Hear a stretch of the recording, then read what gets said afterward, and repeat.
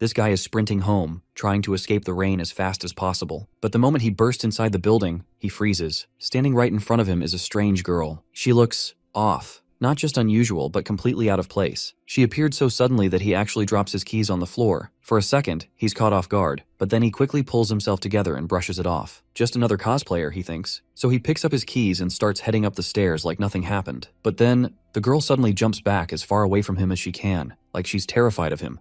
Despite this, he shakes off his thoughts and continues up the stairs, convinced she's just a dedicated cosplayer. Before he can step into his room, the woman calls out to him from behind, telling him to hold up. Zhuting pauses, turns back, and casually mentions that this is where he lives. The girl looks a bit spooked and quickly steps back, keeping a cautious distance. Seeing her reaction, he starts feeling a tad embarrassed, wondering if he looks so rough that even a girl finds him a random street molester. Anyway, he heads into his room. He takes a quick peek outside before closing the door, only to find her still lingering outside. After shutting the door, he takes off his soaked slippers and shirt. And after taking a steamy bath, he grabs a can of cola and also picks up the bag of cat food, calling out to his kitty, Melon. Right on cue, the little furball shows up with a sparkle in her eyes and eagerly digs into her meal. Meanwhile, our hero starts chugging down that refreshing cola as well, relishing that fizzy madness with every gulp. He takes another glance outside and sees that the rain shows no signs of simmering down. After a moment, he decides to check through the peephole in his door, and surprisingly, the girl isn't there anymore. While opening the door cautiously, he wonders if she's left, but as soon as his gate is wide enough, she appears right before his doorsteps. Feeling a bit awkward, he offers her an umbrella or assistance getting home if it's not too far. However, the girl doesn't respond to either option and instead asks where they are. Shuqing points out that they're in his neighborhood on Beiwang Road. The girl goes silent for a moment, unsure of what to expect. Then she asks who our hero might be. Well, that's another simple question our hero doesn't have a clue how to answer. So, with a bit of confusion, he lets her know that he's just some random guy. He then tries to offer her his umbrella, but she just stares at this ordinary umbrella like this is some alien thing. After a moment of silence, she introduces herself as part of the Yan clan and confesses she has no idea how she ended up here. Her admission leaves our hero scratching his head, wondering if she's just a girl caught up in some cosplay fantasy. He sighs out of exhaustion and motions for her to come inside while he tries to call for help. As he dials Guard Cho's number, the woman's eyes lock onto the TV. An ad starts playing, and without hesitation, she slices the TV with her blade. Her face goes white as if she's seen some kind of dark magic that needs immediate vanquishing. The boy stands there, stunned, while the guard asks about the weird noises in the background. The girl turns to him with her bloodshot eyes, giving him an intense glare. Once our clueless hero is not in the position to utter a single word, the guard abruptly hangs up, thinking maybe our hero is tied up with something urgent. Shuqing scratches his head, looking puzzled, and asks her where she came from. Meanwhile, the lady wants to know if the people inside the weird glass thing are dead, and she's curious about the folks he was chatting with on his brick. Seeing her those straw sandals she is wearing, the boy wonders if this quirky lady could even afford to replace the fancy TV she just sliced. Finally, he raises his hand in a calming gesture, reassuring her that he's a decent guy, and suggests she puts her sword down. After she retrieves her sword from the TV, the boy asks her name and where she's from. She promptly replies her name is Jiang He, and she's a disciple of the Yan clan. He compliments her for coming up with such a cool name and jokes if her Yan clan is loaded enough with cash to compensate him for his broken TV. The lady gets confused and asks how he doesn't know someone as prestigious as the Gusu Yan clan. The boy simply shakes his head, admitting he's never heard of them. Her silence speaks volumes, as if she's offended by this guy who doesn't even recognize her clan. Seeing her tense expression, the boy reassures her again that he means well, and gives her the green light to ask any questions she wants. The lady timidly admits she just wants to find her way back to the Yan clan. Our hero, still clueless about where this Yan clan might be, reminds her that they're in the city of Jiangcheng and asks if she knows it. The woman stays silent, and now our clueless hero is starting to rub his head in frustration because he really doesn't want to entertain the idea that she might actually be from ancient times. So he asks her who is her emperor, but the puzzled lady insists that her emperor is one everyone should know about, which leaves our hero scratching his head at her cryptic response. She stares at him in confusion, wondering why he doesn't know about the emperor. She then asks our hero if it's the 16th year of Kaiyuan. Her answer shocks him, prompting him to pause and immediately start scrolling through his phone for information. He's amazed to find out that in the 16th year of Kaiyuan, it was during the reign of the 7th emperor of the Tang dynasty, known for the longest reign in the dynasty's history. To confirm if she's truly from the past, he asks if she knows Li Longji and mentions other famous figures from that era. The lady lights up with joy to realize he knows these names and eagerly asks where she can find them. With an anxious smirk, Shuqing jokingly tells her she might find them in a Chinese mobile game. Suddenly, a delivery man calls from the doorstep, and the lady instantly grabs her sword to confront the intruder. The boy rushes over, urging her to calm down because it's just someone delivering food, not a threat. Lady Zhang asks if the man is a servant, but our hero explains this man is just here with a food delivery. As he accepts the food, the lady watches in confusion and amazement at this whole process of this takeout. The boy then asks if she's hungry and wants to eat something, but the girl nervously declines. Standing by the door, she asks him why everyone she's seen here has short hair, wondering if they're all exiles. Our hero reassures her that's not the case, but then he starts losing his shit and fears she might have already slaughtered someone when she first arrived here and saw those people. She quickly assures him she was just hiding in the dark. After that reassurance, he gladly proceeds to take a bite of his burger. But then, the girl creeps over his face once again, asking about the short hair once more. With a mouthful, he explains it's just a local style, nothing special. Her eyes fixate on the juicy wrap, filled with meat and veggies. She can hardly resist the temptation, but she snaps herself out of it and declines eating again. He suggests she quench her thirst with the soda if she does not want to eat anything, telling her it's super sweet and probably unlike anything she's ever had before. Lady Zhang gets angry, feeling insulted by his comment, and accuses him of looking down on her. Our hero quickly clarifies that he was just trying to offer her something to eat. As their argument heats up, they start bickering like an old married couple. In the midst of their squabble, our hero accidentally knocks over his can of Coke, spilling it all over the place. The fizzy drink starts bubbling on the floor. Seeing the strange liquid spread, the girl stares at him in disbelief,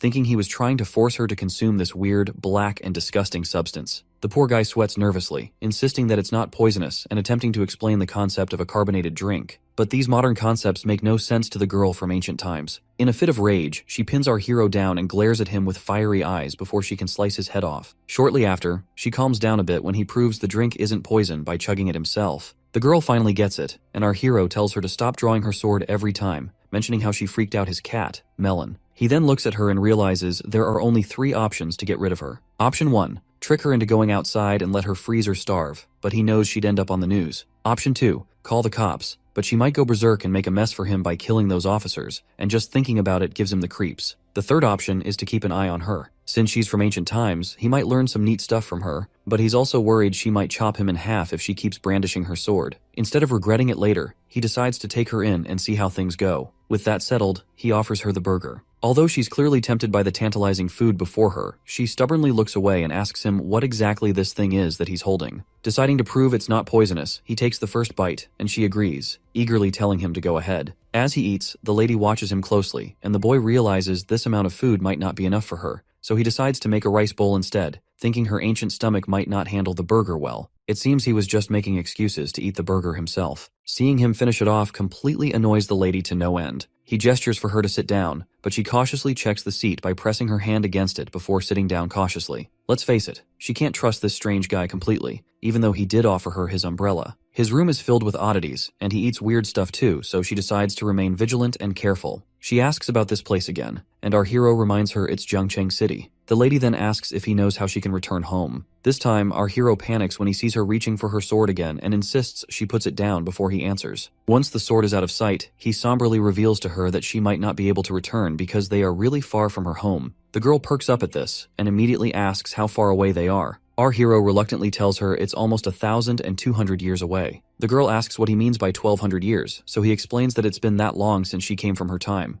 Famous folks like Li Bai, Yang Yuhuan, and Lu Shan, all ancient history now, dead and gone for over 1,000 years. She's totally shocked by this news and straight up calls him a liar. But the boy tells her to just look around. Nothing's the same. This world runs on its own rules now. It could be cool if you get the hang of it, but also risky. She's still not buying it and raises her sword to his face. He calmly reminds her that waving swords around is against the law, and she better learn the rules fast. The woman asks why he's bothering to help her out. The boy explains it's kinda like how he rescued his fat cat Melon from the tough outside world. He just felt like he had to help. But our hero needs to pick his words better because she gets ticked off again, thinking he's comparing her to a cat. After a bit of thinking, she figures he's not such a bad guy since he let her in and offered food. So, she asks him again why he bothered helping her. Our hero says meeting a quirky ancient girl like her isn't something he encounters every day, and he's genuinely curious about her. He adds that she'd probably be curious too if their roles were reversed. The lady quickly shuts that down, saying if someone as weird as our hero showed up in her era, the chief would have chopped him down right away. The guy reminds her that this era is all about peace and love. He tells her that as long as she's living here, she better learn to follow the law, never hurt people, and not destroy anyone's belongings.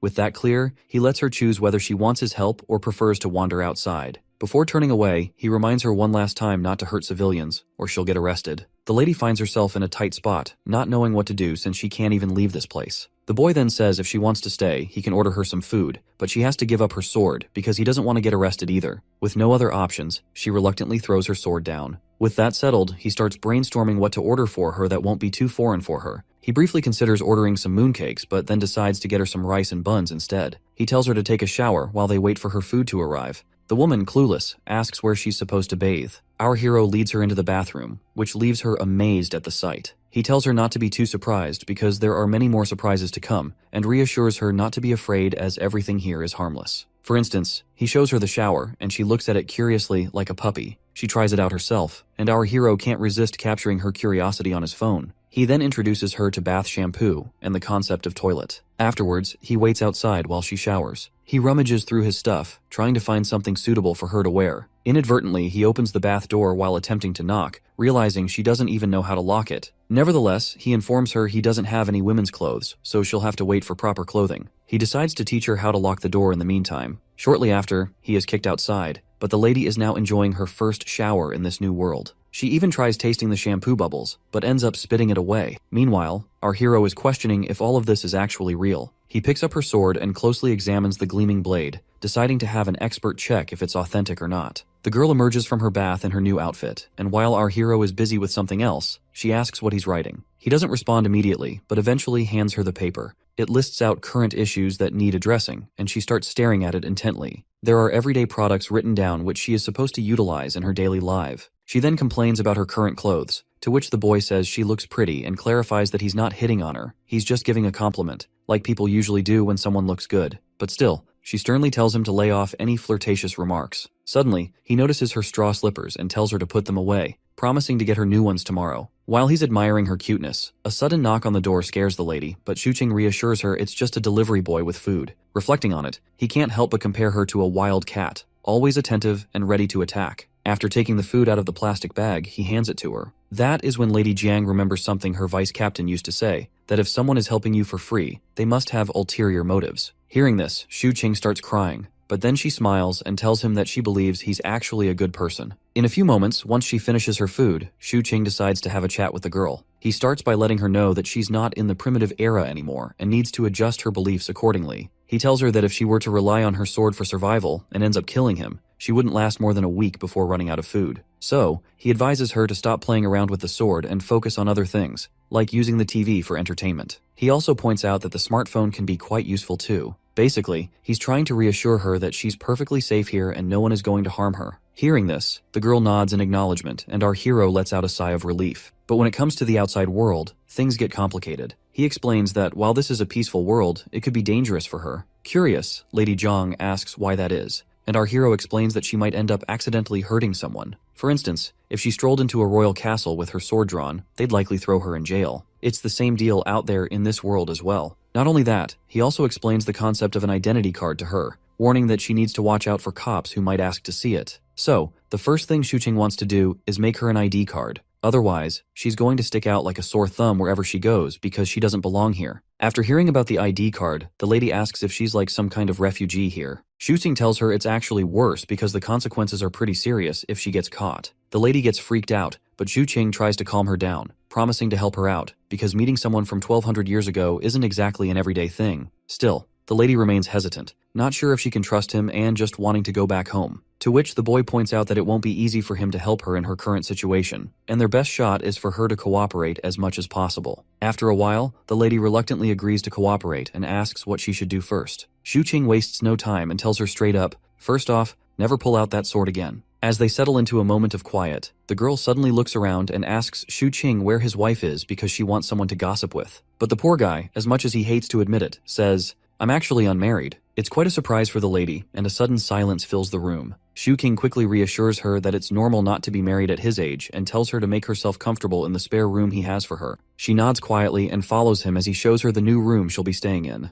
Inside the room, there's a lot of stuff, but Shuqing quickly tidies everything up, making enough space for one person snugly. It's clear the lady isn't exactly thrilled about staying in this place, especially with a weirdo like him. However, Shuqing grabs some spare blankets and neatly arranges them on her new bed, urging her to rest. He understands she must be feeling confused, and he hopes that when they wake up tomorrow, it'll all feel like they were in a dream. He proceeds to leave the room, and before he does, he introduces himself as Shuqing, wishes her good night, and leaves her alone in her room. The lady first places her sword back and then sits on her cozy bed. Once midnight strikes, Shuqing finds himself awake, feeling a bit restless while reflecting on the entire hectic day. First off, he got rejected in job interviews, and when he came back, it started raining. Somehow he managed to reach home and then ended up meeting a girl who draws her sword every time she feels like it. But then he says, "Scratch this," and goes to sleep because there's a lot of stuff to handle tomorrow. When the next day rolls around, he opens his eyes and picks up his phone to find that it's already 10 o'clock. He jolts awake in his bed, remembering the nut job lady. He immediately starts looking around, and when he sees her sitting there, he finally realizes that he wasn't dreaming after all. He gathers himself and wishes her a good morning, asking why she woke up so early, only for her to remind him it's almost noon. He then asks if she's hungry, to which she responds affirmatively, albeit a little. She starts looking for something in her chest and hurriedly goes back to her room, returning with 2 silver pieces, telling him he can buy food with them. Shuqing is amazed to see the silver in his hands, though he knows silver doesn't fetch much. However, he thinks if she has any gold, he could use that to get cash and possibly help her obtain an ID card.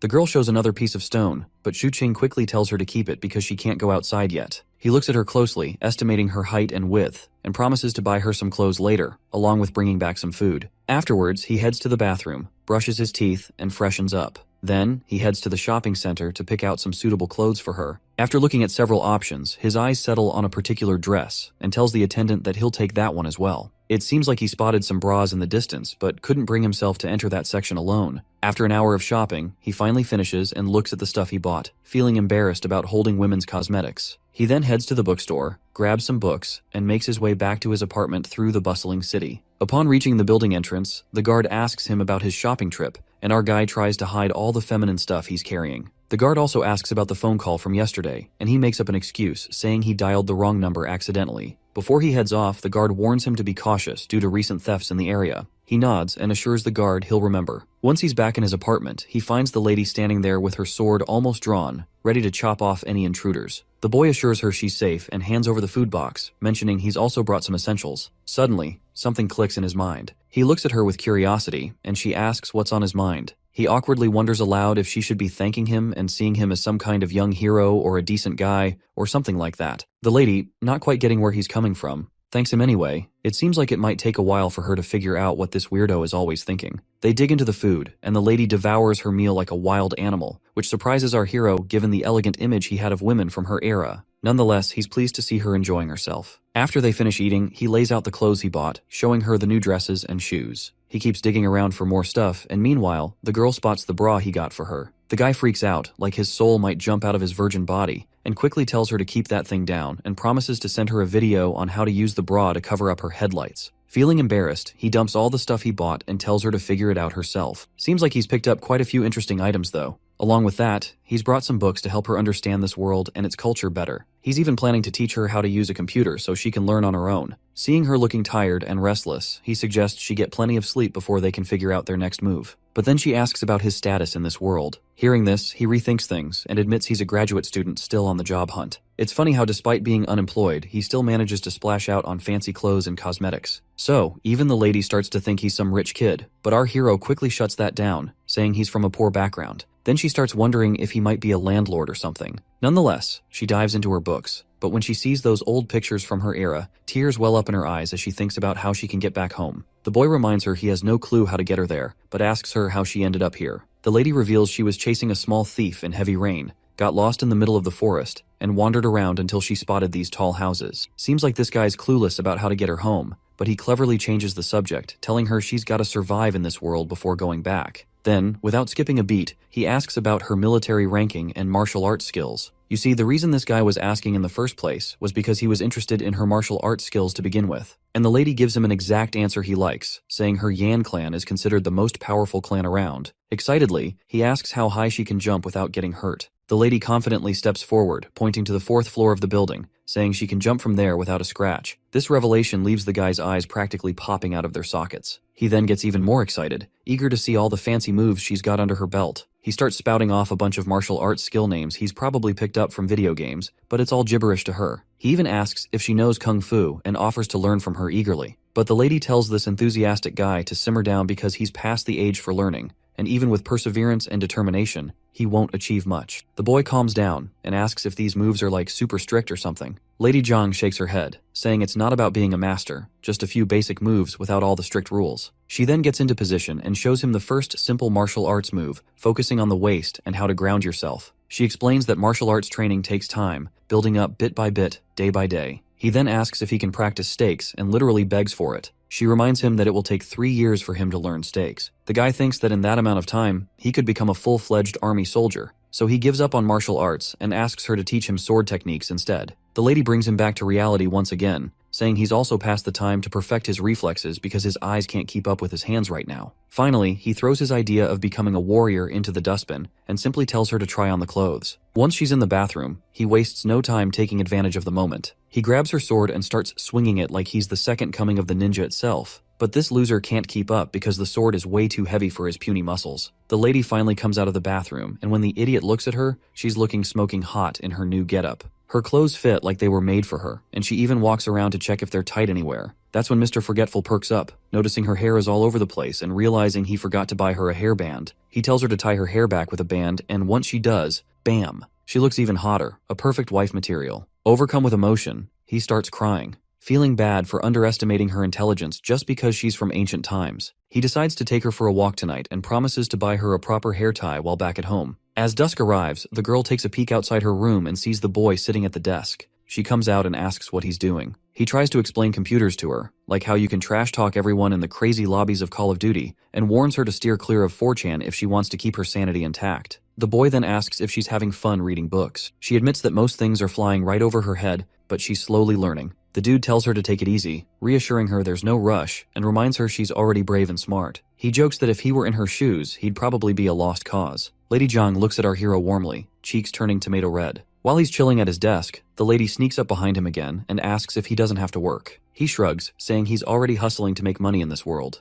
But when she imagines someone making money, she doesn't picture a schlub staring at a giant screen. Our hero explains he's trying to make some quick cash online. Since she wouldn't get all the tech stuff, he suggests she start with the basics. His mind is struck with a bright idea as to how to make her familiar with some basic stuff. He asks her how strong her chief's martial arts skills are, and she replies, pretty darn strong. So, the dude plays a video on his computer and asks if these guys on screen are powerful enough. The lady's eyes light up as she watches the intense fight scenes on his screen. He looks at her with the same enthusiasm and asks for her thoughts. With a timid voice, she admits these moves are something she has not seen in her life before, and just imagining fighting these characters makes her nervous enough to pray. He then pulls up another ridiculous video where a guy smashes through an entire wall with just the palm of his hand. When she sees this, she's absolutely terrified out of her mind, trembling as our idiotic hero eagerly asks what she thinks of the video. With a pale face and a voice tinged with fear, she asks if everyone here possesses that kind of magnificent power. Quick to correct her, he reassures her it's all fictional and none of it is real. This just makes the lady angrier, demanding to know if he's telling the truth. The dude confirms, saying once again that the kung fu she just saw was all bullcrap.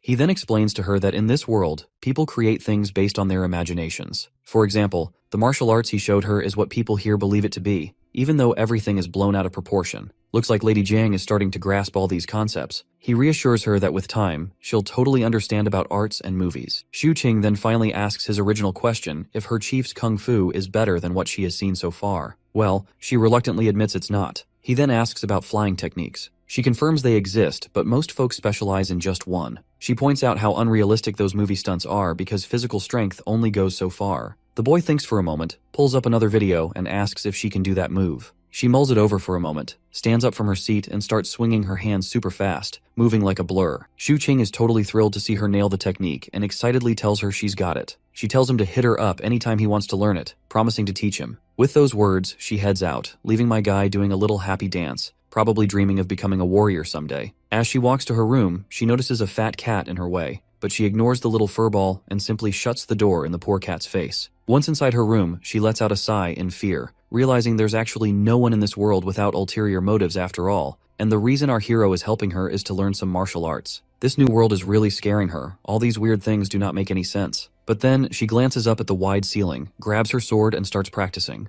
The noise from her room makes our hero curious if she's not going to take a nap. Feeling tired, he also drops down on his bed, finding it unbelievable that there's a woman right next to his room. The thought makes him really happy though, and he falls asleep with those sweet thoughts lingering in his mind. Suddenly, he is jolted awake by heavy voices. He looks outside to see dusk arriving, checks his phone, and realizes he spent the entire day sleeping. He immediately gets up and decides to take Lady Jiang with him to show her the real world outside. As she puts on her shoes, he advises her on the do's and don'ts in public areas, insisting she not do anything without his permission. After laying out all the rules, he asks if she understands everything, to which she meekly replies yes. He also doesn't forget to take a photo of her before they head out. However, in the photo, her pretty face looks more like a molester, who is looking forward to grabbing some peachy ass in the streets. The boy asks her to give him a smile, but her forced grin is even worse than her usual expression, and he nearly faints seeing it. He abandons the picture idea and decides they should just get going. But before they head out, he tells her to leave her sword behind because he doesn't want any trouble. Lady Jiang immediately refuses, but the boy reassures her that the people on the streets are as weak as he is, so she doesn't need to worry about anyone. The lady reluctantly gives up her sword. While she's standing there, he tries to snap another picture of her. This time, he manages to get a really good shot and cheerfully says, "Let's get going." Once they step out of the apartment building, the girl starts looking around anxiously. Our hero explains that this is a neighborhood where families live. He points out the main entrance and the road outside and mentions the stores on both sides where people can buy food, clothes, or whatever they need. Lady Jiang gets intimidated seeing a guy on a scooter, probably thinking it's some kind of magical ride. As they walk on, they notice some people. A fat woman immediately recognizes Lady Jiang for some reason. The girl hides behind the guy while the woman insists she's seen her before. Meanwhile, a guard asks if our hero has snagged a girlfriend for himself, but the boy just laughs it off and says she's just a friend. But it seems this fat lady isn't letting up. She immediately recognizes Lady Jiang as the sword-wielding woman from yesterday. The guard and the woman start discussing the sword she had, and the fat lady explains everything in detail. Our hero quickly jumps in, yelling that it was just cosplay, where people pretend to be fictional or historical characters. Luckily, the fat lady buys the cosplay story, and our hero seizes the chance, grabbing Jiang's hand and walking away swiftly. Seeing them walking side by side reminds the old man of his own past. Once they're out of sight, Lady Jiang pulls her hand away and starts feeling grumpy. He asks if that woman saw her yesterday. The girl remains silent to this query, and the boy is now sure Jiang must have met that woman on the stairs. Nevertheless, they continue their journey together. The lady is quite shocked to see cars moving so fast. The boy then gives a brief description of cars and how they evolved from horse carriages to these robust, speedy machines. Since she can't understand how these things work, she assumes there must be a horse stuck inside, providing the much-needed horsepower to run the car. The boy then introduces her to the concept of cameras and explains how the movies they watched were filmed with these devices. He points out that if he were to misbehave with her here, people from far away would still be watching from that CCTV and could get them arrested. So he reassures her that as long as she behaves herself, she isn't their target. Lady Jiang picks up a few pebbles from the ground, and our hero quickly tells her not to even think about knocking out any cameras. She stops immediately, and he tells her to just put the stones away. He then explains traffic lights and how they work, pointing out that red means stop and green means you can cross the road. I'm narrating this because I want my friends and fellow viewers to learn too. Once they cross the road, Jiang's attention is caught by the bright streetlights and the grocery stores. The high-speed cars are fascinating to her as well. As they walk, the boy picks out a hair ribbon for the lady. But when he imagines her with those cute fur balls on her head, he realizes it might not be suitable for her after all. He starts thinking while looking at all the cute, sparkly things laid out before them. Lady Jiang perks up at the sight, and when our hero asks if she likes a particular ribbon, she immediately says yes. Once she has the ribbon in her hands, she starts stretching it vigorously, but then she uses it correctly and puts it on her head,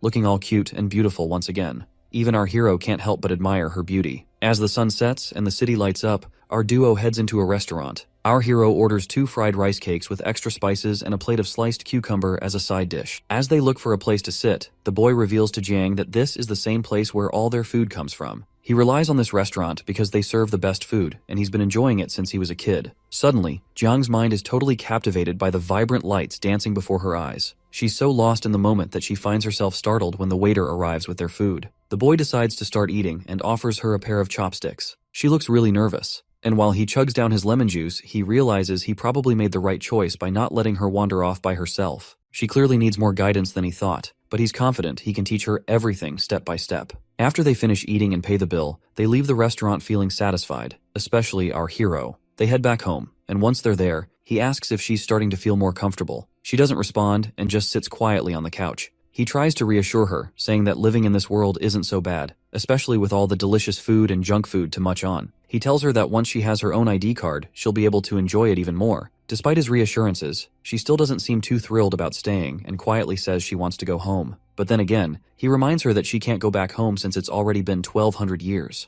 It looks like she has to accept reality. She asks how they're going to solve the identity problem. The dude explains he's no government guy to handle this stuff, but there's always a way, and reassure her that he'll help her. The girl gets flustered and feels grateful for his kind gesture. This time she thanks him properly by calling him a young warrior. The boy responds with the same brotherly energy, emphasizing that identity is crucial in this world, and without it, it's difficult to navigate. He then asks her where the list he gave her yesterday is. The girl points to the dustbin. The boy is disappointed by her action and tells her to retrieve it right away. Once she gets the paper out of the bin, the lady asks what they'll do if the ID card issue isn't resolved. Our hero points out that she'll be a criminal and there's nothing he can do. Without an ID, she can't get a job, buy property, or even use public transport, and emphasizes that an ID card is the holy grail in this world. The lady gets a bright idea and asks if, by making money and finding a place to live, the ID would become less important. The boy explains there are still many things she can't do without an ID, like having a bank account, a phone, online accounts, online shopping. The list goes on. He then opens his laptop,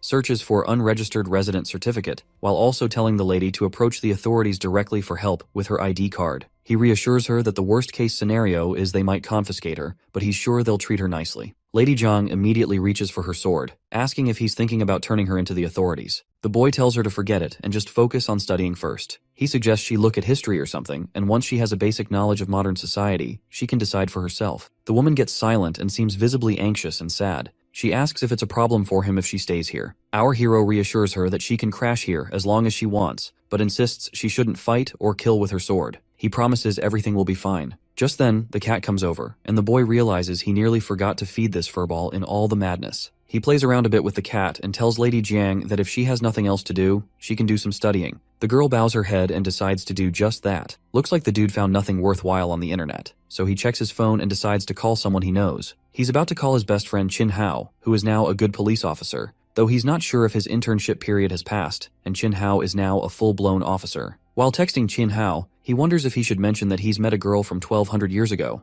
but he decides against it and sets up a meeting with his friend without revealing anything about their meeting. Feeling happy, the boy decides to take a shower to freshen up. After the steamy bath, he feels really satisfied. It then occurs to him that the girl hasn't showered yet, but he decides not to dwell on it. Suddenly, he remembers he's sharing space with someone of the opposite gender, and he knows he'd be in hot water if she caught him wandering around naked. Thankfully, no one sees him, and he hurries into his room. A while later, Lady Jiang cautiously emerges from her room, darts to the bathroom with clothes in hand, and immediately shuts the door for a much-needed bath, just like she used to do in ancient times regularly. Since it's the weekend, the boy grabs a digital writing pad and starts teaching her how to write. She's already good at reading traditional Chinese characters and nailing their pronunciation, so now she tries her hand at writing a few words. Suddenly, Melon pops up, grabbing both their attention. The cat looks hungry, so the boy decides to feed her while Lady Jiang keeps practicing her writing. Watching him dish out cat food, Lady Jiang gets curious and asks what it actually is, to which Xu Qing explains it's food made just for cats to eat. Lady Jiang quickly imagines how they might produce such cat food, picturing pouches hanging from tall trees in her mind. Suddenly, there's a knock on the door, and the boy rushes to receive the food delivery. He hands it to the lady, telling her it's her dinner for tonight, as he's going to meet his friend later to ask about her identity card. The girl immediately starts digging into the food, and our hero assures her he'll teach her how to use a phone and computer so they can stay in touch. While she eats, Little Melon chimes in asking for some food,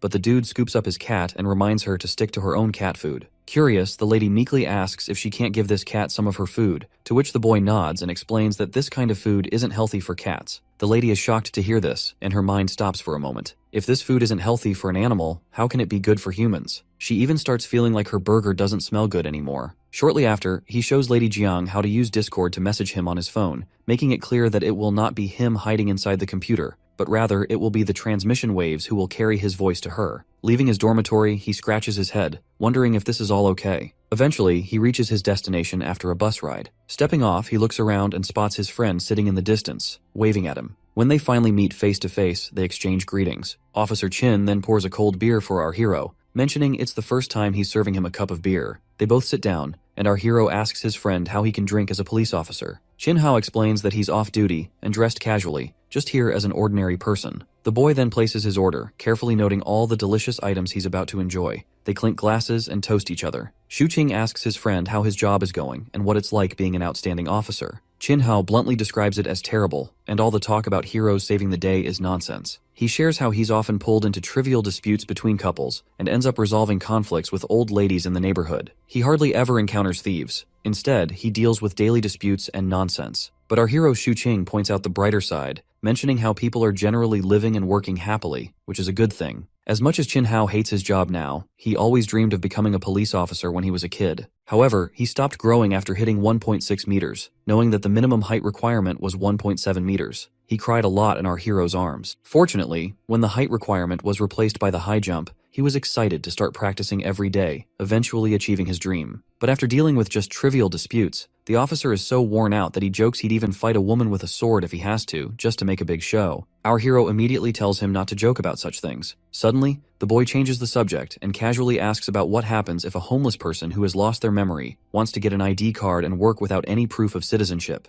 To which the officer bluntly states that getting an ID card isn't easy, and someone fitting that description is likely a shady person. With the energy of an officer, he asks our hero for the person's name and address he is speaking about. The boy tries to spin a tale about how his mother's brother had a son whose friend is in a similar situation. The officer cuts him off, telling him to stop the nonsense and reminding him that without proof of identity, like a blood test or something similar, they can't get an ID card. The boy presses further, asking if the person he encountered was unidentified and strange, like a homeless guy. The officer points out that if their behavior is suspicious, they must be investigated. Seeing his friend's suspicious gaze, the boy quickly tells him to stop looking at him as if he's harboring a fugitive. He insists he's not here to discuss how to cover up anyone's identity. His friend agrees, reassuring him that he trusts him. He suggests asking for basic information from the stranger. They could also use a person's directory or DNA information to verify details. His friend suddenly grows irritated, telling our hero to drop the conversation and starts downing his beer. The boy jokes that he only came here because he needed something to talk about, otherwise they would not have met. Then, he playfully tells his friend to forget everything and jokingly extends his hands, telling him to handcuff himself because he wants to experience what it's like to be interrogated and cuffed. After their banter, our hero brings up the ID card subject again, but the officer's answer remains the same. He gives an example that if it were so easy to get a new ID, criminals would be stabbing people daily and running off with new identities to start fresh. They continue their back and forth, and after drinking a lot of beer, the officer finds himself knocked out cold. Our hero tries to wake him up, reminding him of his duty to resolve disputes between old ladies. But the officer just wants more beer, so our hero tells the waiter not to bring any more. The boy pays the bill while his friend still wants more booze. Our hero then learns there's a 50% discount if you spend 100 yuan, so he decides to get a lot of fish for Lady Zhang. After saying goodbye to his hiccuping friend, he grabs his takeout and heads back home. Though he is a bit let down that he got no lead, but he is not sweating it.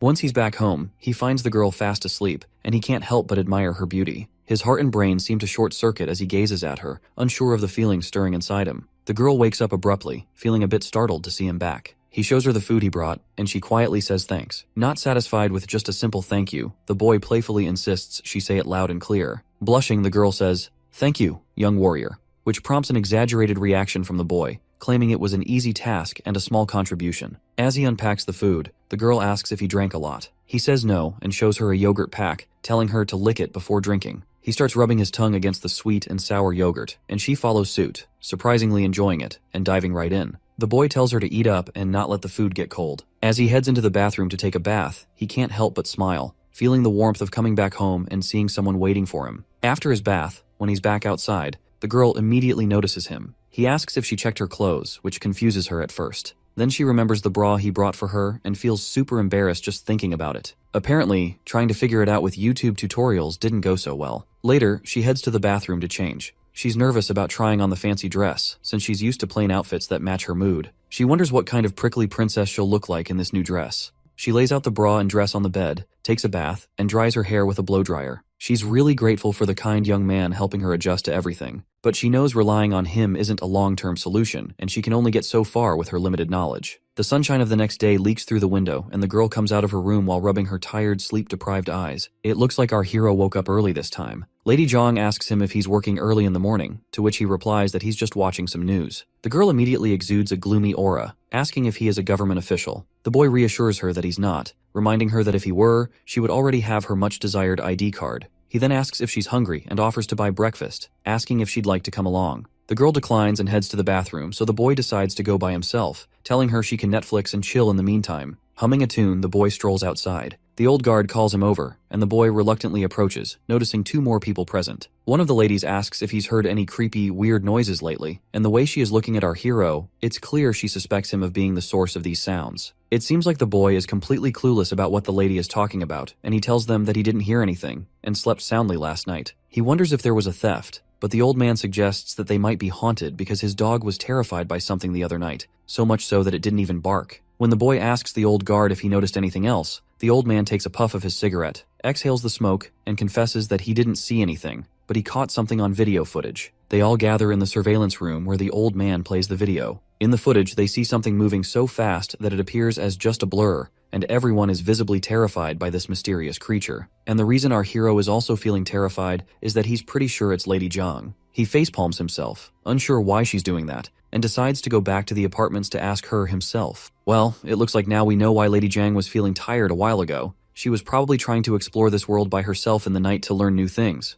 The boy then asks the old man if the same had happened yesterday as well, to which the guard says no, noting that nothing unusual happened last night. He awkwardly laughs and decides to entertain the idea that maybe there's a ghost around. The bald guy over there and the chubby lady get curious, wondering why a ghost would be playing around in the dead of night, especially in their place. The old man decides to keep an eye out to see if there's some guy lurking around looking for a chance to steal. The boy finally gets back home and wastes no time yelling at her, asking why she snuck out in the middle of the night before. He stares at her with a mix of disappointment and concern. The girl meekly asks how he knew it was her wandering, which just infuriates the boy more. He facepalms in frustration, reminding her about the CCTV cameras everywhere that caught her. The girl looks a bit scared and worried about him. So, she quickly explains she was wearing a mask. Relieved, the boy sighs and figures as long as she keeps her face hidden, they're probably safe. He tells her from now on, if she wants to go out, she has to take him along. No solo trips allowed while she's staying here. He stresses how dangerous her situation is, so she can't just wander around freely. The lady timidly asks if she caused trouble for him, and he reassures her that luckily, no one recognized her,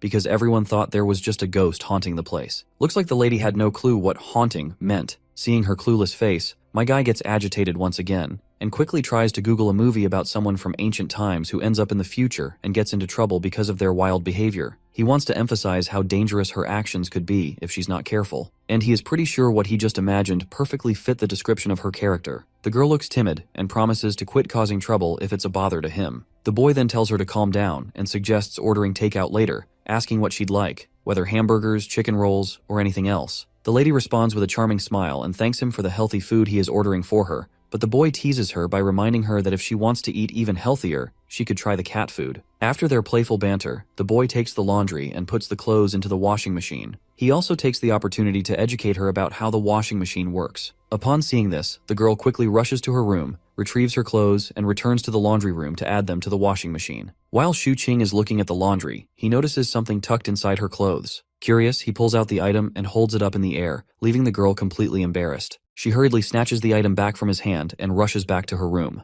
Zhu Qing is surprised to realize that it's a foot binding, which does not make sense as how she was moving around the neighborhood with her injured feet tied up with the binding. He glances at her, recalling how her feet seemed perfectly fine when he last saw her in those shoes, so it does not make any sense for her to tie her feet with clothes. He then decides to search online to see if martial arts enthusiasts have any interest in some sort of foot binding practices. But by the looks on his face, the search results don't align with his expectations. Turning to her, he casually asks if he can take a look at her feet. She stubbornly pouts and shakes her head, clearly uncomfortable with the request. The boy asks why is that, to which the girl just gives him a silent treatment. Well, it looks like this clueless guy has finally caught on that those bindings weren't for her feet, but for her chest. It's no wonder why she didn't bother with the undergarments he brought earlier, and he thought maybe her hooters were big enough already to fit anything. His soul nearly jumps out of his body as he realizes his foolish mistake. She shoots him an angry look, sword drawn and eyes blazing, seemingly ready to chop off his head. However, she manages to take control back to her nerves and turns around, leaving this weakling utterly terrified after getting scared to death. But since she's already mad at him, he tries to lighten the mood by calling her out and singing in his terrible voice. The lyrics are all about Lady Jiang, describing her modest stature, natural beauty without makeup, and how beautiful she is from head to toe. He even sings a song about a man who loved an ugly woman but had 5 children with her. He claims that only a Gaiga Chad with a Sigma male mentality could do such a thing,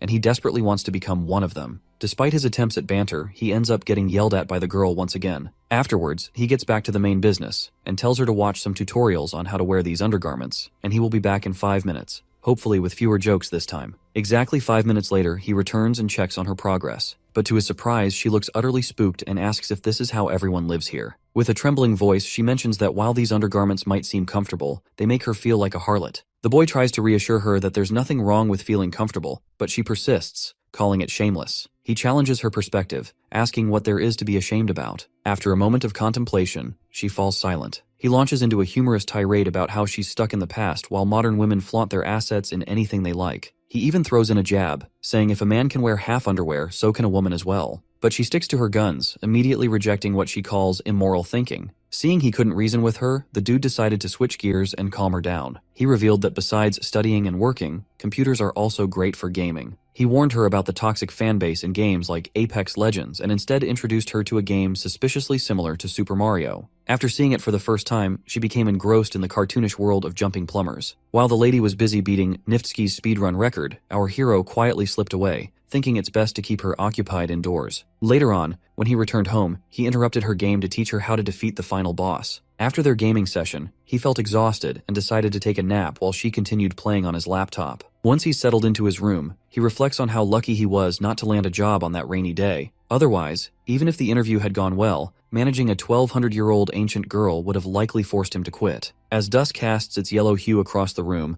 our hero returns to find the lady. He suggests they eat out and tells her to dress nicely this time instead of looking like a slob. He even advises her to try a different hairstyle. She looks at her options and emerges in a new dress, blushing as she adjusts to the modern style, albeit a bit too modern for her standards. The boy blushes too, struck by her beauty, but quickly urges her to change back to her original dress to avoid drawing attention in public. This sends the girl into a fit of agitation and frustration beyond measure. As they wander outside, the old security guard jokingly asks if he's taking his girlfriend shopping again. Our hero clarifies that they're just friends, not dating. The old man then reveals he's holding onto a talisman to ward off ghosts temporarily until his mahogany arrives. When asked if he resembles the god from the New Year's festivities, Shuqing gives a thumbs up and hurries along, noting it's getting late. Meanwhile, Lady Jiang is already occupied with her own thoughts about something. Once they're alone, she can't contain her curiosity any longer and asks Shuqing what girlfriend means. He explains it's just a female friend. Perplexed, she wonders why he denied she was his girlfriend earlier. He tells her to be patient and promises he'll explain later. Shuqing is pretty sure that if Lady Jiang figures out the true meaning of girlfriend, she might just pack her bag and bolt away from his place. As they start walking once again,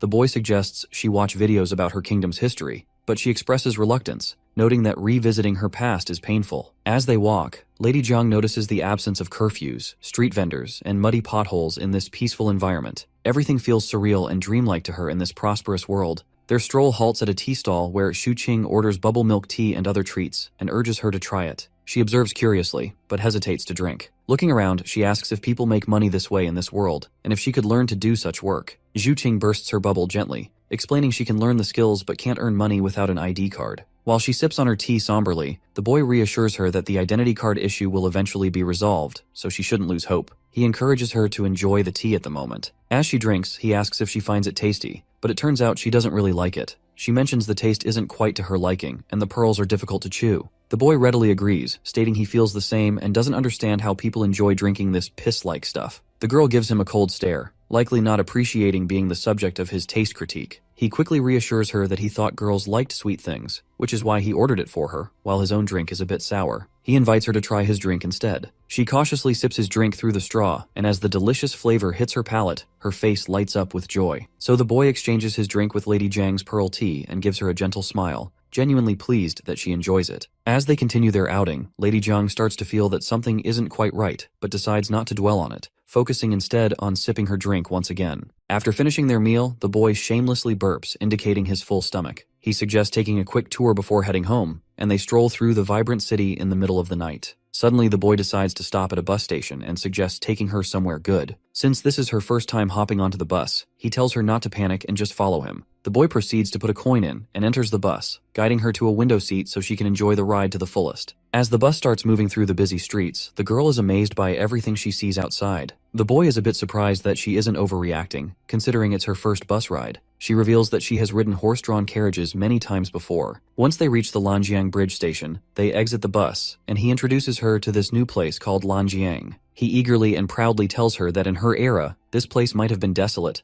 but now it's the heart of the city's nightlife. As she takes in the sight before her eyes, she wonders if this is even possible. The boy encourages her to find her own answers by studying history, if she finds it hard to believe. While they stand by the river, the boy takes out his phone and doesn't waste a moment before capturing a memento. The girl happens to be looking in his direction, creating a perfect pose for a picture, and our hero captures that moment with a single click. At that moment, he also promises her a trip on a plane once her identity card issue is sorted out. The idea of soaring into the sky is completely new to her, so he reassures her once more and says that for now, she can stay in his cramped little room and learn about the world. Curious as a child, she asks what comes after understanding the world. The boy pauses, thinking for a moment, and explains that she'll achieve true freedom, gaining a clear sense of what's right and wrong for her, and she can fully enjoy this future world. Checking his phone, he announces that the time has come. Right on cue, fireworks burst into the sky, painting it with vibrant colors and light. She can't help but wonder if her family would be amazed by such a magnificent sight. He smiles at her and encourages her to enjoy this time here, on behalf of her relatives as well. The next day arrives, and the news our hero sees is rather unpleasant to say the least, because Lady Jiang can be seen doing her ninja moves outside by the lightning poles. Of course, the dude's face sours at the sight, but it's also kind of reassuring. Since she played ninja at midnight, the guards have been on patrol more frequently, so there wouldn't be any real thieves around for a moment. Suddenly, Lady Jiang notices people gathered outside and curiously points her finger towards them, asking what's going on. Shu Qing gets creeped out as he realizes they've started to perform rituals to ward off the ghosts in the area. Shortly after, they dig back into their meals, and the lady points out that Shu Qing's lifestyle feels like being in a prison. He chuckles and reminds her how they went shopping earlier, watched documentaries, had lunch, shed a few tears over some anime, and then had dinner. He tells her that it's called having a home and an otaku's lifestyle, but the girl does not seem to understand anything. So Shu Qing explains that staying at home means having the freedom to choose what to do and where to go. He compares it to an ancient landlord who spends his days in the mansion with his family and a cat. The lady then decides to go for a little walk, and Shu Qing asks if she wants to go out on her own. She stays silent, which is all the confirmation he needs. So, he goes on a tirade, listing all the dangers and her shortcomings she has, effectively shutting down the idea and telling her to just stay here for now until she is not fully aware of the world. He tells her that even if he gave her money to eat at restaurants, she still has to figure out how to earn money. Otherwise, she'll just be on a spending spree. He reminds her that she can either commit crimes to get some quick cash or do some hunting, but since there are no hunting forests around, she'll end up going through garbage. Finally, the girl gets silent and just eats her burger, thinking that without that single ID card, she can't even go out for walks on her own. Seeing her sad face, Shu Qing then puts his hand into his pocket and offers her 2 coins, reminding her that she's at least learned how to take the bus so she can experience it by herself, which will be her first step forward. But the girl refuses to take the coins, saying she hasn't learned anything. Shu Qing, however, forcibly gives her the coins, telling her to spend some time outside and assuring her that she's learned a lot in the first month she's been here. Curious, the girl asks if there are really ghosts out there, so he points at the people outside doing their ghost-busting routine. He assures her that once she starts making money, she can pay him back. When she wonders aloud what happens if she doesn't earn anything, he assures her they'll figure it out. Once again, she thanks him, calling him Young Warrior. The boy then runs a game on his computer where she can play a character, explore, and learn how to make some cash. He suggests she give it a try to see if she gets the hang of it. When she asks why she can't just do what he does and work online for money, he explains it's pretty complex and she should start with the basics. Suddenly the doorbell rings and the boy freaks out, telling her to hide in her room. But the person at the gate gets all antsy and yells at the boy to open up. When he hears that voice, Shu Qing gets even more jittery and hurriedly guides her into a room and locks the door before finally facing his father. There's this grumpy old man staring him down. The boy nervously says hi, but the old man adjusts his glasses and insists the boy call him landlord for now. The old man then looks around, demanding to know if his son has found a job yet.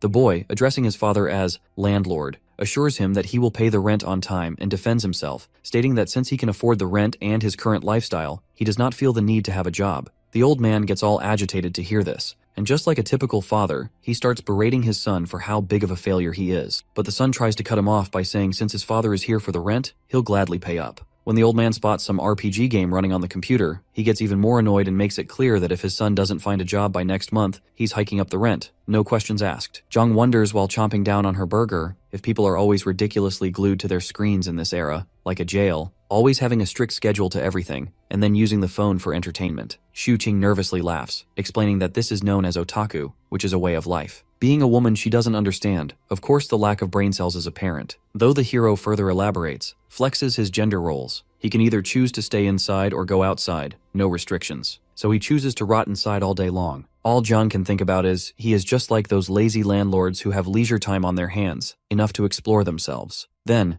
Jiang demands to go outside, but Shu Qing shows offense to that, and throws a million questions at her, mainly concerning what she is even going to do outside. Boy just proved he's after all a Gen Z. Then, Xuqing tells her that he will give her some money, but she will run out of it one day if she doesn't find a way to earn. He is some manipulator, as he tells her that she'll have to commit crimes to have money. Surely he hasn't heard about OnlyFans. Or unless she runs into another super big-hearted person, like him. Classic gaslighting behavior. The women are going to love to fix him. Further, he goes on to say that since there aren't any woods around for her to hunt, she will probably end up lurking through the trash cans to eat. Though she knows without an ID she can't really go anywhere. Then he pulls out some money from his pocket and assures that she has learned a lot in a month, and at least she isn't drawing her sword out at him. But Jiang seems hopeless. But he ain't even that bad. He surely is trying to fix her. He tells her that he's going to take her outside after the ghosts go away, and she needs to get some personal experience to understand a couple of things. Jiang really falls for the ghosts thingy. Only if women these days were that easy to get. Anyways, he decides to help her find a job,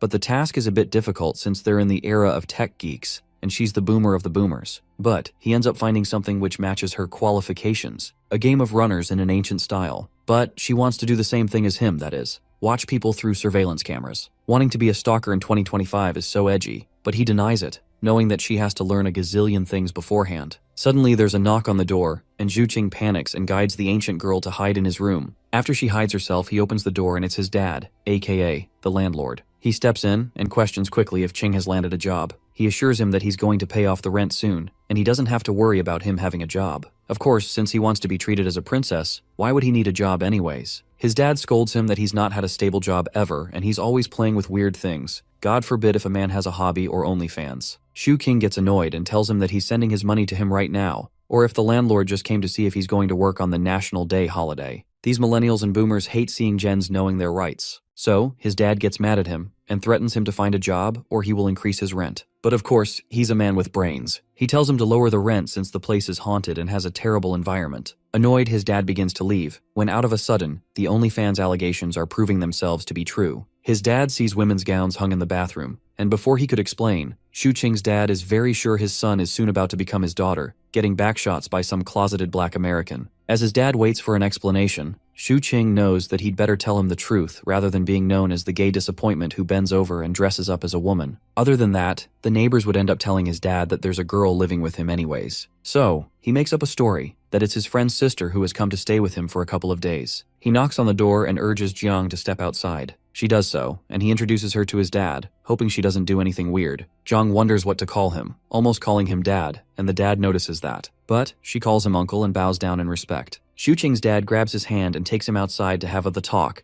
though the dad assures Jiang that they'll be back. Outside, the dad asks for an explanation, to which Xuqing says that it's just a friend's sister who is there to spend a few days at his place. He further asks his dad to not come over and hand over the spare key so he can give it to her. Although he just wanted the spare key because he doesn't want his mom or dad to find her alone, that would be way more unexpected and complicated. But his dad wonders if that's his girlfriend and he denies straight away, but his dad ain't that dumb. After all, he was 17 once too. That's how he got Xuqing's mom to spread legs for him. The dad asks how old the girl is, and Xuqing admits she's 18. That's what 14-year-olds these days lie about too, so they can end up being baby mamas to men who don't even want them. The dad sounds unconvinced, but that annoys Xuqing, to which he says that even if they are in love, what's there to be surprised about? Well, probably he's unable to believe that someone could love his dusty son too. Well, the dad came down to check if he can pay rent and have a job, only to find a chick in his apartment. His dad once again points out he doesn't have a job, to which he bursts that being a content creator pays off well too. Well, his dad ain't even wrong. It's high time he finds a real job being a McDonald's cashier. Being annoyed, he asks his dad what the rent and utility bill is, and then transfers it to his dad right away. He urges his dad to give the spare key because now he's properly renting out the apartment. Xuqing's dad tells him to pay on time every month, or else he will have to pay more than others, and if he has a problem with it, he can find some other apartment. But the boy is smart. He knows whatever his dad owns will be his someday, so he continues to stay here. The economy got him excited about his dad's demise. It's really that bad. Anyhow, before he leaves, he tells him that he has to be back for dinner and looks at Jiang. Annoyed, he yells that she isn't his girlfriend, but the dad's really not a fool. Of course, being his dad, he guides him that starting a relationship that early could lead to problems, and he should also find a job. He begins to leave, but he turns back to Xuqing and tells him to take all the safety measures, and Qing gets embarrassed. Suddenly, Qing stops his dad to have a look at Jiang's sandals. He asks him the value of it, since it's from the Tang dynasty. Hero knows that his dad has been studying archaeology for almost half his life, and he is an expert in this field. He also elaborates that these sandals are from the time of Li Longji. His dad thinks he's crazy and suggests a mental health institution to attend, which all the kids in this generation need. Though his dad is about to test out his skills to have another kid, it's never too late and leaves pretty quick. The wife better be in an apron. As Shu Qing's dad leaves, he thinks to himself that he made a son who is nothing more than a retard who is stuck to his computer all day long. He sighs, with no hope of becoming Elon Musk overnight. He knows that these shoes are said to be from Kaiyuan period while also being from a week ago. Both statements are correct. Since there's a thin line between the past and present, once it's punctured, anyone could fall through it. Anyways, the boy urges his dad to take a closer look and doesn't let him leave. His dad gets angry at the disappointment he created named Shu Qing and yells at him to get realistic with his life. He compares his son with his cousin, who became a police officer, Hao. Shu Qing tells him that he's a freelancer while he hides Zhang's shoes behind him before she thinks he's a creep. His dad doesn't get what a freelancer is, so he scolds him again, giving him daddy issues. Seems like he's about to give him a premium package of daddy issues, as he takes Zhang's sword to hit him. The sword hitting the hero doesn't scare him much, but knowing Zhang would go crazy is what concerns him more. He begins to take it away from his dad, but Gramps definitely got a good grip. But our boy, being clever, tells him that this is definitely not an antique but a toy, and his dad falls for it and gives him back the sword. He begins to leave, while again telling him to get a job or take a civil service exam. As his dad finally leaves, Shu Qing looks at the sword and sees not a single mark of oxidation, which makes it look pretty recent. He notices Zhang peeking at the sword, and he tells her to take it away and not take it out often. Then, he wonders why she wants to call his dad Dad. He clarifies that if she ends up seeing his mum, she's supposed to call her auntie and she listens. Then, Qing asks Jiang if she wants to keep martial arts in practice. So badly, he wants to become a master in a quicker way, someone whose stamina is so low that they bust just seeing a woman. Having no way to become a master overnight, but he does know that it's useless in this era. So, he brushes off the thought and takes Jiang to play the game with him. Qing thinks that he has to treat her like a child and teach her everything step by step. Kids mostly learn through toys and games, and online games are considered games too, having the same nature. Then he guides Jiang how to play the game. She wonders how they make money off it, and he explains that once she learns how to play it, she can play it for others, and they'll pay her. Qing explains to her in detail, so she might not think that he's deceiving her. So he explains to her that this is sort of an entertainment for jobless people who have nothing else to do, like a hobby. But there are still many people who don't have the time to play, since not everyone has as much free time as he does, so that people like him who have more free time can play for them. Jiang still doesn't get it, asking if they don't have enough time to play, so would they hire others? That sounds absurd to her, but he elaborates that they already spent money to purchase the game, so they won't spend their time playing, with an example. He knows that she's safer being an internet addict rather than coke addict. I mean, running out of the house. Shu Qing doesn't want to think about the future right now, just the present for her survival. Suddenly, his fat-ass American-coated cat begins to rub itself on his feet and he tells it to shoo off. So, the cat goes and jumps on the computer table and then sits on Jiang's lap, making her blush. In the police station, one of the police officers wants to order a meal together, and they ask how as well, but the soft boy politely declines. He sighs and says they have nothing to do today, which is boring him, suffering from success. As soon as Hao says that, all of the police officers look at him, confusing him. One of them asks if his master didn't teach him not to say that. Suddenly, the phone begins to ring and it's a work call, and now they gotta work all night long. Later on, Hao is taught to never say by the old police officer in the car, "We have nothing to do today." As soon as anyone says that, they get tons of work for the whole night. It's something metaphysical, and they don't have any explanation. Hao thinks if this is the same thing Shu Qing mentioned, speak of the devil. Then, they both reach their destination, and they headed towards the 6th floor of building number 14. It was late at night in the residential compound, and suddenly they spotted an old alcoholic man. They ask him what he's doing there. Definitely not rehab. The old man yells what took them so long to reach, because he wants to go inside to his wife. He's smelling so strongly of alcohol, like the way a ran-through smells like a can of sardines, which makes Hao nauseous. The police officer knocks at the door, and the wife opens up. She wonders what the police are doing here, since she didn't call the police on her husband. It was the husband himself, who wanted to go inside since she locked him out. She apologizes to the police for inconvenience and promises to teach him a lesson. Lucky old man is about to get some spanking tonight. But it seems like the old man doesn't like the idea of getting a lesson, so he screams at her that she'll be the one getting the lesson. Would love to see what happens between them. As soon as the police see the man angry, they threaten to arrest him so they can sober him up by locking him up.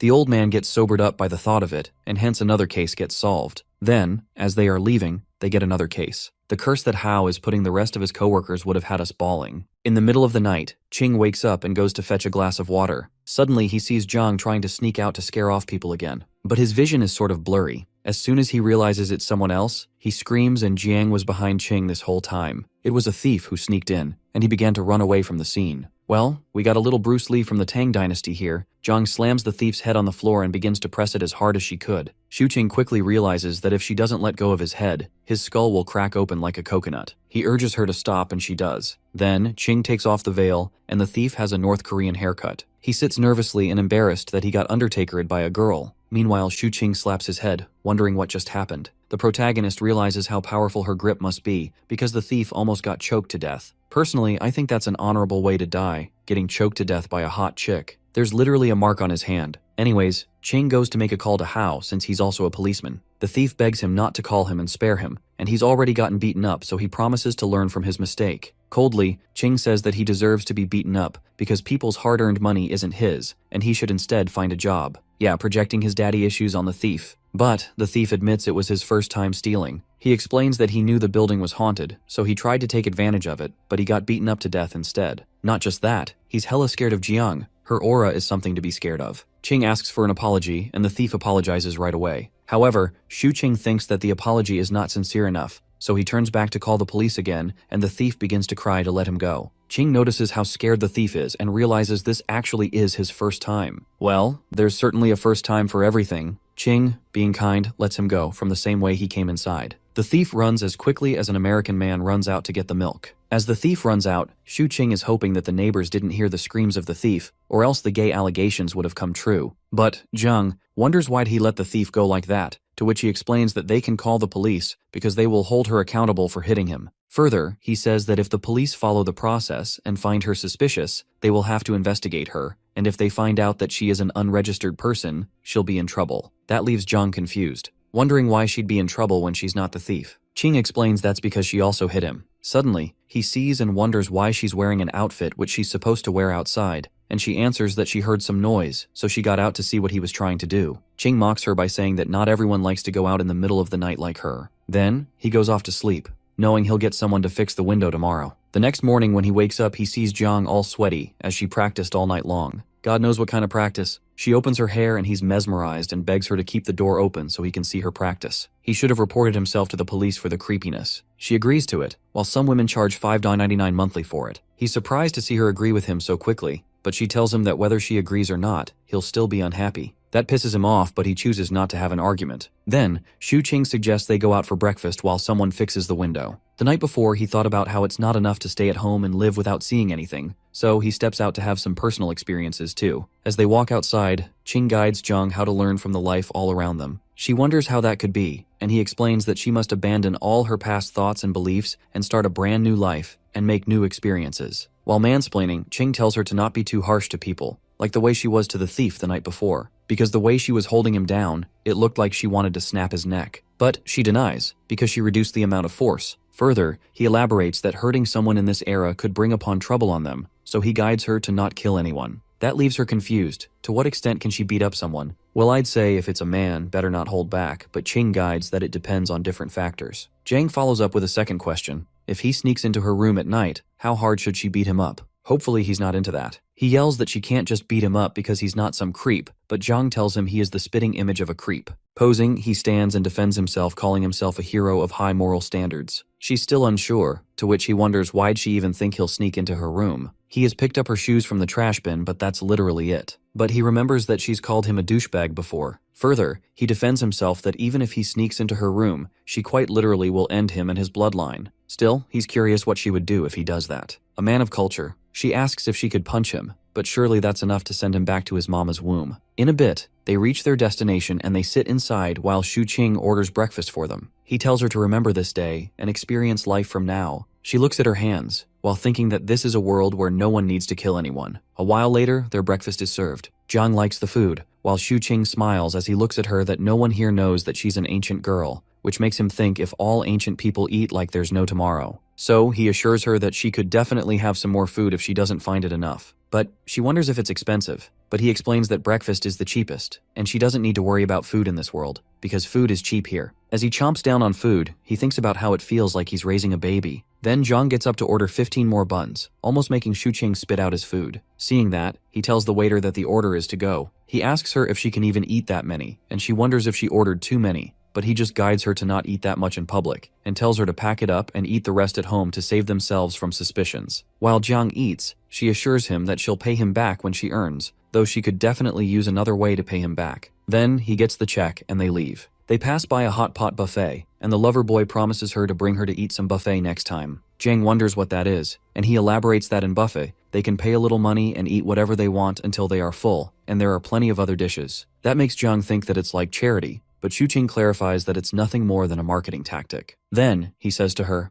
that mostly people in this era work through the brain, and since they don't do anything physically much, they don't feel hungry either. So, her eating like an American fatty would get eyes on her and everyone would end up knowing who she is. Basically, the buffet thing makes the owners profit more because people don't eat much anyways. He highlights that girls and children are prime victims of this marketing tactic as they would pay 100 yuan and only eat food worth 30 yuan. In other ways, people with bigger appetites can eat more because restaurants can earn it back from people with smaller appetites, as explained by Jiang. Hearing her grasp the concept, Xuqing shares a story where he thought as a kid that the buffet owner was very generous to let anyone eat how much they wanted. Jiang wonders why do people with smaller appetites even bother going. He answers that it's more convenient and affordable for people. Later, he thinks about how she's been learning about the world bit by bit, and how she could connect all the dots and one day suddenly learn about everything. It seems like Jiang no longer feels like an outcast in this era. A few days later, the lover boy gives his lover girl a phone, and she wonders if Xuqing is her sugar daddy now, considering how expensive a phone could be. But anyways, gamer guys are usually broke, and he got it from a giveaway too. Well, he went to get a sub card and top up, and they gave him an Android phone which is worth over 1,000 yuan, and he decided to get it for his heroine. She's so happy and thanks the hero. Then, he urges her to follow the instructions and give him a call. He feels at ease that she is a smart girl, and she could learn it really soon. A realization hits him that he feels like an NPC, but it's more convenient for him that she learns quicker. Then, he gets up and tells her to have dinner by herself since he won't be home, and if she feels bored, she could learn how to use the phone or watch other videos. Xuqing thinks that since she has learned that she can earn money through playing games, she has turned into a game addict, and it is worrying at this point. Before he leaves, Jiang asks if it is really a job to manipulate the characters running around, and he replies that if she continues to play afterwards, she is working overtime, but since she is already in an internship, there won't be extra pay for overtime. Then he reminds her that she should eat, and if she needs anything, she needs to call him. He leaves to go see his parents. He hasn't visited them since Jiang came. King steps inside and sees his dad. His dad tells him his mom is out playing mahjong. Then he asks where his girlfriend is, talking about Jiang. Xuqing gets annoyed and explains that she's just a friend who will stay with him for a while. The dad utters that he wouldn't let a man stay, but Qing defends himself that Hao has lived with him, but he's considered an exception by his dad. As the dad thinks that Hao could really be his girlfriend if he wasn't a man, Qing knows there's no winning from his dad and calls his mom instead, who is a mahjong addict. They wait for her to come back home, and Xuqing informs his dad that his apartment was broken into by a thief, though he fixed the window, but can he reimburse him for the cost? His dad mocks him that there isn't anything worth stealing at his place, and the only thing that is worth stealing is the computer which he sleeps with, so nobody can really steal it from him. He's committed to his computer, can't really judge the gender of the computer, will end up getting me cancelled. His dad asks if he was hurt, but Xuqing explains that the thief was beaten up and chased away, of course not by this weeb. Then, his mother returns from mahjong and begins to cook right away. She seems happy, which makes them think that she probably won more than usual today. As she cooks, she wonders where her son's girlfriend is, and again he protests that he doesn't have a girlfriend, and his dad is blabbering false news. His father wonders that they live and eat together. That sounds pretty much like a relationship. His mom didn't know that, and she is surprised at that news, and she urges to show her the picture of Jiang, though she was trying to go and look at her by herself. But her husband stopped her because it's not considered respectable to go without telling these days. He doesn't show her picture and says that she is just his friend and nothing special, while he thinks that his mom has always been persistent, so she won't let them go until she sees it. So he ends up showing a picture of her, and she thinks how pretty Jiang is. Of course, being a boomer, she starts swiping through the album and wonders why he has so many pictures of his just friend. He snatches back his phone while thinking that this is his record of observing antiques and wonders why has his mother started discussing her so much as if she is her daughter-in-law. The thing about Xuqing is, no matter what Jiang is doing, he always quickly takes random pictures of her. Even though they aren't officially dating yet, he definitely feels something for her, and she quite literally stays with him. Anyway, back at dinner, his mom asked him which school she goes to, but he replies that she doesn't attend school. His mom wonders why a pretty girl like Jiang wouldn't go to school. He doesn't understand what being pretty has to do with going to school, because to him, it's normal for someone from a poor family not to attend. His father mocks him, questioning why a girl who's good at her studies would even consider dating a loser like him, because all he does is sit at his computer all day. The only difference between him and a Discord mod would be the weight. Both parents feel bad for Jiang, and their son insists that he's stable and not a freeloader. His mother then wonders how they even met, and if Jiang isn't a local of Jiangcheng. He dodges the question again and redirects the conversation to his joblessness. Meanwhile, he reflects on how Jiang hasn't even figured out how to survive in this world yet, and his parents are already trying to ship them together. Later on, after the dinner, he gets up to leave and tells them to rest. He also points out to his mom that she shouldn't play mahjong every day because his dad is practically starving like the African kids. His dad gets slightly annoyed at his mom, saying she's even more stubborn than his son's joblessness. Suddenly, she remembers something. She hears that Shu Qing's neighborhood is haunted and recalls the sound of a woman's cry in the middle of the night. She wonders if everything is okay. Shu Qing demands that his dad cut the rent in half, or he'll stop renting the apartment because it's haunted. His mom agrees and says the rent should be reduced now that he has a girlfriend and more things to spend money on. His dad reminds her that Jiang isn't actually his girlfriend, but the deal sounds so solid that he ends up agreeing Jiang is his girlfriend anyway. Later that night, when he returns home, he sees Jiang holding her sword. He wonders if she was practicing,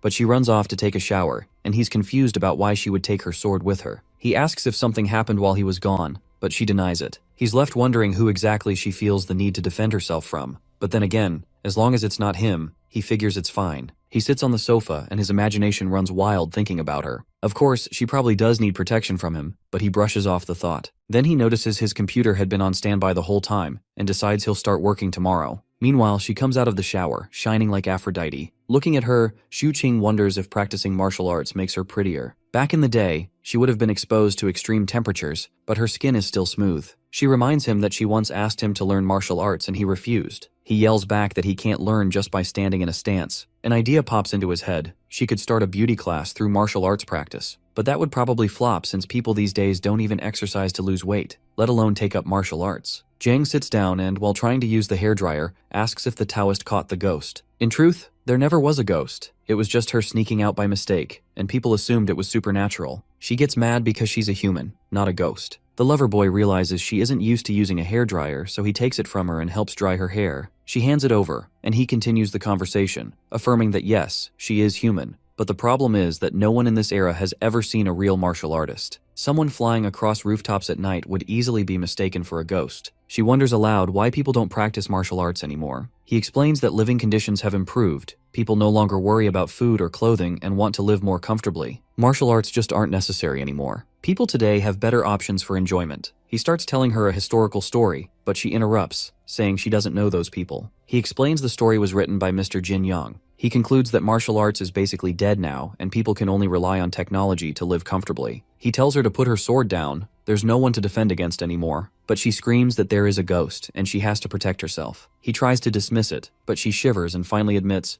when he was away, she actually saw a ghost herself. With terror in her eyes, as if she's seen Elon Musk without a shirt on, she informs him that when he went out, she saw a ghost. He starts to sweat as he hears her words. He thinks to himself that she probably just saw an old lady taking out the trash while wearing a mask. But then she begins to describe what the ghost looks like. She says its hair is longer than hers, and she elaborates on how it looked at her. It is pale white and wears an odd blue robe with long sleeves, which unnerves him. He begins to wonder what kind of thing she actually saw. He can't help but consider if there really is a ghost, but he brushes off the thoughts by telling himself that ghosts don't exist. Science can't prove their existence. According to him, she might be having hallucinations due to stress. Jiang frowns and says that in her era, ghosts are something to be feared, but the hero assures her that they don't exist, all while blow-drying her hair. She emphasizes that she saw it and admits that she's scared, that even her sword can't protect her. Though he starts to wonder, if time travel is possible, then the probability of spirits existing might be real too. He tells her that he'll borrow Mr. Zhao's mahogany sword tomorrow. She thanks him, and he tells her to go to bed while he wraps up the hairdryer. He decides to take a shower as well, but his shower time is shorter than usual, which makes him realize there's a big difference between living alone and living with another person. He can't help but feel creeped out too, and he can't fall asleep with that feeling lingering, so he sits down to work. Suddenly he looks at his laptop and is shocked. On the other hand, Jiang looks at the clothes the young hero bought for her. She compares them to the clothes worn by other people and finds the ones he got her to be more acceptable, which makes her feel warm. Then she takes out the clothes she was wearing when she came to this era. They have narrow shoulders, short sleeves, and rougher fabric. If she were back in her old world, Ernyang would probably make some changes to them. That takes her back to old memories, where the chief teaches her martial arts to make her stronger, but Eunyoung urges her to act a little more girly so someone can marry her in the future. She thinks about that, begins to cry, and resolves to practice martial arts enough to fight the ghost she saw. Suddenly, there's a knock on the door. When she opens it, it's Shu Qing with his laptop open, asking if that is the ghost she saw. She pulls out her sword, yelling that that's what scared her. It turns out it's just a horror movie playing halfway through, and that was the ghost she saw. He tells her to go back to sleep, and that they'll talk about it tomorrow, but she's still really scared. So he shuts the laptop and shows her the baby girl sealed inside the laptop, assuring her that she can go to sleep peacefully. The next morning, when Zhang wakes up, she realizes that the ghost really doesn't appear anymore. Then she gets up to practice her martial arts and leaves the door open so he can watch her. Even though he hasn't woken up, she still continues to practice. She knows that in this era, she can only protect herself by practicing martial arts. Crawling out of his pit hole, Shu Qing, wakes up and goes to see Jiang. She is feeding the cat while he thinks that everything is going well, and that if there's a street check, she will be able to hide her ancient personality as long as she doesn't go crazy. Not just that, she is a woman with women's privileges. If someone who time-traveled were a chief with a bearded face or tall or muscular, the neighbors would probably report him to the police right away. While he brushes his teeth, he wonders what the chief looks like, and she explains that the chief is a little taller than him and has a beard, which makes her wonder why Shu Qing doesn't have a beard, to which he replies that he's one of the literati and not a roughneck. She holds her face in shock, saying that even the literati in her world also have beards. His male ego is hurt, and he says that they use razors now, which is why he doesn't keep a beard. Then he angrily tells her that they have to go out for breakfast. She keeps her voice down while she tells him that the cell phone he gave her yesterday hasn't been working since morning. He realizes that the phone is probably not charged, and after that, they go out. As they're outside, he tells her that she doesn't need to work today because it's the weekend, and she should focus on learning how to use a phone. He explains to her the concept of Wei Chun, which she can use to make and spend money. He opens the bank app and shows her that her balance is 0, and he transfers 100 to her so she can spend it however she wants to, and she can pay him back later. It makes him think that he has never lent anyone money, and the ones who usually need to borrow money have never borrowed from him,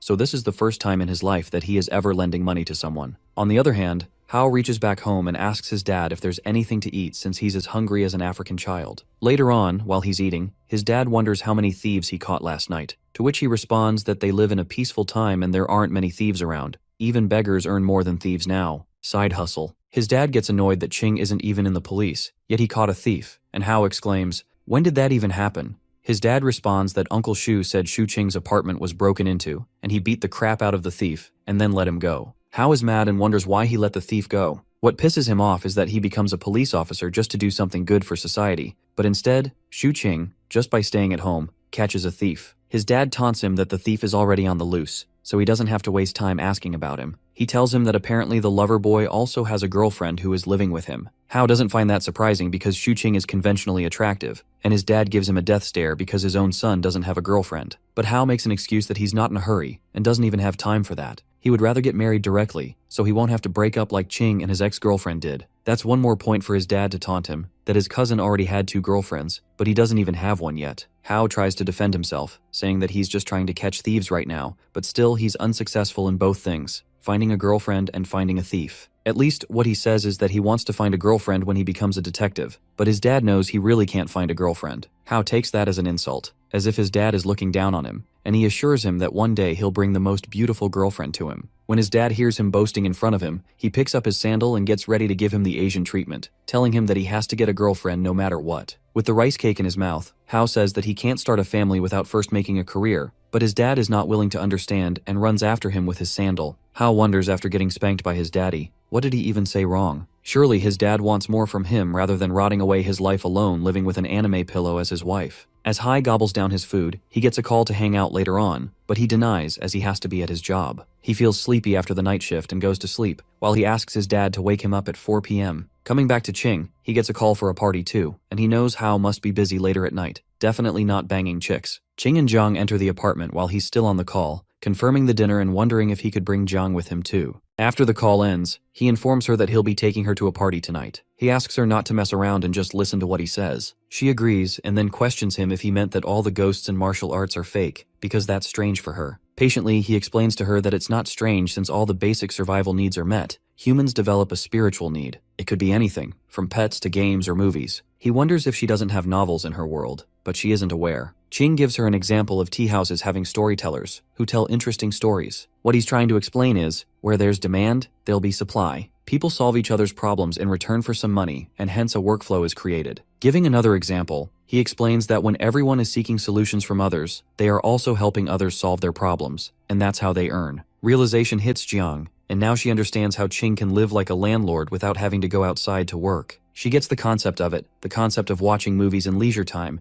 and he approves of her smartness. He tossed her a can of soft drink as a reward, but she wonders why he took her in. Was it for his spiritual need? He thinks and smiles at her, and says he did what he wanted to. As he continues to play with the truck of a cat, she thinks that the young hero is really just a person with a big heart. She opens the can, and the entire soft drink fizzes up and spills on her. He hands her over a tissue to clean up herself. The world would become a boring place if everything was to be done with a purpose. Later at night, as they're making their way to the party, he guides her that she can eat and drink whatever she wants except for the alcohol, and there might be a lot of people coming to the party later on. They reach the place. He tells her that it's a place for her to experience newer things. As they step inside, he makes sure to let her know she can stuff her mouth with as much food as she wants. Jiang finds the music too loud, and by her looks, she looks uncomfortable, as if her uncle touched her. As Ching enters, they all seem happy for Ching to join. His friend informs that they all were waiting for him to arrive, and he should start singing now too. But Ching takes Jiang and decides to sit for a while. Jiang observes the place with uneasiness apparent on her face. Jiang is visibly uncomfortable. Her body language is awkward. Ching urges her to have some snacks before everyone arrives and they can eat properly. Handing her over some hazelnuts, he guides her how to crush them, but she can barely hear him because of the music. He realizes he has to speak louder, so he gets nearer and teaches her how to crack open a hazelnut. Then, he wonders if she has had these before, but she hasn't. When she eats it, she finds them incredibly delicious, to which he apprises her to eat more. He isn't worried about how she cracks up the shell, because in a place crowded like that, no one would probably notice, and even if they do, they would probably only think how strong she is. Then he laughs and cheers while passing on a drink to his friend Zijun. He begins to party with them and drinks beer. Seeing him drink beer, Jiang wants to try it too, and he denies that a girl should know how to protect herself, and she's out, but she urges that she has had alcohol before, and she won't get drunk. He definitely has double standards because she just wants to have a taste, but he's not letting her. So, after she insists a lot, he lets her have one of which brightens up her face. As she drinks it, he wonders if she likes the taste of it, and she ends up disapproving of the taste. On the other hand, his friend Zijun thinks that they are doing something fishy and stops them, but Ching tells him to mind his own business. Zijun hops over to him and questions whether Jiang is his girlfriend, to which he denies that they're just friends. Ching turns to Jiang and introduces his friend to her as a real nouveau riche. However, this friend of the young hero doesn't have good intentions with her, but Ching stops him. Zijun wonders if he's not good enough, to which Ching doesn't even deny that. But what Zijun brings to the table is his money. Anyhow, he walks away, while Ching wonders when they're going to eat because he's really hungry. Zijun tells him to hold his horses, because some people have yet to arrive. As he goes over to party again, he talks about Hao being on duty, and how it's so life-sucking. Ching gets angry, knowing that Hao is doing a great job. On the other hand, the party is going on, which is making Jiang uncomfortable, and she wonders why are there so many people around here. He knows that there is a need to help her integrate into modern society, and this is a way for her to experience new things. Ching urges her to take this as a form of celebration, because it's his friend's girlfriend's birthday. After that, he asks her to break some hazelnuts for him, and she does so, and he thanks the heroine. He wonders if she can sing,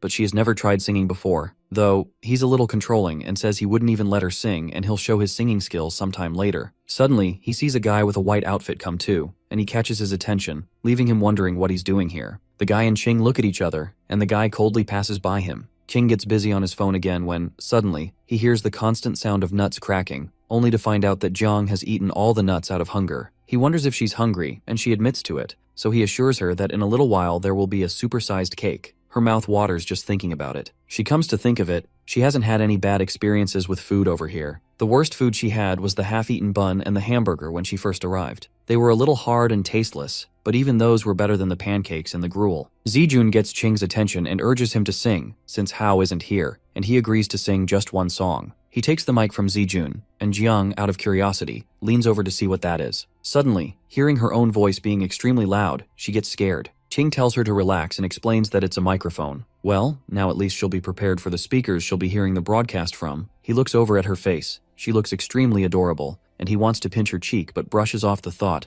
knowing that someday he will try it. Then he begins to sing with his friend. Zejun looks around and sees that everyone is here, so they're about to get things started, and then the cake arrives. He holds the microphone and says that it's his girlfriend's birthday, only to suddenly realize that his girlfriend is missing. Someone informs him that she went out earlier. Ching smirks, joking that his girlfriend isn't even around, and he was about to cut the cake because he thought the girlfriend was the girl who was singing with him earlier. Zejun looks around and finds her nowhere, so they just decide to keep on partying. Ching wonders if that's his new girlfriend, but Zejun says they've been together for over a month and she is his true love. Jong listens to them and questions the hero, asking if girlfriend means wife. He explains that girlfriend is just a term of endearment, while Zejun looks at her, wondering how she doesn't know what a girlfriend is. Ching mocks Zejun, giving an example that his girlfriend would one day be someone else's future wife, and to some extent, his friend agrees. Zhang then wonders who Ching's wife is, giving him a deadly look. He explains that he's an otaku, and for him, a girlfriend can be everything, which makes his friend laugh. Although Zejun wonders if the two of them are really just friends, Ching quickly changes the topic, saying they haven't talked like this in such a long time and that they should have a few more drinks, mainly because he has to hide the fact that he was just explaining the concept of a girlfriend to an ancient person. Suddenly, Zejun looks at his watch and realizes how late it is, so he goes off to find his girlfriend. Ching and Zhang sit down, and suddenly Ching hears a voice he was expecting, asking him if Zhang is his girlfriend. He tells him to mind his own business. It's the same guy, who's curious to know how Ching finds so many beautiful girlfriends all the time, hoping to learn something from him. But Ching shuts him down, saying he's too ugly for that. It seems like Ching and his rival are standing face to face while he actively harasses him to have a drink with him. Ching stops Liang from being weird because he doesn't want to talk to him. Suddenly, Zejun enters the room again and is scared to see that the two of them are standing face to face. He begins to panic because they had been roommates for a few years, and now they are enemies. This is the reason why Zejun called Liang over, but it seems like the situation is completely messed up. So Zejun stands between them and tells them to talk nicely and not to fight. Turning to Liang, Zejun wonders why he had to provoke Ching, to which he says that he was just trying to have a drink because it's been a long time and they haven't caught up at all. Ching looks at Zejun and questions if he invited him over, to which Zejun panics and says he thought they could talk about it. Smirking, Ching says that he never considered this to be that big of a deal, to which Liang agrees, adding that he never thought of it as a big deal because the past is the past. Liang admits that he was just asking for advice and trying to have a toast with him, to which Ching says that he just despises him for his weird tone. Liang had been waiting for the right moment, and then gets reminded that he wasn't beaten up hard enough the last time, and everyone starts to gossip that they are about to fight. Zejun has no idea that it even happened, and wonders why they both have to act like children. So, he tries to make Liang calm down so they can celebrate his girlfriend's birthday. But it seems like Liang really wants to have a toast with Ching, yet he denies him again. Liang now wants to have a toast with his girlfriend, talking about Zhang. Angrily, Ching says she doesn't drink, and advises Zhang not to talk to Liang since he's a bad guy. Finally, Zejun takes Liang away to put an end to the fight. He returns and sits with Ching, questioning when they even fought. Ching admits that if he had known Liang would be here today, he would not have come. Zejun clarifies that if he had known these two were on bad terms, he wouldn't have invited him over in the first place. Jiang wonders why Liang called her Ching's girlfriend, to which he explains that Liang is ugly, and that's why he thinks they are dating. Both of them, Jiang and Ching, are pretty, so brainless people automatically assume they're dating. Hearing the term brainless, Zejun yells because, at first, they also thought Jiang and Ching were dating. She wonders why anyone would think a handsome guy and a pretty girl are dating. She isn't even wrong.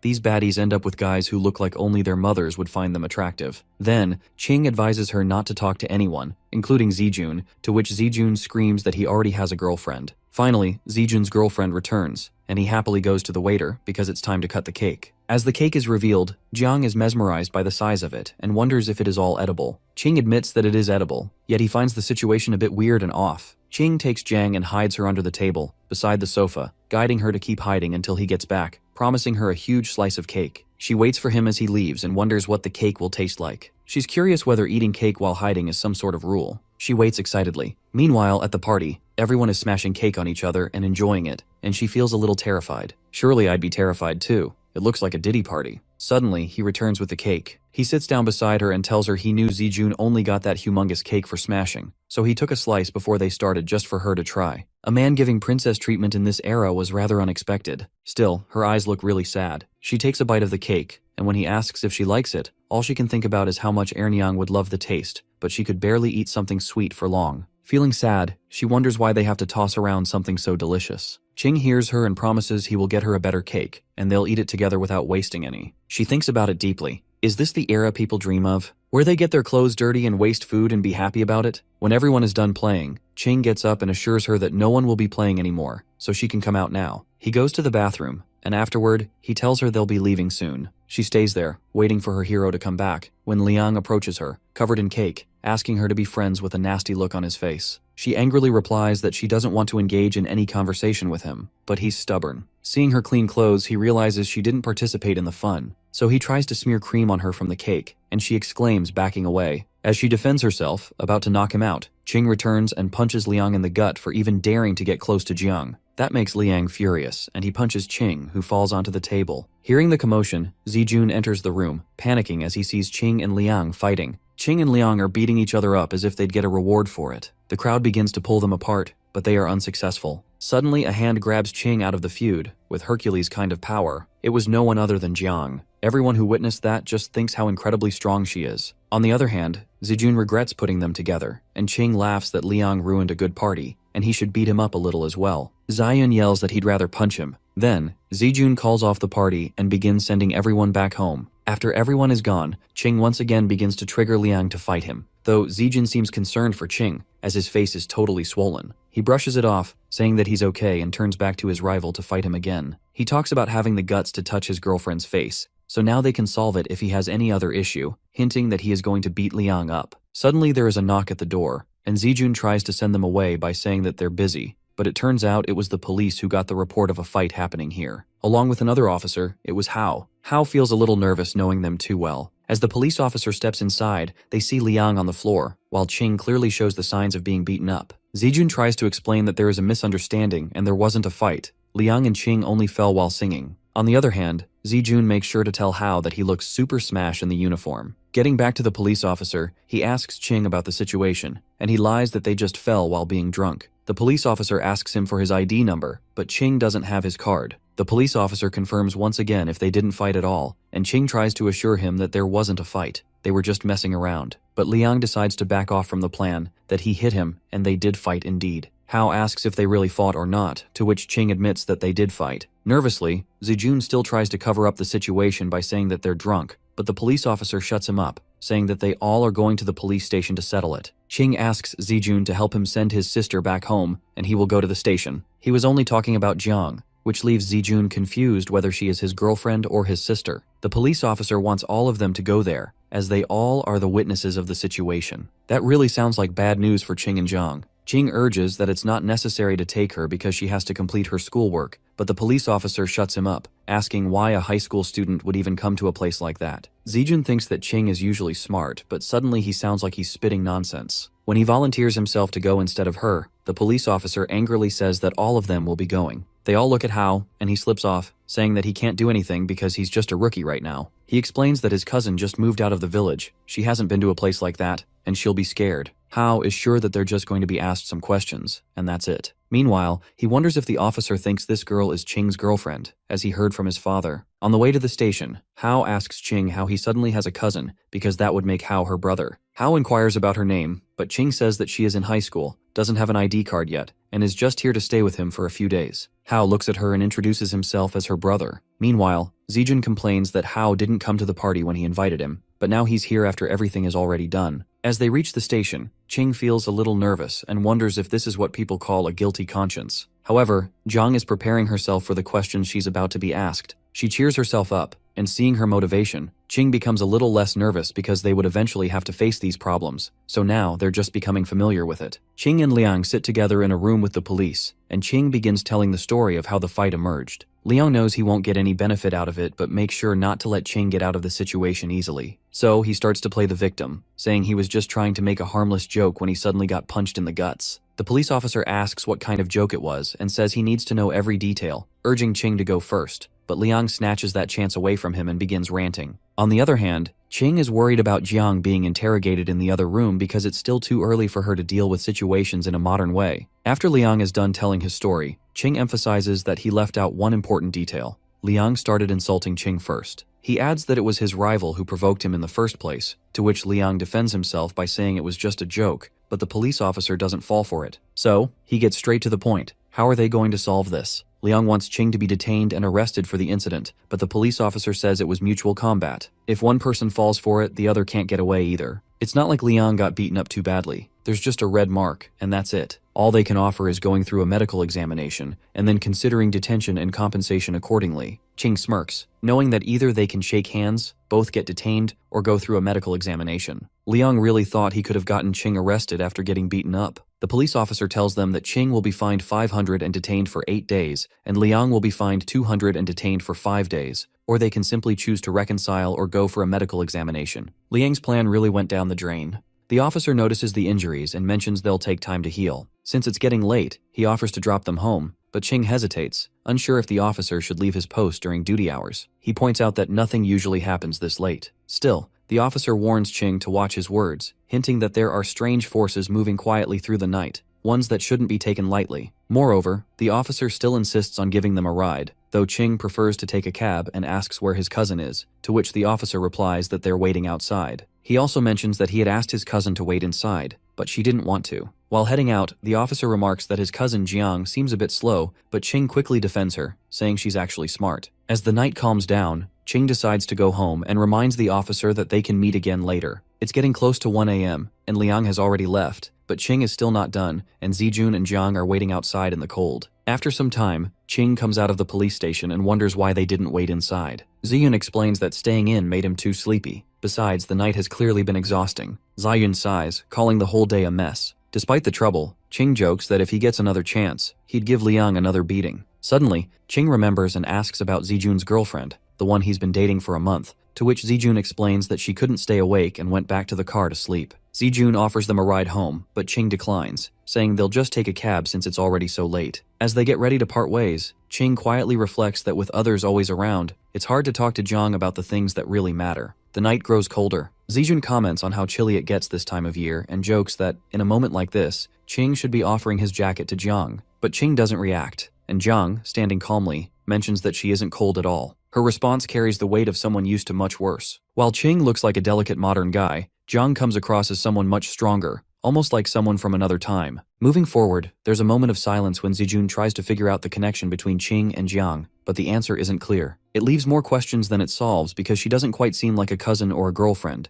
and the lack of clarity makes their relationship even harder to place. Eventually, they reach home, and the tiredness from the night begins to settle in. King watches as Jiang walks ahead with quiet steps, so light it's hard to hear her at all. Despite the long, messy evening, Ching starts to realize he might have been the only one who actually enjoyed the chaos. Now, walking home slightly drunk and in the dark, the feeling of excitement begins to fade into a strange kind of loneliness. As they walk, Ching asks Jiang to walk beside him instead of behind, joking that it feels like a sidekick is following him, to which Jiang agrees, reminding him that she never saw herself that way. Once they reach home, Ching collapses on the sofa, feeling drained after the long day. But he's curious about her police questioning. He thinks back and learns that Jiang only gave simple answers, mentioning a cousin and a birthday, and stayed silent on the rest. After hearing all of this, Ching admires how well Jiang handled it, realizing her clueless act was just smart thinking. In the end, Jiang feels that the police aren't as scary as they seem. After that, Ching reflects on how the day turned out and feels that, despite everything, they handled the situation well. Also, Ching didn't lose anything from the fight and even managed to bring Jiang out for a bit of fun. Indeed, Jiang also got a first-hand look at a police station. Other than getting home late, Ching considers it a good day, especially since Jiang reacted well under pressure. Later, Ching teases Jiang a bit about being too obedient, but she calmly reminds Ching that she only follows him because she believes he's a good person. Additionally, Jiang admits she's been relying on Ching because she doesn't fully understand the world yet. Also, Jiang trusts Ching because he's been kind, giving her food, shelter, and support. Moreover, Jiang believes that if she couldn't trust Ching after all that, she might as well be wandering the streets. To Jiang, Ching is the only one who has truly helped since she arrived. After the serious conversations, they also joke about the fight earlier, agreeing that if Liang had actually touched Jiang's face, the outcome would have been much worse. Following that, Ching wonders if their fight seems childish from an outside view, to which Jiang, unimpressed, doesn't even consider it a real fight. Jiang asked our boy why he had hit that guy. Xu Sheng replied that the man had deserved it, and that punches were meant for people like him. He explained to Jiang He that if someone ever annoyed her that she couldn't hold back, she can't use her full strength,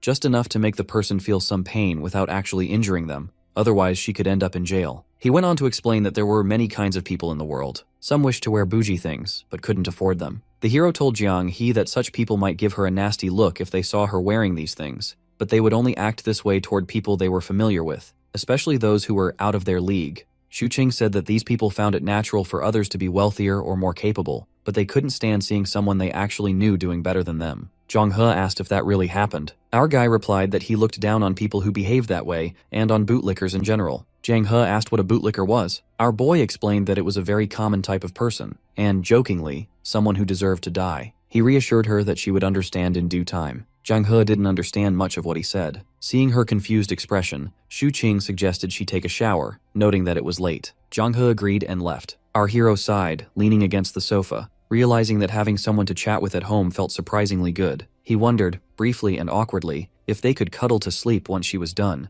but immediately realized how weird the thought was. When Jang-he returned from the shower, holding a blow-dryer, Shu-Qing stood and told her she could dry her hair herself today, as he was going to shower. As he entered the washroom, he sighed, realizing he had been standing a little too close to her earlier. After his shower, Shu-Qing returned to see Jang-he holding the blow-dryer. She mentioned that many girls had short hair and asked if it was normal for people to cut their hair here. Our hero explained that hairstyle was a personal choice. Even going bald was fine if she wanted. He asked if she wanted to cut her hair. Jang-he said she wanted to trim it a little. Our boy advised against cutting it, saying that long hair was beautiful. He took the blow-dryer from her and declared that he would dry her hair from now on, asking her not to consider cutting it short just for convenience. Jang-he nodded, then asked if it was normal for guys to help girls blow-dry their hair. Shu-Qing smirked and reassured her that it was very normal. After some time, the hero placed the blow-dryer on the table and said they were done. He began leaving, reminding Jang-he to go to bed early. He turned off the light and wished her good night. Jang-he replied and typed "good night" into her phone, playing a song and following along with the lyrics. The next morning, Shu-Qing walked over to Jang-he and greeted her with a cheerful "good morning." She replied in kind. Our boy admitted he had woken up a little late and asked if she wanted to go out for breakfast. She declined, saying she was at work. Our guy smiled and said he would buy breakfast for them both. As he prepared to leave, tying his shoelaces, Shu-Qing realized that living with Jang-he for so long had subtly influenced his life, giving it more routine. Meanwhile, Jang-he searched online about girlfriends and began reading the Wikipedia page on the topic. Jang-he continued reading the Wikipedia page on girlfriend. Afterwards, her curiosity led her to search whether ghosts existed in this world. Shu-Qing returned home and urged Jang-he to take her breakfast. She replied that she was busy working. Shu-Qing insisted, telling her that she could take short breaks even while working. Jang-he said she would eat later, but our boy showed her the food he had brought: light, easy-to-digest buns and soybean milk. Jang-he picked up a bun and mentioned that she had been playing the game for a while. She asked if she could help other players level up. According to our boy, a mining expedition earned her 18 yuan, enough for 6 buns. Jang-he realized that a day of mining expeditions would provide enough for 3 days worth of food. Our boy checked his phone and promised to find a request for her later, reassuring her that she could try it if she was able. He knew gaming was primarily meant to keep Jang-he occupied, preventing her from wandering outside late at night and startling people. Jang-he exclaimed in excitement that she really wanted to help others level. Shu-Qing smiled, thinking that once she was more familiar with the modern world, he could give her something more practical to do. Jang-he remarked that the food was really tasty. Shu-Qing reminded her that it wasn't her first time eating it, but Jiang-he insisted it was delicious, adding that the cake from yesterday had been amazing as well. The hero chuckled and asked when her birthday was, offering to get her a huge cake to enjoy by herself. Jang-he admitted she didn't know. Our hero smiled and suggested that they could celebrate the day she came to live with him as her birthday. Jang-he, excited, asked if she could eat cake on that day next year. Shu-Qing, looking at her happy face, said she could even eat some cake today as a belated celebration and promised to buy one for her later. Jang thanked him joyfully, but then hesitated, worried that cake might be expensive. Shu-Qing chuckled, assuring her it wasn't, and told her to relax and wait to enjoy it. Later, our boy asked if Jang-he had brought any copper coins from her time, since her era primarily used copper over silver. He explained that if she had some, they could potentially sell them for money. Jang-he said she didn't have any copper coins. They were usually managed by the second miss. She did, however, have some broken silver pieces sewn into her shirt hems for emergencies. Jang-he realized there was no one now to discreetly place money into her clothes. Our boy sighed, thinking that hiding a few copper coins wouldn't be of much use, and if there were too many, she would have used a proper money bag. Looking out the window, he reflected that no one would have guessed that a simple trip outside could lead them here. Meanwhile, Hyozi was riding his motorbike and greeted an elderly lady along the way. He reached home and parked outside, feeling a strong sense of fulfillment from protecting ordinary citizens. Inside, he noticed a puppy and asked his father whose dog it was. Chin replied that it was Wang's dog's son and instructed Hyozi to train it as a police dog. Hyozi groaned, protesting that he didn't even know how to train dogs. The two argued for some time. Eventually, Hyozi asked for the dog's name. Chin hadn't decided yet, but wanted a name that exuded strength and power. Hyozi sighed in annoyance and then asked if Shu-Qing had a female cousin. Hyozi's father doubts that he might be interested in the female cousin of Shu-Qing. Hyozi's mind drifts to how close his and Qing's family is. Even when they were born, their marriage was fixed, but but when it turned out they both were males, the marriage was called off. He explains to his dad that the girl, Ching's cousin, he met yesterday was pretty but kind of odd. Hearing him call a girl pretty, Hyozi's father assures him to talk to Ching's father about the girl and his son. Though Hyozi isn't interested in her yet, he found something suspicious about her. It seemed to him that she wasn't able to understand anything, and the way our boy acted at the KTV, it wouldn't be okay to call it weird, but seemed a little deliberate. On the other hand, outside his apartment, our boy greets Uncle Zhao playfully, asking if he saw any ghosts lately. But Uncle Zhao didn't get the sarcasm and is really satisfied with the exorcist who came earlier, and according to him and the people of the building, made that spirit leave. Hearing this, the hero laughs nervously, thinking that when this old lad retires in the future, he will definitely have tons of rumored stories for his grandchildren, and those will definitely go viral if made into a book. As the hero and Jiang He stroll down the street, he playfully teases Jiang He, reminding her of how scared the old man was. Jiang frowns, assuring not to do that stunt again, and is upset that they think of her as his girlfriend. Seeing her upset, he assures her that he has clarified to everyone that she is not his girlfriend, but it is on them to assume whatever they want, and to change her mood, he decides to take her for drinking some kumquat lemon. Even though he changed the subject, still Jiang. His mind races with thoughts. She doesn't understand why people assume they are in a relationship. They slept in different rooms, never crossing any boundaries. Though she knows they ate together and he helped her with a few things, it doesn't mean they can assume stuff. She tries to ignore all this by reminding herself that as long as her conscience is clear, everything is okay. While Ching buys them milkshakes, out of curiosity, Jiang He questions our boy about what girlfriends do so that she will avoid them. Taking a long pause, our boy explains to her all the signs of what girlfriends do, and it is similar to what they do all the time. This freaks her out. Noticing her uneasiness, our guy assures her that with her, there is an exception, as the situation is different for them. It doesn't really give her that much assurance, but she tries to forget it. While they are drinking milkshakes, Ching picks up the cake from the nearby shop he ordered. As soon as she sees the cake, she realizes that the debt is increasing for her, so she offers to let her help him in whatever way he wants. This makes the hero grin, and he decides to tease her, claiming that the problem he is facing is a lack of a girlfriend, so if she helps him with that, it would be great. Hearing this, Jiang He starts to think about it, which makes Ching smile. He wonders if she will agree to be his girlfriend,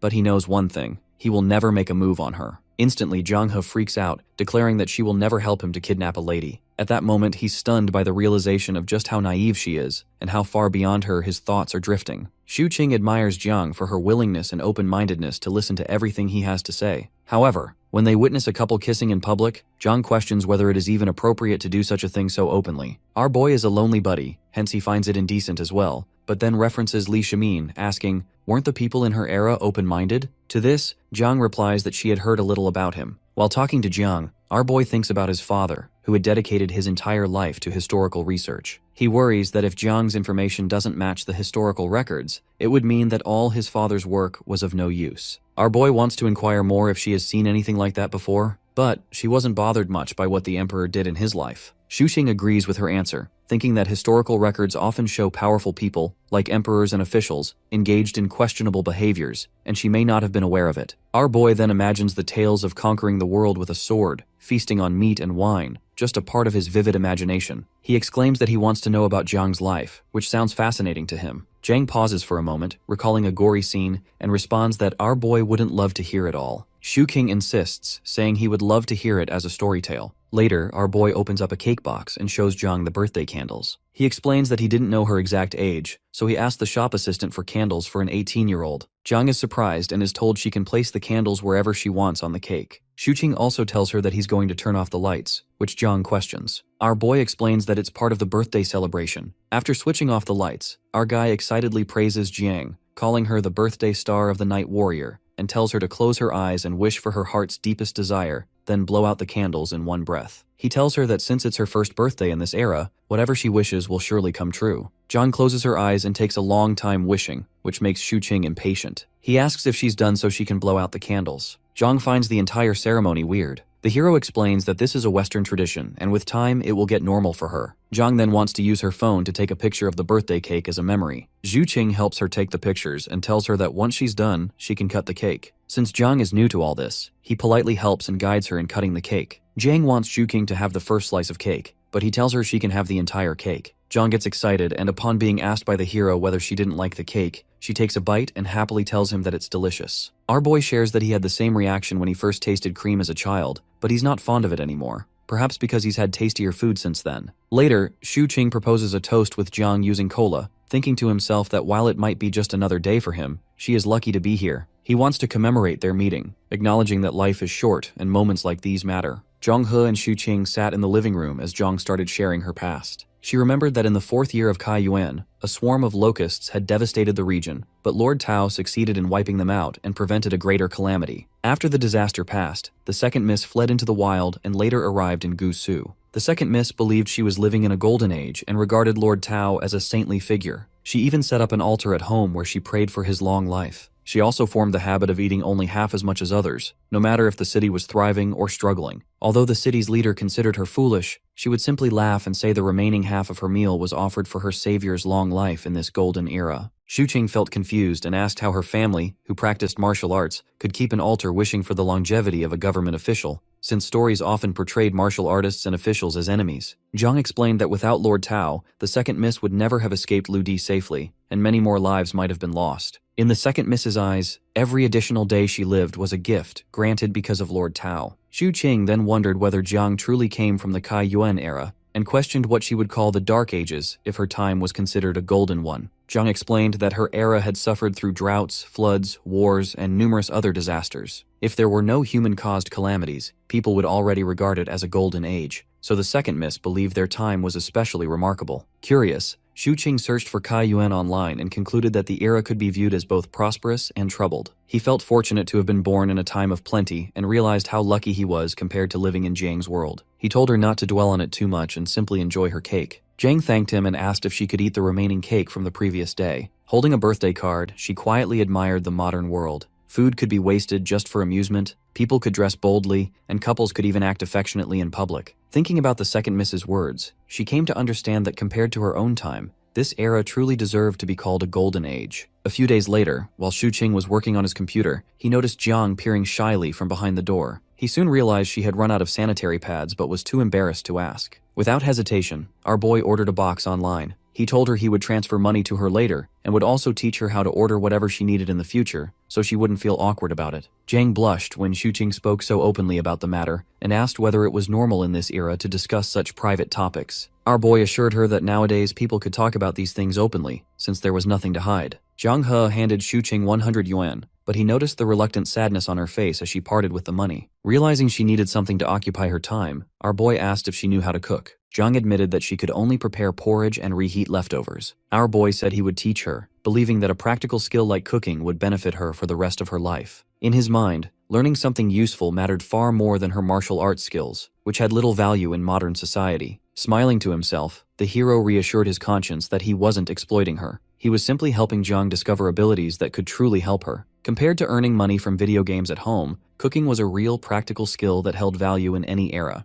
Jiang's eyes sparkled with excitement when she asked if she could really learn. Our boy agreed and brought her into the kitchen to show her how to make stir-fried potatoes. Since he rarely used the kitchen himself, the first step was cleaning it up. Our boy then left to buy ingredients while Jiang stayed behind to tidy everything. She cleaned thoroughly, feeling excited about the chance to learn how to cook tasty meals. When Shu-Qing returned from shopping, tired from carrying the groceries, Jiang pointed at the round ingredients and asked what they were. Our guy explained that they were potatoes, a crop known for its high yield. He said potatoes could be eaten as a vegetable or as a main source of carbohydrates, and they were extremely inexpensive. Laughing, he joked that if the Tang dynasty had potatoes, famines might have been avoided and life would have been much easier. They carried the groceries into the kitchen together. Shu-Qing told Jiang to wash the dirt off the potatoes and then peel them with a potato peeler. He added that once she learned to cook, she could also handle the dishes, and he would even pay her 5 yuan for each meal she prepared. Jiang quickly declined, saying it didn't feel right to receive money when she was already staying with our boy and would be eating the food herself. Shu-Qing insisted she treat it like a small tip and reminded her that homemade meals were healthier than takeout. He was confident that, with her discipline as a warrior, Jiang would quickly learn how to cook well. Still adapting to modern life, Jiang found the idea of regularly eating meals at home somewhat unusual. Shu-Qing then showed her a photo demonstrating how to slice the peeled potatoes into thin strips. At that moment, our hero received a call from his friend Hyozi. Before answering, he told Jiang to finish cutting the potatoes and soak them in a bowl of water until he came back. When he picked up the phone, Hyozi said he was finally free and wanted to go out for skewers to celebrate. Shu-Qing declined politely, explaining that he already had food prepared at home and suggesting they meet another time. Hyozi was surprised to hear that Shu-Qing had actually cooked. Confused by the reaction, our boy asked why it was so shocking and added that he didn't have enough ingredients to share even if Hyozi came over. After ending the call, he made sure his friend wouldn't drop by, since he preferred that Hyozi and Jiang didn't meet unless it was absolutely necessary. Meanwhile, Jiang sat with her phone, searching online to find out whether it was normal for a man and woman living together as roommates to cook meals together at home. Shuqing was showing Jiang He the different seasonings in the kitchen. He told her to carefully observe the amount he used and memorize it well. Jiang, however, wasn't fully paying attention. Instead, she kept looking at our boy while thinking about something she had read online earlier, that cooking together can bring two people closer and may even lead to starting a family. Seeing that she seemed distracted, our hero asked if she had remembered the measurements, warning her not to add too much, joking that too much MSG might turn her into a fool. Slightly irritated, Jiang said she remembered everything. The hero asked why she was behaving oddly. Jiang first said her conscience was clear, then quickly changed her answer and simply commented that the food smelled wonderful. Once the dish was finished, Jiang was amazed by the rich aroma. Our boy handed her a bowl of rice. During the 2 months they had lived together, this was the first time they had actually cooked a meal side by side. When Jiang tasted the stir-fried potatoes, she was captivated by the flavor. Curious, she asked whether potatoes were grown in the soil. Our hero jokingly answered that of course they came from the ground and didn't appear out of nowhere. He then showed her a steamed potato and said it was one of his favorites. In his enthusiasm, he accidentally grabbed a hot one before realizing it, then passed another to Jiang. He explained that it was understandable she had never seen potatoes before, since they originally came from the West. Teasing her, he said that if she ever returned to her own era, sailed southeast and claimed some land, she could become famous enough to be recorded in history books. Jiang, however, spoke more seriously. She said she was thinking about finding land in this era, settling down, planting vegetables, and cooking her own meals. Shuqing thought that was unrealistic, explaining that farming alone wasn't a dependable way to survive in modern society. To him, people from her time seemed overly attached to land as a means of stability, but times had changed. Still determined, Jiang said she could work hard, save money, and eventually start her own farm. She planned to cultivate crops, wait 3 or 4 years for harvests, and repay our guy for everything he had done for her. Shuqing cut her off, saying that what she needed first was to learn how to live in the modern world, and he told her not to focus on farming for now. Jiang's expression immediately dimmed, so our boy quickly reassured her, saying she could treat his home like her own and that he would look after her. Hearing that made Jiang blush. The hero quickly clarified that he only meant he would take care of her openly, just like he did with the cat,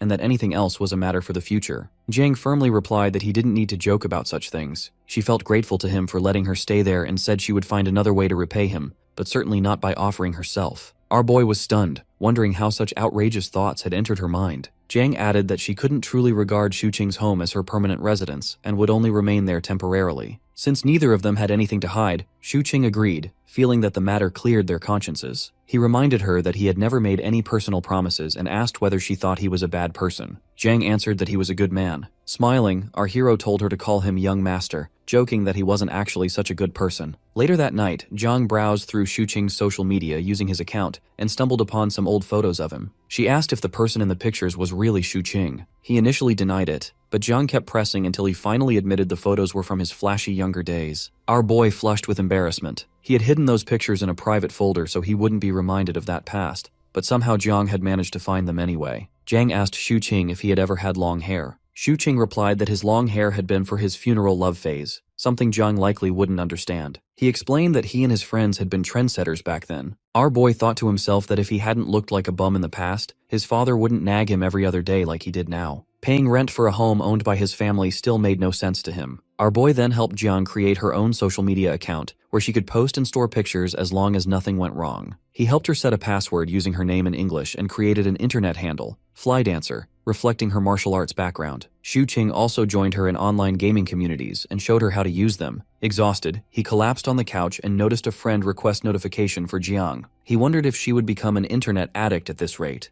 but he decided it was far better than her ending up as a miner or a vigilante. After just 2 months, the boy realized he had grown used to having Jiang around. He also saw that she was adapting to modern life, slowly becoming a city girl. In her own time, she had been just a grain of sand, but in this era, she was becoming a brick, solid and capable, which made our guy happy to help her. Later, Jiang got up to take a shower. Our boy told her he had bought a high-absorbent towel so she could dry her hair easily. While in the bathroom, Jiang reflected on how Shuqing had been right. In this era, many things existed for enjoyment, not for mere survival, as in her own time. After 2 months, she could feel how much she had changed since arriving. When Jiang came out of the shower, Shuqing offered to blow-dry her hair before taking his own shower. He thought that helping her would prevent her from getting annoyed and cutting her hair short impulsively. Jiang suggested that Shuqing could consider growing his hair long too, as long as he didn't dye it red, so she could return the favor by blow-drying his hair. Our boy was happy with his current hairstyle and told her that helping her was no trouble at all. Blow-drying was a daily task at hair salons. He even added that he would take her to get a haircut so she could look her best, making Jiang smile in gratitude. Jiang wondered if the roles were reversed,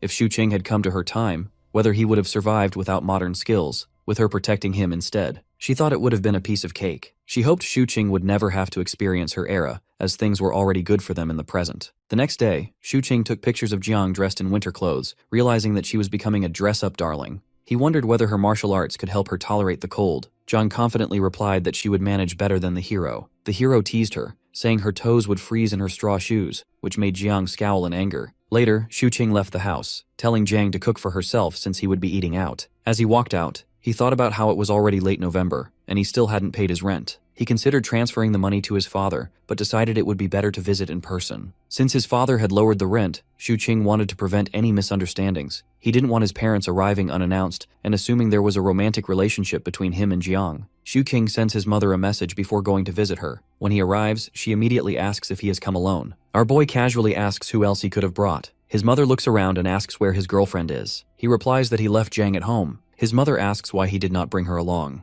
Our boy tells her not to glare at him. Jiang is only his girlfriend, so there is no need to bring her every time. Besides, he jokes that his father would probably complain again about him freeloading off them. His mother then wonders how he and Jiang ended up living together and suspiciously asks if he picked her up off the street. Xuqing explains that Jiang came to the city alone to search for work and does not know anyone in this unfamiliar place. At first, he treats her like a younger sister, but gradually their relationship changes. When asked where Jiang is from, our boy says she comes from the mountains. He tells his mother that when he first meets her, her shoes are torn and she even refuses to accept a new pair. Her clothes are full of patches, and she is often hungry. His mother finds it difficult to believe and assumes he is exaggerating, since Jiang does not seem as miserable as he describes. Xuqing insists that Jiang is not like other carefree girls who have everything provided for them. She has supported her family since she was young. In truth, he prepares these stories beforehand to mislead his mother. The topic then turns to their future, since they are living together. The hero becomes nervous and quickly explains that nothing inappropriate is happening. Jiang sleeps in the storage room instead of sharing his bed. His mother still warns them to be cautious. Xuqing replies that Jiang is only staying there temporarily. His mother tells him to bring Jiang along next time and advises that if they are not compatible, they should separate early. Our hero jokes that if they do get along, maybe his father will stop charging him rent. She then asks whether he has found a job yet, and Xuqing admits that he is still looking. When his father returns home at 7, the first thing he asks is whether his son has brought the rent. Our hero smirks and says he only came for dinner. His mother calls everyone to wash their hands. During the meal, Xuqing keeps thinking about what Jiang might be doing at home, which makes his father notice that he is behaving oddly. Later, while helping his mother wash the dishes, the boy sees that she is growing ginger sprouts. When he reaches for one, she lightly slaps his hand away. After he says he wants to plant one himself, she finally lets him take a single sprout. He plans to give it to Jiang, knowing she will enjoy taking care of it. As he prepares to leave, his mother tells him to go home since it is getting late. Our guy hesitates for a moment, then admits with a red face that he thinks he has fallen in love. On the way back, he keeps turning the thought over in his mind.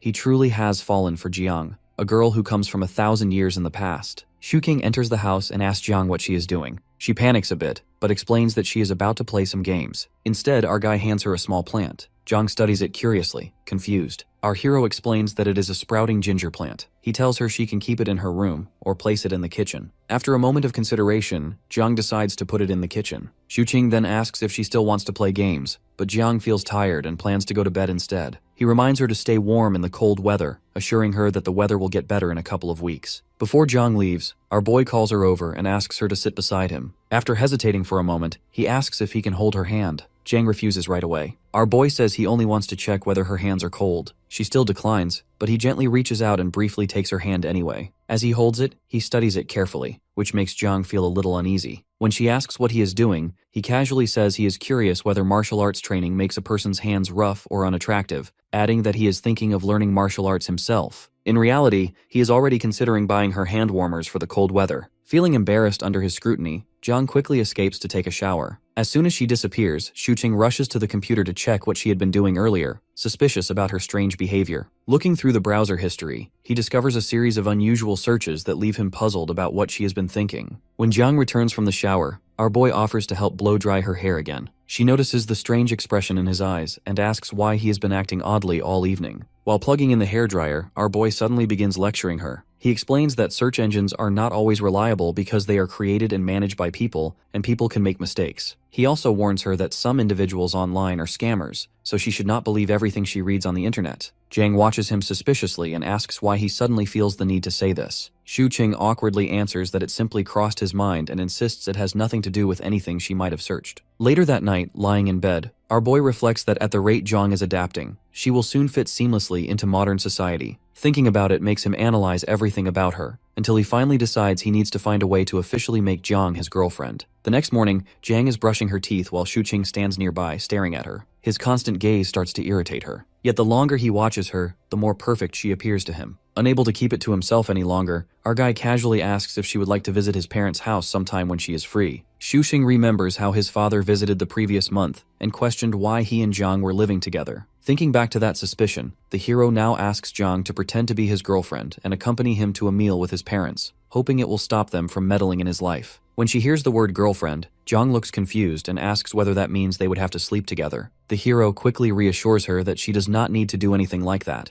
She only has to join him for the meal. Then, jokingly, he adds that he would not mind if she wanted to share a bed. Jang rejects the idea immediately. After some thought, she agrees to act as his girlfriend. Delighted, Shu-Ching suggests they should rehearse beforehand. Jang frowns, not understanding why practice is necessary if they are simply going out to eat. Caught off guard, our boy hastily changes the subject and offers to take her to an all-you-can-eat buffet for lunch. The promise of unlimited food instantly sparks Jang's excitement. While they are outside, the hero asks if she feels cold. Jang says her clothes are warm enough. Our boy jokes that if she returned to her own era wearing that coat, she might as well stuff some potatoes into her pockets too. Jang seriously asks whether she could earn enough money to buy a computer and bring it back with her. Our boy explains that a computer would only be useful if she first downloaded a huge amount of information onto it, and even then, it would make her seem odd in her time. Potatoes, he concludes, would be much more useful. Jang decides that after tasting them, she will learn how to grow them herself. On the way, Shu-Ching notices Auntie Chung struggling to carry a large bag of rice. He asks why she is handling such a heavy load and wonders where Uncle Wang is. Auntie Chung explains that Uncle Wang has been dealing with high blood pressure and asks Shu-Ching to help carry the rice if he has time. Our boy agrees immediately and asks Jang to help lift the sack onto his shoulder. He casually adds that he is just about to take his girlfriend Jang out for a meal, and that it is lucky she happened to meet them. Auntie Chung brightens when she hears Shu-Ching openly call Jang his girlfriend, though she realizes she does not even know Jang's name despite seeing her around. Shu-Ching introduces her simply as Jiang, like ginger sprout.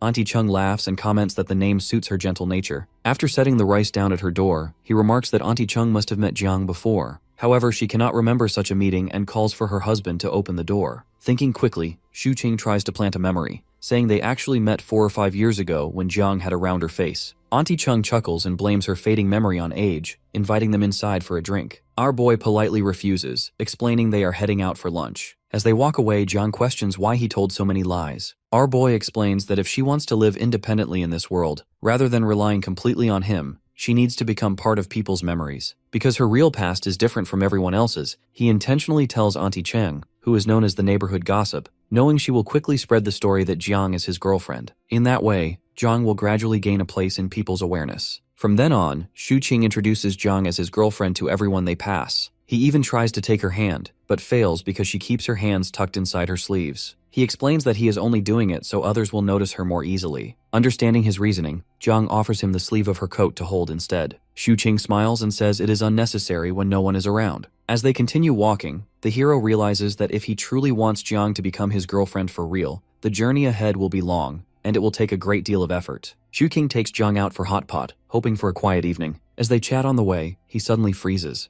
Hayozi is standing ahead, laughing with a group of friends. Our boy instinctively wants to turn around and avoid him, but it's too late. Hayozi has already spotted them. With narrowed eyes, Hayozi asks what Shu-Ching is doing there, clearly suspecting he's up to something. Our boy casually replies that they're just going to eat hot pot and even invites Hayozi to join them. Hayozi declines, saying he's working, but his attention shifts to Jiang. Recognizing her as the high school cousin Shu-Ching once mentioned, Hayozi begins firing math questions at her, leaving Jiang visibly confused. Before things spiral further, our hero cuts in and boldly announces that Jiang isn't his cousin, she's his girlfriend. That only deepens Hayozi's suspicion. If Jiang is his girlfriend, why did Shu-Ching introduce her as his cousin before? something is definitely off. Smirking, Shu-Ching mockingly calls Hyozi Sherlock Holmes and admits there is a story behind it, but he'll explain another day because he's starving. If Hyozi insists on interrogating him now, our hero jokes that he's ready to be arrested on the spot. Hyozi finally lets them go, but not without a warning. The hero had better come clean later, or Hyozi will tell his father about his drinking and gambling habits. Shu-Ching brushes it off and tells Jiang to ignore him. The two head into the restaurant, leaving Hyozi fuming. Inside, Jiang grows uneasy. She wonders if she shouldn't have come out at all. Our boy gently asks if she would rather stay cooped up at home all day. He explains that she can't learn about the modern world unless she experiences it herself. When Jiang nervously points out the police officers nearby, Shu-Ching reassures her. As long as she doesn't reveal her true identity, no one will arrest her. And even if the police question her, she can simply say she's a wanderer. They'd probably help her find her family. Jiang hesitates, saying that's not what Shu-Ching told her before. He smiles awkwardly and replies that times have changed. Soon the food arrives. Jiang thanks him shyly for the treat, making Shu-Ching blush. He asks her to take off her hat and jacket so she can eat comfortably. Curious, he asks whether people in her era had hot pot. Jiang says she's never tried hot pot specifically, though they had similar communal meals. Our boy recalls a poem about such gatherings and recites it while adding more meat to her bowl. Jiang's eyes sparkle with gratitude as she tastes the food. Mesmerized by her expression and her beauty, Shu-Ching barely touches his own meal. Jiang notices and asks why he isn't eating. He laughs and claims he's already full. Instead, he peels shrimp for her,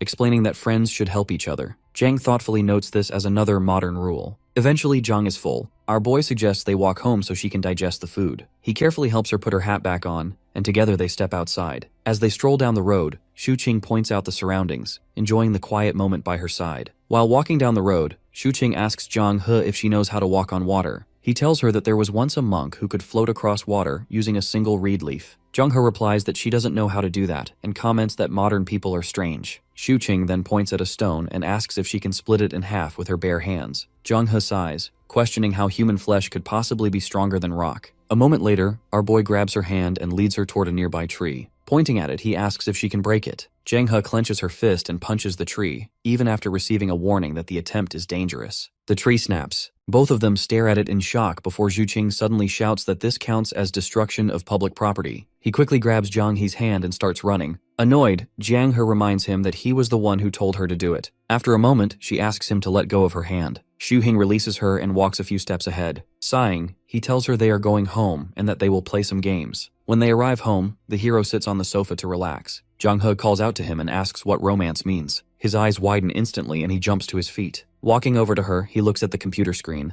Jiang He shows him the message she received, and the hero reads it carefully. He tells Jiang He to start preparing dinner and says he will handle the matter. After she leaves, Shu-Ching sits at the computer and adds the person who messaged her to his revenge hit list. He whistles to himself, thinking that he hasn't even made his move yet, and someone is already thinking about Jiang He. Soon after, someone knocks on the door. The hero opens it and sees his father, Xu Wenbin. He immediately asks if it is rent day already. Xu Wenbin walks inside and explains that he was on his way home from work and decided to check whether the heater was functioning properly. As the landlord, he says, it is his responsibility to fix any issues. However, Xu Wenbin freezes when he notices Jiang He standing there. She politely greets him. Adjusting his glasses, he silently wonders what is going on, as this was not how he imagined things. On his way over, he had planned to lecture our boy and whip him into shape. Looking around, Xu Wenbin notices that the house is spotless. Everything is neatly arranged. He remembers that the last time he visited, the place looked like a pigsty. He can't understand how it changed so drastically. He greets Jiang He properly and repeats that he only came to check the heater. Shu-Ching sighs and assures him that it is working perfectly fine. After a brief pause, Xu Wenbin says he should leave before his wife starts nagging him. Before exiting, he invites Jiang He to visit sometime. Once Xu Wenbin leaves, Jiang He tells Shu-Ching that she is going back to cooking. Our boy watches her with a soft smile as she continues preparing dinner. Jiang He and Shu-Ching begin to eat, and our boy asks if she has thought about the future. Jiang He replies that she imagines the future will be just like this. Our boy chuckles and reassures her that it's perfectly fine if things stay this way. Jiang He tells Shu-Ching that she won't trouble him constantly, and adds that, since they are unrelated, she feels extremely blessed to receive so much help from him. She recalls that the second miss once said no one owes anyone anything, and those who help do so out of kindness, they shouldn't be taken advantage of. Hearing this, our bro says that they could become related since both are unmarried, and meeting each other is fate. Jiang He shakes her head. She reminds him that he is her benefactor, and that she cannot treat him otherwise. She insists that she needs to repay everything she owes him. Shu-Ching imagines a moment where Jiang He offers herself to repay him. He quickly responds that he wishes for both of them to willingly be in a relationship. He yells at her, saying this is how it should have developed. He asks if offering herself in marriage is considered a way to repay a benefactor. Jung-ho firmly denies it. She says the second miss taught her that all debts should be repaid, and offering oneself for marriage is the most shameless way of all. It only makes the person dependent on the other. Shu-ching imagines the second miss cutting the red thread that connects his and Jang-hee's love. He grits his teeth, struggling to control his anger. He asks her not to treat him as her benefactor, but she insists that he is, and there is no need to pity her. Jung-ho declares that she will work hard to earn her own living and not rely on anyone. Shu-ching sighs, realizing that Jung-ho's view of him as her benefactor is the biggest obstacle in his attempt to make her his girlfriend. He watches her play games on the computer. Based on the power leveling rates in the game, he knows it will take her years to earn enough to repay him. He considers whether he should force her,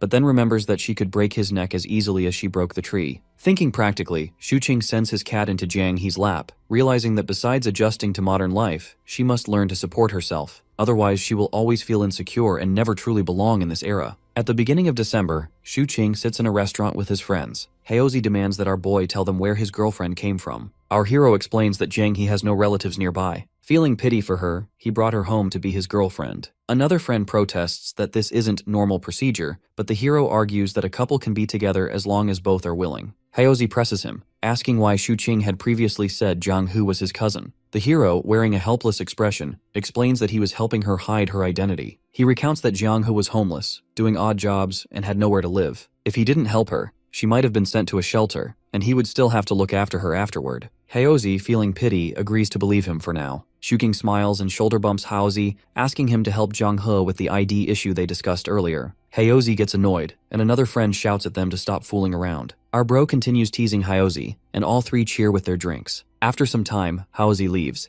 explaining that he has work tomorrow. Shu-ching and another friend see him off, thanking him for his hard work as a police officer. Our bro then sits in another car with a friend, asking if any of his family's shops have job openings that don't require an identity card. His friend tells him that if it's for his girlfriend, she just needs to give them a heads up. Shu-ching admits it would be difficult, since her only verifiable history is being homeless, and having a legitimate background would help. His friend suggests jobs even a 16-year-old could do, noting that it would be ideal for her. Our boy asks if it's possible to make it appear as though Jang-ho has been working at one of his family's shops for the past 2 years. His friend nods and reassures him that he will figure out a way to make it happen. Later, Shu-ching announces his arrival as he steps inside the home. Jang informs her that she's already eaten and left his food in the kitchen. He crashes down on the couch lazily while teasing his cat when Jang smells the alcohol from his mouth. Interrogating him about the smell of alcohol, when she accuses him of visiting a brothel as well, he jumps out of shock. After he sniffs his coat, he asks her how she reached such a conclusion, so she explains that it is due to the scent coming off of him. Out of confusion, he once again smells his coat, and this time he can also smell the floral scents coming off his coat, which makes him think that they must have gotten onto him due to sitting in the car of the playboy of all time,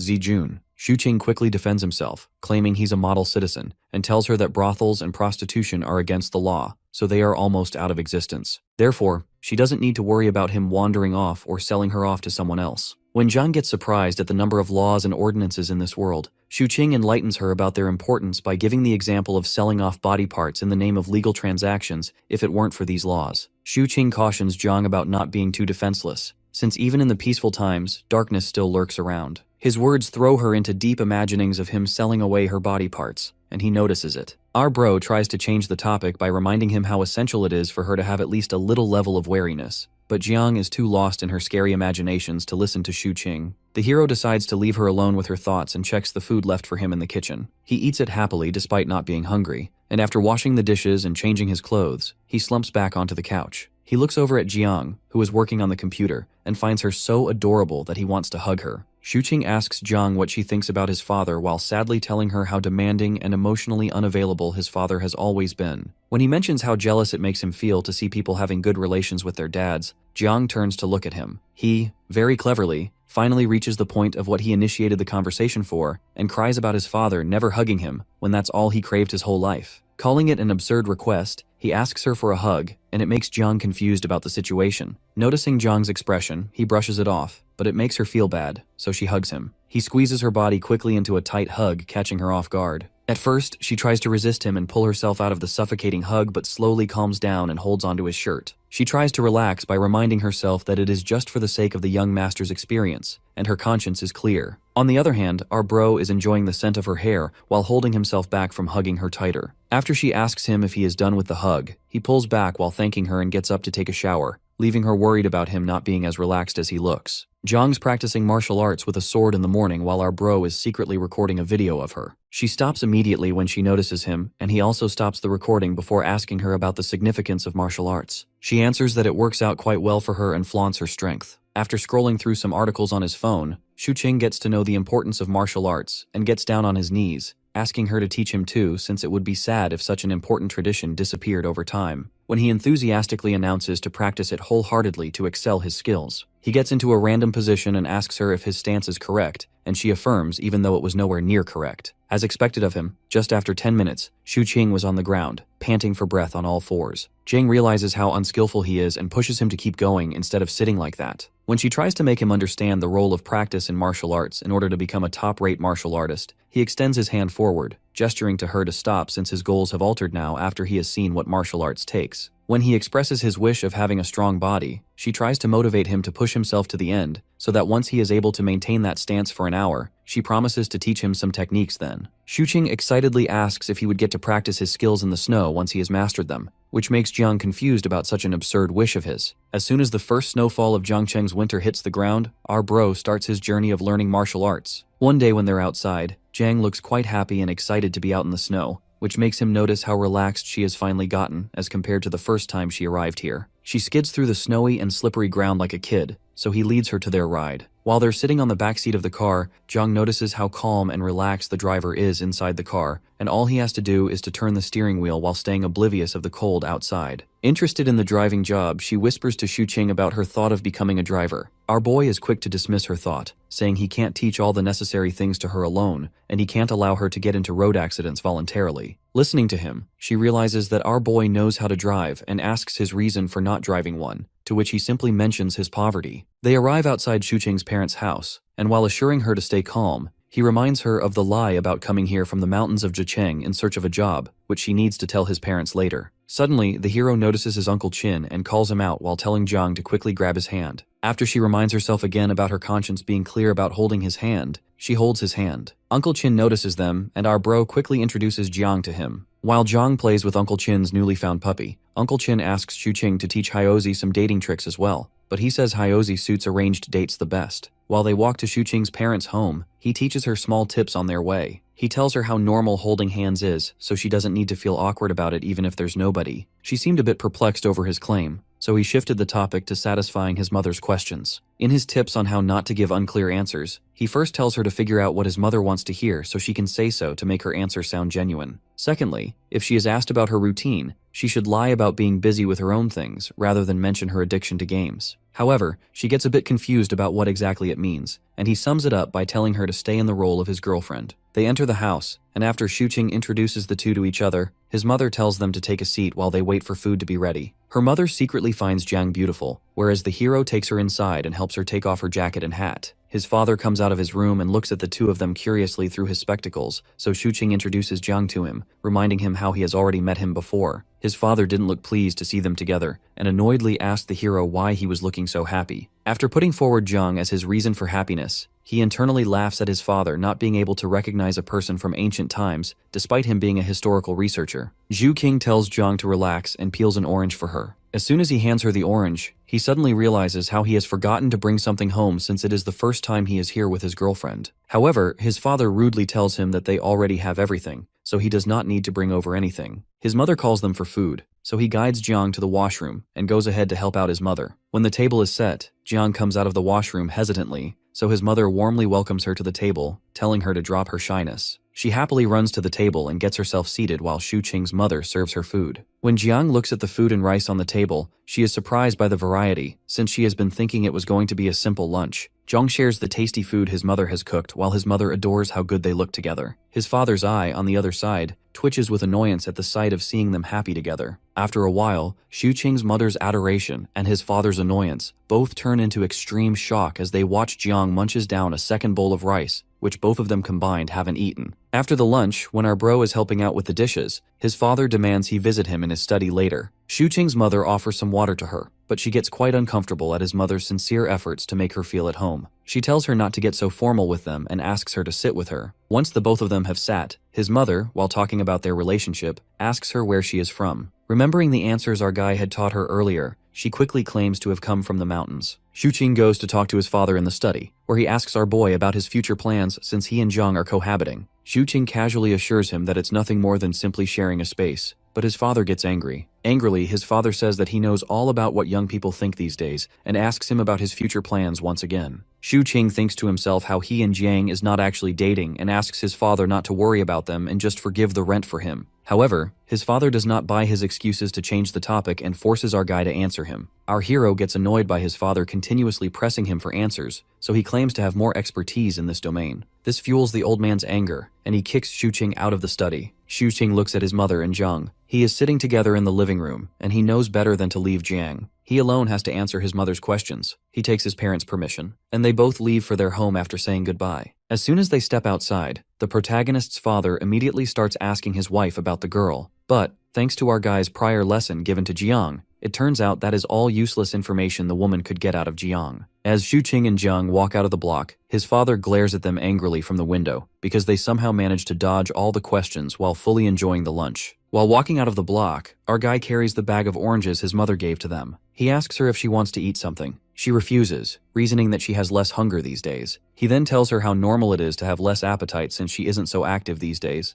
but she should still take care of her diet and not overeat since it can hinder her movement abilities. Jiang scaredly agrees, to which he tells her that it is fine since she loses enough calories while practicing martial arts. When he promises to buy a weighing scale for her to keep balance, she seems confused about it. He pranks her by telling her a scale is what a person is tied to and then lifted up to measure their weight. When she looks scared by the description, he chuckles and tells her that it's just a joke. Later at home, Zhang worries about getting a job to pay her debts quickly, so she asks our guy about it. Since he could not think of a suitable job for her, he tells her to keep playing games until she finally finds something that interests her, since the most important thing in life is to enjoy it. After some thought, she confesses to not having anything that interests her, and then asks about the reason for their cat, Winter Melon life. After he expresses his oblivion about it, he tells how jealous he is of Winter Melon for not living under the shackles of society. When she asks the meaning of the metaphor, he teases her by saying she just would not get it and gets up to take a shower. She insists on him, annoyedly wishing to smack his face before he stops in his tracks, telling something about two types of people he hates. One he describes to be those who don't complete their sentence, and when she asks him about the second type, he walks into the washroom without answering, making her even angrier. Shuqing educates Jiang about the two kinds of dealers in games, one being the wealthy ones who can have as many resources as they want,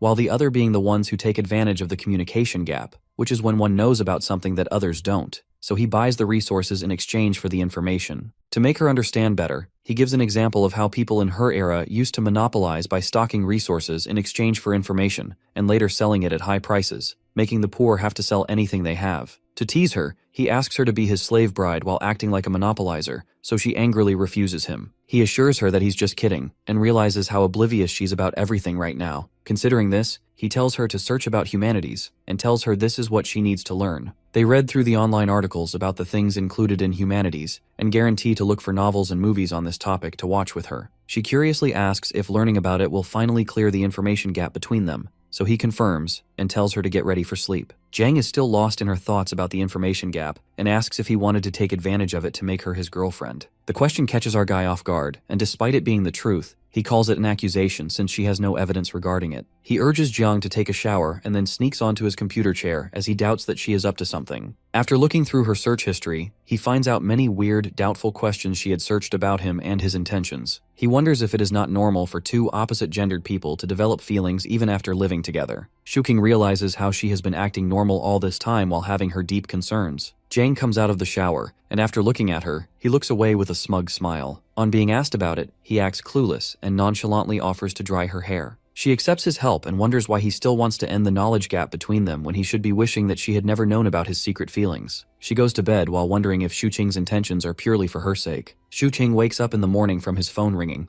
Upon receiving the call, his ears are blasted by his friend Hyozi's voice yelling through the phone. He asks our guy angrily about what he has told his father, Uncle Chin, so the hero says he praised the choice of name of his pet dog. Hyozi gets angrier at the hero playing dumb and directly asks him about matchmaking. Xing laughs when he remembers about it and teases him before hanging up. Xing gets out of his room, and upon being asked, he says that he's up early to strengthen his body. Considering that, she makes him get into a martial arts stance and stay in it. He asks if there isn't any quick way to gain strength, like castration or dual cultivation. She concernedly asks him if he wants to get castration, but he refuses and instead claims to want dual cultivation. She looks away embarrassingly while denying the existence of such a technique, but the blush in her cheeks gives her off, and our guy starts teasing her for that. After continuous practice, Xing levels up somewhat in maintaining his stance, but he still could not see any difference in his body visually. According to his fantasies, having a warrioress from the Tang dynasty should have automatically gotten him loaded with ultimate techniques so they could fight off evil on their way to living in the wilderness. The thought of his parents finally bringing him back to reality from his wish to live in the wilderness. Later, when Xing is working on his laptop,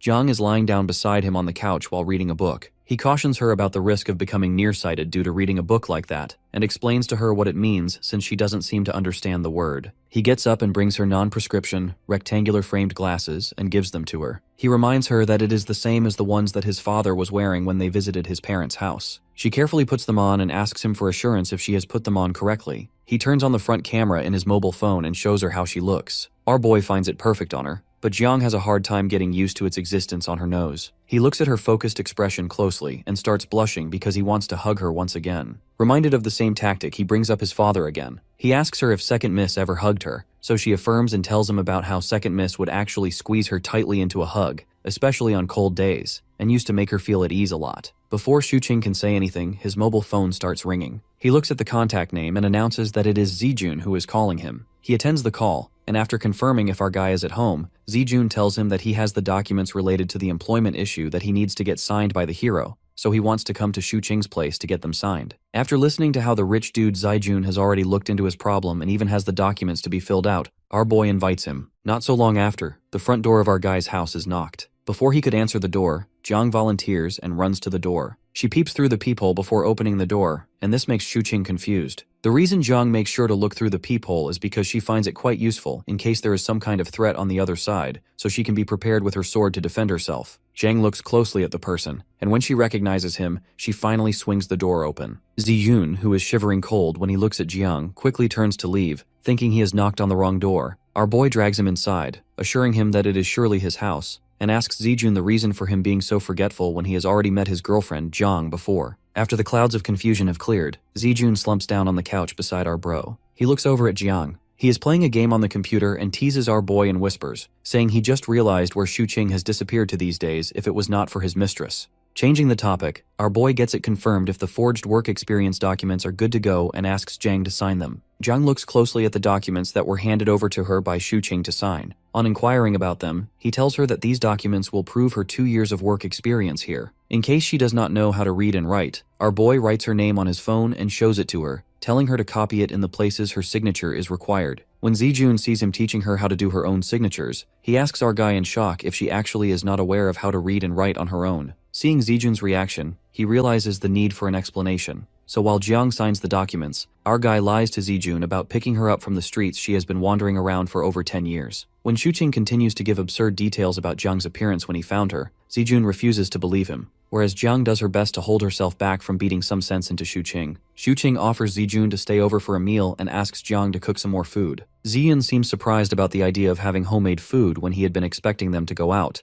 but our guy says he wants to benefit from a girlfriend who can cook well. While they wait for food, Zijun walks over to the computer system and asks Xing to help him out with setting up the new PC he is about to get. After Xing agrees to send him help, Zijun notices the computer's default language is set to traditional Chinese. When he asks Xing about it, he makes up an excuse about liking it better these days, and it makes Zijun suspicious of his recent behaviors. Nonetheless, Zijun compliments our guy for having so much knowledge. Xing mentions to him how this is the difference between a poor person's hunger for knowledge to earn and a rich person's hunger for ease. Thus, he spends on the poor. Zijun gets up from the chair in shock and asks Xing if he is up to some wrong medications since it is not like him to talk like this. The protagonist also realizes that he didn't need to tell Zijun in such detail as if he were Jiang. Xing makes up an excuse of going through so much since the last 6 months, so Zijun asks if it is because of being jobless or if it is due to dating the girl. In response to this, the hero simply asks Wanzi if he has watched the K-drama My Love from the Star. Zijun misinterprets it and laughs at him,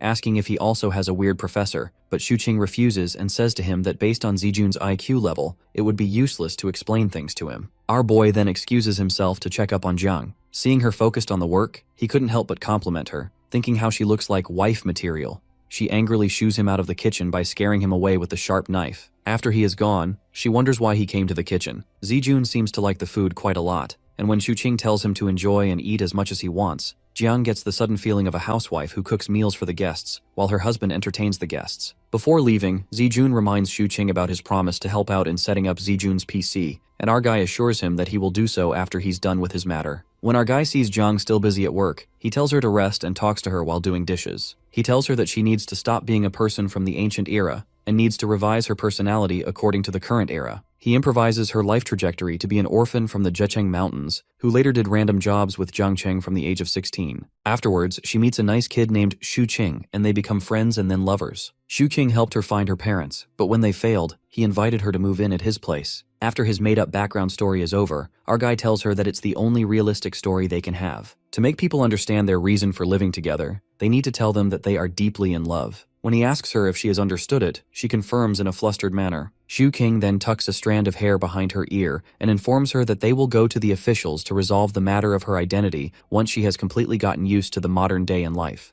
Jiang is still stuck on the moment when he tucked her hair and angrily asks him if he was trying to flirt with him while her heartbeat quickens, making her confused. Xu Qing, however, completely denies her claim and says he was just fixing her hair since it's normal to do so as they're dating each other. She reminds him that it's just fake dating and he shouldn't take advantage of being her benefactor. To calm her down, he sits her down on the couch and sits beside her, regretting why he touched her. After giving it some thought, he decides to tell the truth and confesses that, just like the phrase, familiarity breeds fondness, he has also started to have feelings for her after cohabiting for months. When he asks if there is something wrong with liking someone, she asks him in disbelief if that is actually the truth, so he confirms he has a crush on her. She asks him to not like her, so he asks her what's wrong with that since they both are single. He uses the word licking in the context of wanting to pursue her, and that scares her even more. Jiang scoots farther from him, threatening to hit him if he licks her. She feels uncomfortable and gets up, announcing she's leaving, but stops in her tracks by getting reminded of the gratitude she owes him. Xu Qing tells her that there are no debts between them since she's taught him martial arts in return for him helping her out to adjust in the modern world.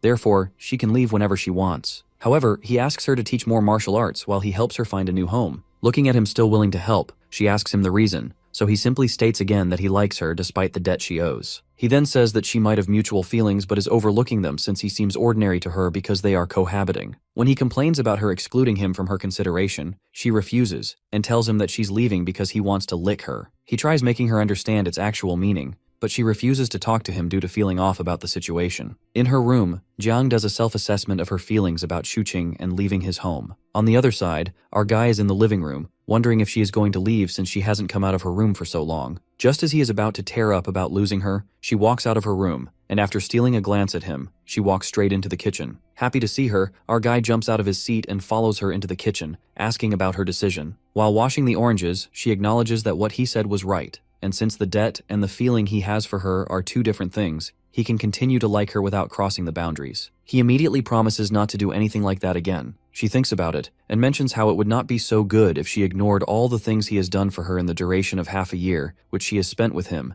and just selfishly left. Thus, she shyly avoids eye contact with him while telling him to talk about their future together, after she has cleared all the debts. Xu Qing is quick to hold on to her words and repeats them for confirmation so she confirms it. Later, when she's preparing a meal, he leans at the doorframe and keeps looking at her. On being questioned about his presence there, he says that he's confused if she now knows the difference between gratitude and like, since it would be like deceiving him if she only feels gratitude for him and is thinking it is like. Jiang quickly refuses to have any feelings for him, and our bro realizes that she is just in denial. Therefore, when she still seems to be stuck on how to differentiate the feelings, he proposes to do a test to check whether she likes him or not. After making her promise not to retaliate on the basis of the test, he pulls her into a tight hug. When he slowly lets go of her, both of their faces are flushed, and he tells her that if her heartbeat has quickened now, it means she likes him. She shyly turns her back on him, telling him not to bother her while acting unfazed by the hug. As he leaves, he realizes that she actually likes him too, since she did not pull back from the hug and let him hold her as long as he wanted. On the other hand,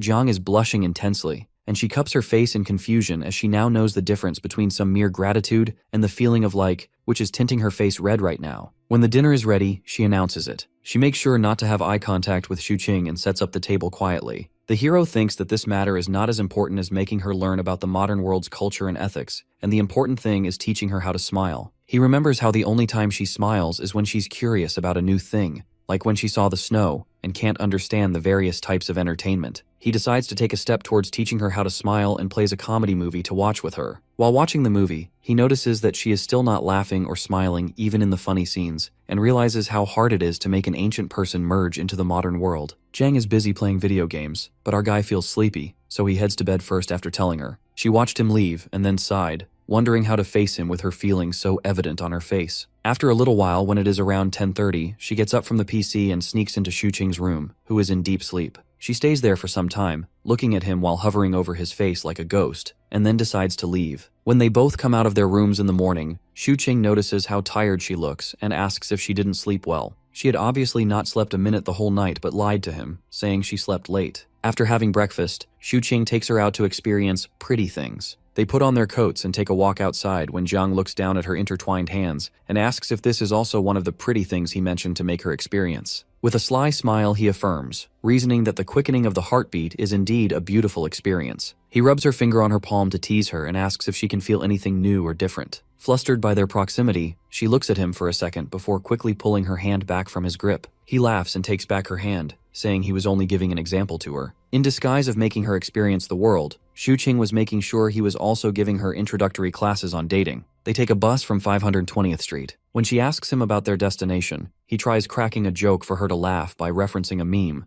but due to her lack of knowledge about this domain, she stares at him blankly in confusion. He chuckles after looking at her reaction and assures her not to worry, and just to put her trust in him as they go around on their experience. They get down from the bus, and he quickly holds her hand again. The way Xuqing was holding her hand and guiding her around made her feel safe and comfortable despite getting treated this way for the first time. The two of them then walk to an electronics shop, and Zhang's eyes widen with surprise and start shining as she looks around at the large number of computers there. After Xuqing tells her that it is a place to buy or sell computers, he leads her to a man named Gao Bo, who is currently working on some part of the computer. Xuqing calls out his name and gets Zhang and himself seated on the chairs in front of Gao Bo. On being asked, our guy explains to Gao Bo that he wants a computer within the range of 20,000 yuan with a flashy case. While Xuqing writes down all of his requirements for the computer he wants to get assembled, Zhang keeps looking around with a mix of awkwardness and curiosity. When our guy is done writing down everything, he hands it to Gao Bo, emphasizing wanting to get the computer put together as early as possible. After our hero instructs him to deliver the computer to the person whose number he has written on the paper, he gets up to leave. Gao Bo asks him why he's leaving so soon, so our guy replies that he is taking his girlfriend around. Xuqing instructs Zhang to remember where they are right now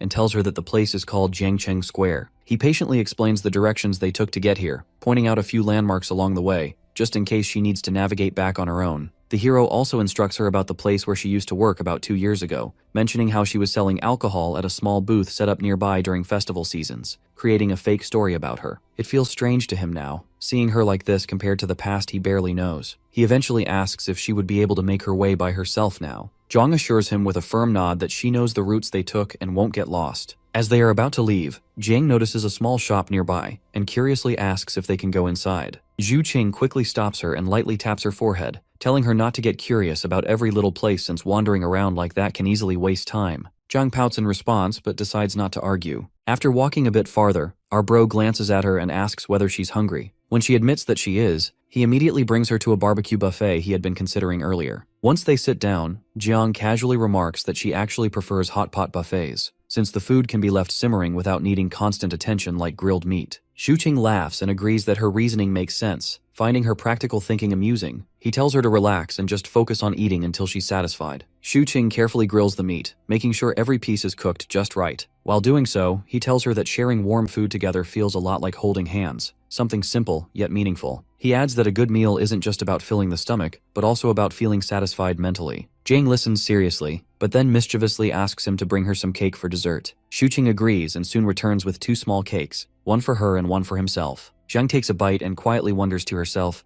so this is what mental satisfaction feels like. She doesn't say the thought out loud, but a faint smile appears on her face. After some time, our bro tells her about a small game the restaurant is hosting. If they manage to finish all the food on their plates, they can win a prize. He asks if she wants to try, thinking that no girl, Even one who lived thousands of years ago could resist a plush toy. Shuqing expects her to be excited. Zhang looks over the available prizes and ends up choosing a soft bear simply because its color reminds her of the winter melons she used to eat. When they leave the restaurant, Zhang asks what the point of the bear is. Our guy chuckles and says she can hug it when she sleeps, and when she does, she should think about him. Zhang immediately threatens to rip the bear in half if he keeps saying such embarrassing things, which quickly shuts him up. With most of their date plan finished, food and some window shopping, only the movie remains. The boy tells her that the theater is a bit far, so they should walk there to help digest the food and save some money. Zhang agrees without any hesitation, which surprises him. He jokingly says that most girls would act shy, stomp their feet, and refuse to walk, wanting to be treated like princesses instead. When Zhang looks genuinely puzzled, Shuqing exaggerates the behavior, pouting, stomping, and whining in a high-pitched voice to demonstrate. Zhang stares at him blankly, completely unable to understand why anyone would act that way. Seeing her confused expression, Shuqing laughs so hard that his stomach begins to hurt. Then he mischievously asks if she would like to try acting coy as well. In response, Zhang lifts the bear again and threatens to tear it apart if he keeps insisting. Our guy immediately raises his hands in surrender and backs off, thinking that maybe her straightforward nature was better after all. When they arrive at the movie theater, Zhang asks why they can't simply watch movies at home. Shuqing explains that it feels different because they are on a date, and watching a film in a theater creates a completely different atmosphere compared to sitting at home. He points out that whenever they watch movies at home, she treats them too seriously, almost as if she is studying or completing a mission. According to him, movies are meant to be relaxing, not something to analyze like a task. He tells her that inside the theater they will sit quietly in the dark and simply enjoy the film. Our boy reminds her not to make noise, and if she wants to do something else, she should quietly leave the theater first so she does not disturb anyone. After explaining all that, he suddenly asks in a serious tone whether he can hold her hand while they watch. Zhang stares at him in confusion, wondering why he would want to do that. In her mind, her hands are rough and unattractive. She recalls the story of Deng Tuzi, who loves his wife even though she is not beautiful and even has 4 children with her. Thinking about it,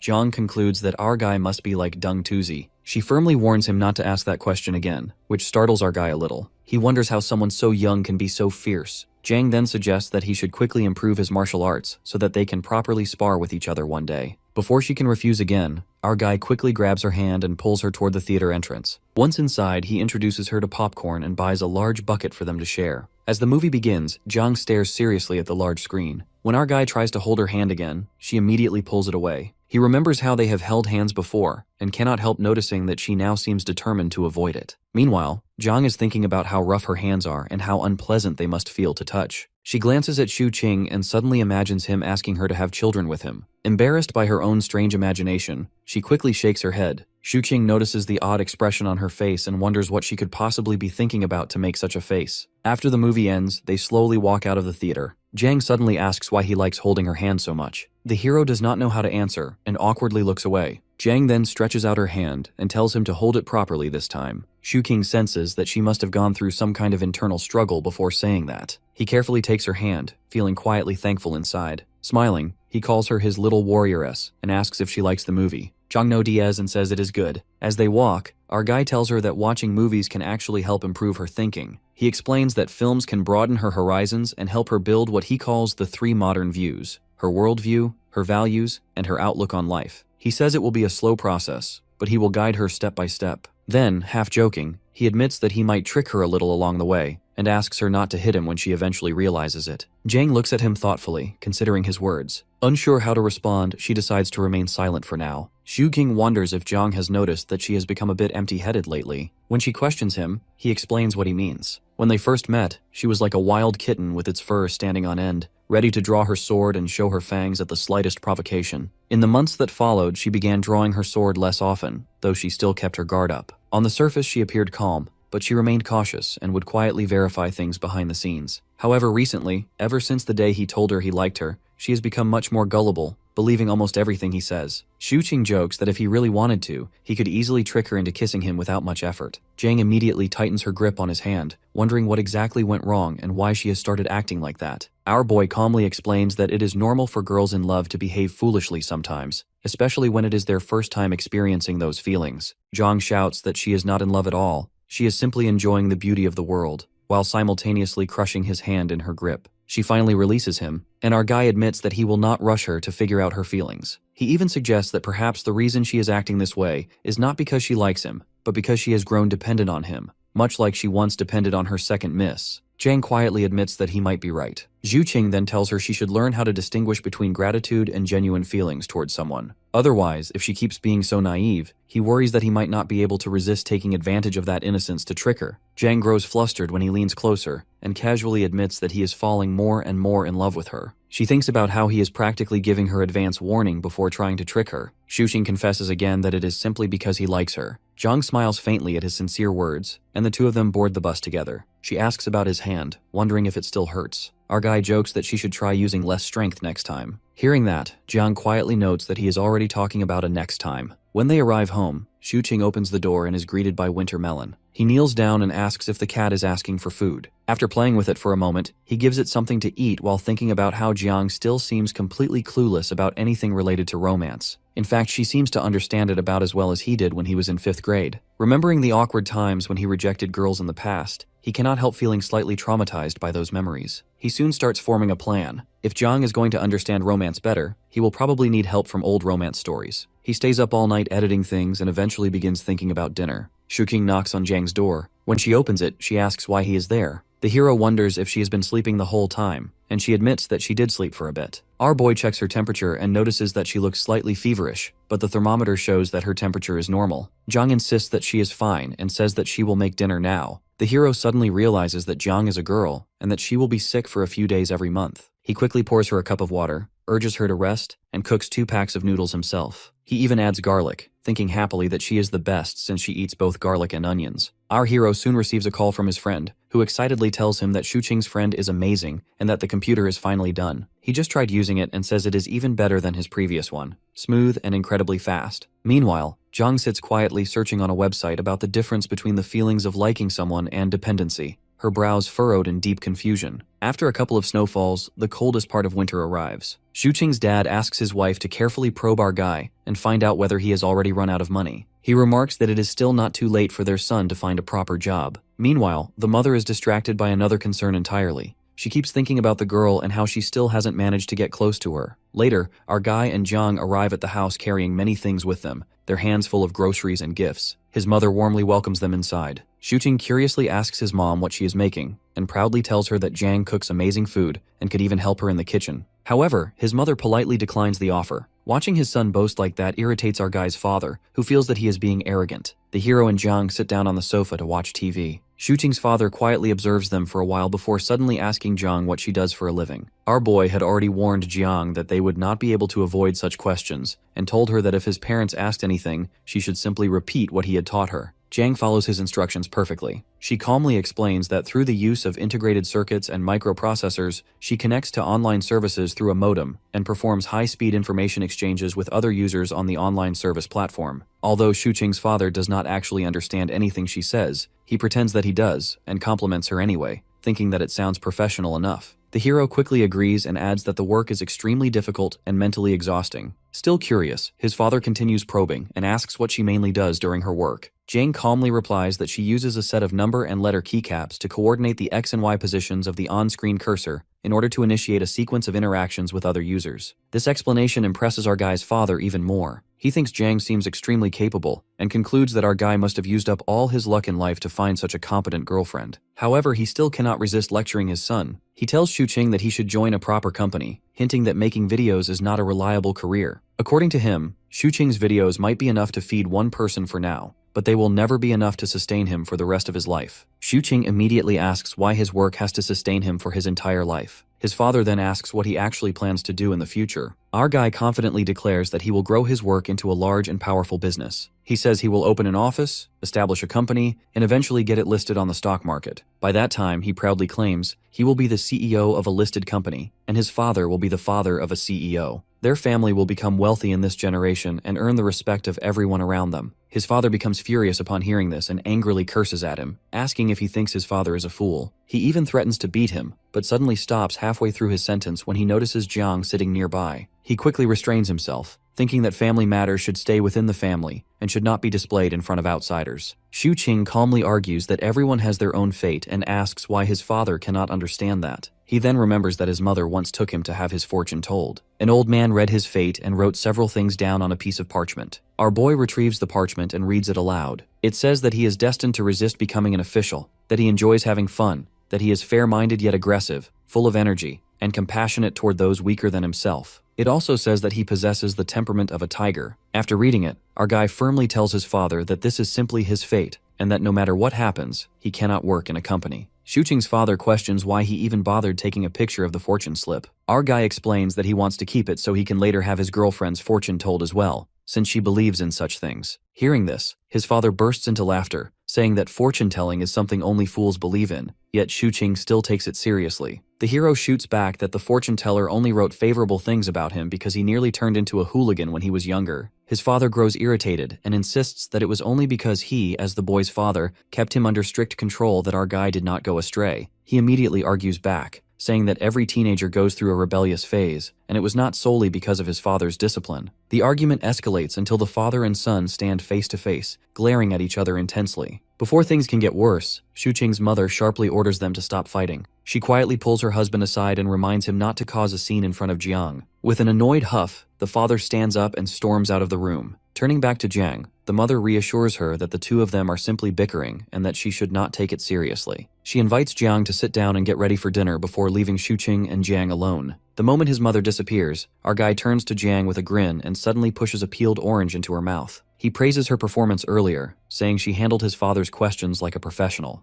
Jiang shyly agrees while he continues feeding her orange slices one after another out of boredom. After a moment, Shuqing grabs her hand and studies it carefully. He wonders how hands that appear so ordinary at first glance could possess such frightening strength. He cannot help but question whether that power truly comes from her own body or from something else. Jiang becomes embarrassed again when she notices his fascination with her hands and silently wonders why he finds staring at her palms so interesting. Suddenly, Jiang grabs his hand in return and declares that she will examine his hands as well. She observes that his hands are noticeably larger than hers, and that his fingernails are short, clean, and neatly trimmed. Shuqing casually asks if she knows how to read palms. At once, Jiang lets go of his hand and denies it, saying she does not know anything about palmistry and that he should not even ask such a thing. Later, after dinner, our bro approaches his mother and asks whether he can bring Jiang over during the New Year celebrations. His mother wonders if Jiang will not be going back to her own home. The hero honestly explains that Jiang has no family and would otherwise spend the new year alone. His mother pauses briefly, making sure that he is being serious. After a short silence, she tells him that he can bring Jiang over without any problem. She then teasingly asks whether he has enough money to take care of a girlfriend. The boy proudly puffs out his chest and declares that he definitely has enough. Feeling satisfied, he begins carrying the dishes to the table. When dinner is finished, Shuqing and Jiang say goodbye to his parents and prepare to leave. However, just as they are about to step out, a potato suddenly drops out of Jiang's pocket. His parents immediately notice it and ask why she is carrying a potato in her pocket. Thinking quickly, Shuqing makes up an excuse. He explains that Jiang does not have an affinity with earth elements, so she needs to carry a potato as a kind of talisman. They chose a potato instead of dirt because it is more portable. Without hesitation, he picks the potato up and slips it back into Jiang's pocket, carefully hiding the real reason,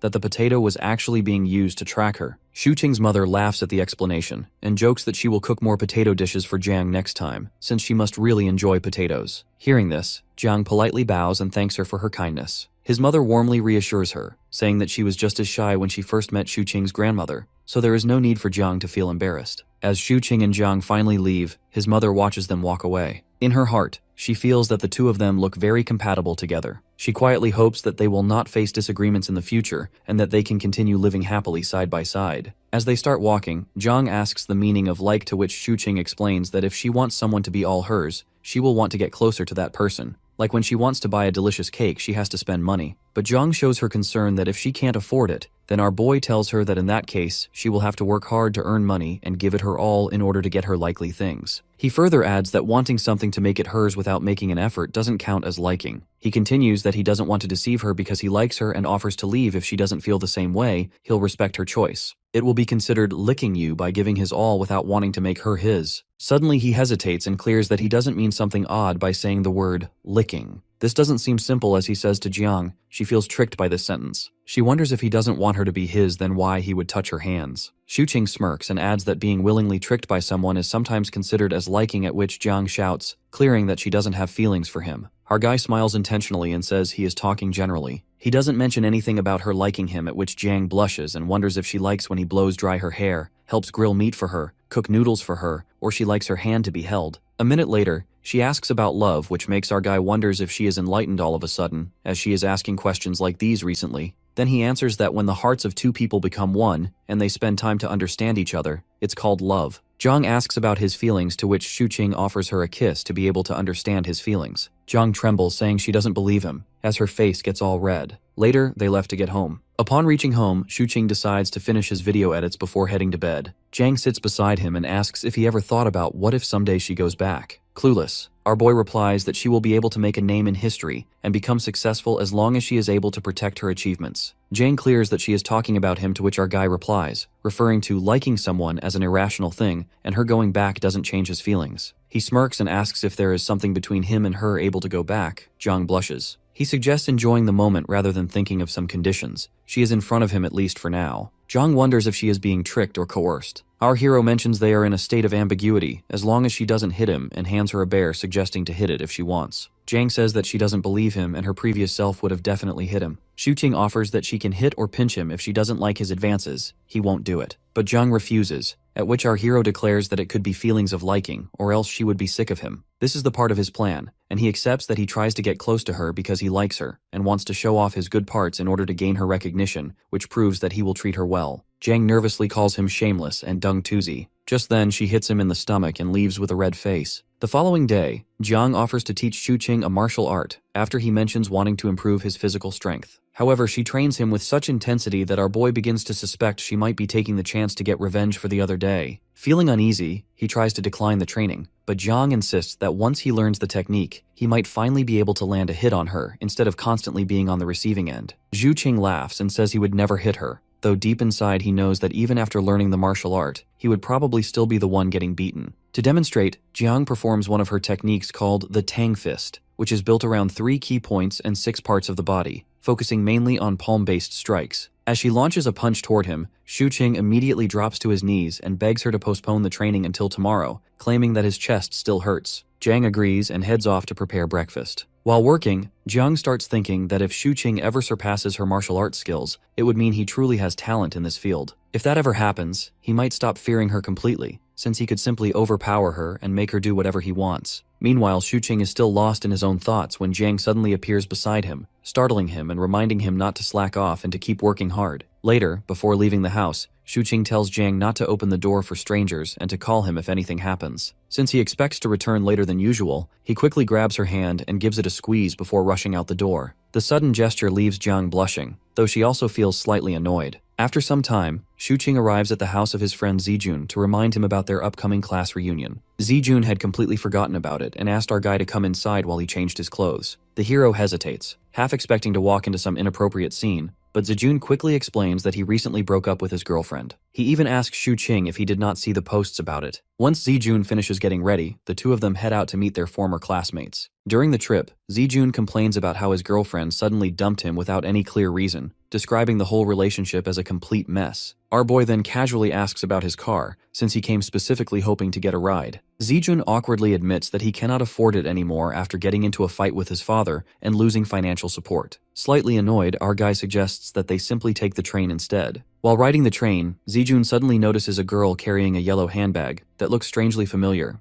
Moments later, the girl angrily calls out to him, confirming that she is actually one of his ex-girlfriends. Nervous, Zijun tries to ease the tension by speaking sweetly to her. When he notices several paintbrushes in her bag, he recalls that she used to enjoy painting. Instead of being impressed, she responds with heavy sarcasm. Trying to avoid further awkwardness, Zijun quickly suggests they not dwell on the past and asks how she has been lately. She calmly replies that she has been doing well, eating properly and staying healthy. She then looks at him and comments that he, on the other hand, does not seem to be in very good condition these days. Zygon awkwardly agrees with her observation. Watching this exchange makes our guy feel strangely lonely. Even though the two claim to have broken up, the emotions in their eyes still linger, making them look more like a couple than strangers. Seeing this makes Xuqing suddenly think about Jiang waiting at home. Without thinking too much, he pulls out his phone and sends her a message confessing his feelings. Jiang gets a notification of a message as he opens the chat. It's Xuqing's text, at which she gets annoyed over his nonsense stuff, but blushes as well. She also finds his profile picture irritating as him Completely ignoring the main text, she asked him if he also wants her to wash his clothes, to which our guy agrees. As she checks his room to find his clothes, she sees her slippers that she wore when she first arrived. She wonders if Xuqing not only likes her hands but also her slippers. Back there, our boy is blushing and lost in his thoughts. Ziyun asks him to catch the classmates first, and he'll join in the afternoon as he has something urgent to look at. Later, when Xuqing joins the mates, they ask for Zijun as they were supposed to come together. Our boy mentions that he ran into his ex-girlfriend, so he'll probably be late, at which one of his classmates sarcastically comments that peasants like them won't be able to understand rich man's world. Then he asks Xuqing about his busy schedule as they haven't hung out in a while. The hero explains how he has been so busy recently and doesn't get the time to relax as it's the end of the year. On this, one of the mates mentions how he worked overtime and had to crawl his way to hang with them, at which the other one mocks him by asking him to show the performance of how he crawls. After a while, Xuqing grabs a drink and stands alone at the corner as he gets bored and misses little Jiang. At the time of the dinner, a classmate notices a change in Xuqing's self and asks about it, to which he says that he has been so tired recently, so it might be the reason. He offers our guy to join them at karaoke so he can cheer up, but he politely refuses, mentioning that he is drunk and he has to get sober up a little. As the mate leaves, our guy wonders why he liked these gatherings in the past. He wonders if he is influenced by Jiang and changes his old life into new. As the gathering gets over, suddenly the hero receives a call from Zijun. As he picks up the call, Zijun cries out loud and begs to save him. Half an hour later, Xuqing reaches Zijun. As he knocks on the door, Zijun shows up in a towel only, crying. Xuqing questions if he has been blackmailed by his ex-girlfriend. Zijun explains how he gets tricked by his girlfriend when he follows her here, and she insists him to take a shower. As he got out after a shower, she was left with all his clothes. Our boy mocks him, asking if that's all, which makes Zijun annoyed. He calls her ex-girlfriend evil and shameless. After that, Zijun suggests heading to the karaoke together, but Xuqing calmly refuses to go, as from the past half a year he didn't come out much, but Zijun calls, declares him drunk, and suggests he go so he can get well. Our bro again refuses to go and asks to just have meals with the close ones occasionally. He don't feel like partying anymore and want to stay grounded. Our bro keeps lying on the hotel bed and tells Zijun to go and enjoy the karaoke without him since he wants to relax in peace. Zijun informs him that he can stay in the hotel room while he recovers from the alcohol till afternoon and leaves. After Zijun leaves, Xuqing thinks about this non-partying life he has started for the person he is living together with. He thinks about how he has been planning ways to convince Jiang to marry him, but he should also know that marriage is not something that simple. Our guy arrives home with his legs wobbly from being drunk and slumps his body over Jiang. She manages to take him inside while he does drunk talks. By the time she realizes how drunk he is, he tilts her chin up and starts flirting with her, so she pushes him off onto the couch. She pinches her nose and asks him how drunk he is, but he refuses and says he had very little alcohol. The hero puts a bag of pork ribs, which he bought for her, and tells her it'll be tasty after stewing them. She happily picks it up, deciding to stew them the next day. When she notices him still sitting on the couch, she asks him why he isn't going to sleep in his room, so he says he will go after a while. Later, when Jiang is using the computer, she comes across something named The Golden Lotus, a mature movie, on the computer and asks him about it. He lunges towards the computer from the couch and immediately deletes it. When she asks the reason for his actions, he makes up a lie saying it's related to reincarnation, which would be so much for her to watch right now since her knowledge is still low. Xuqing can't believe how Jiang learned to check the download history and asked him why he deleted it if he could just forbid her from watching it. He replies that he has just hidden it for now and sighs at how narrowly he dodged the bullet. After a while, Jiang finds him asleep on the couch and puts a blanket over him. She looks at him closely until suddenly, she is hit by the flashbacks of him getting close to her in order to flirt. She immediately pulls herself back from him and runs away to prepare dinner as a distraction from her flustered self. Quite later, Xuqing finally wakes up from his deep sleep on the couch with a heavy head. Jiang is watching some movie on the computer while having her dinner and tells him that she has prepared porridge for him instead, since she suspected he would have a hangover. He smiles to himself at the fact that she deeply cares about him in secret, like putting a blanket over him and preparing porridge for him. Xuqing gets up from the couch and notices that Jiang is watching one of the movies he had selected for her and tells him the context about it somewhat resembling her era. When he mentions things changing over time, she wonders if Second Mrs. words have also become outdated over the course of time. When Jiang has left the computer to take a shower before bed, Xuqing sneaks up onto the chair to check out her search history once again, since he feels a bit off about her once again. However, to his surprise, when he clicks on the search engine, he finds out that her search history has been cleared. Jiang comes out of the washroom after taking a shower with a towel over her head. Our boy can't help but have his eyes follow her as she walks from the bathroom door to the dining table across the room behind him. Intoxicated by her beauty, he tilts his head backward to look at her and says he'd be involved in a crime if he wasn't afraid of getting killed by her. Jiang asks him what he'd have done to her if she was defenseless when they first met, so he answers that he'd have handed her over to the security, thinking she was a cosplaying Chunabu. She asks him if he would not have committed a crime, and it makes him shocked at the fact that she thought of him like that. While Jiang dries her hair with the help of a hairdryer, Shu Qing breaks the silence by questioning her about her feelings for him now. She turns off the hairdryer, and after a pause, she claims not to know it. Getting a slightly different answer than he had expected, he turns around to look at her and asks if this lifestyle suits her better than the previous one. When she claims to like this lifestyle better, he tells her how he finds the world quite exciting, and she will get it too when she has turned into a modern person like him. He tells her how he feels so ordinary after comparing himself to others, and this makes an awkward silence between them. When she doesn't say anything, he asks her if she doesn't have anything to say. He then tells her how basic and ordinary the life they are living together is,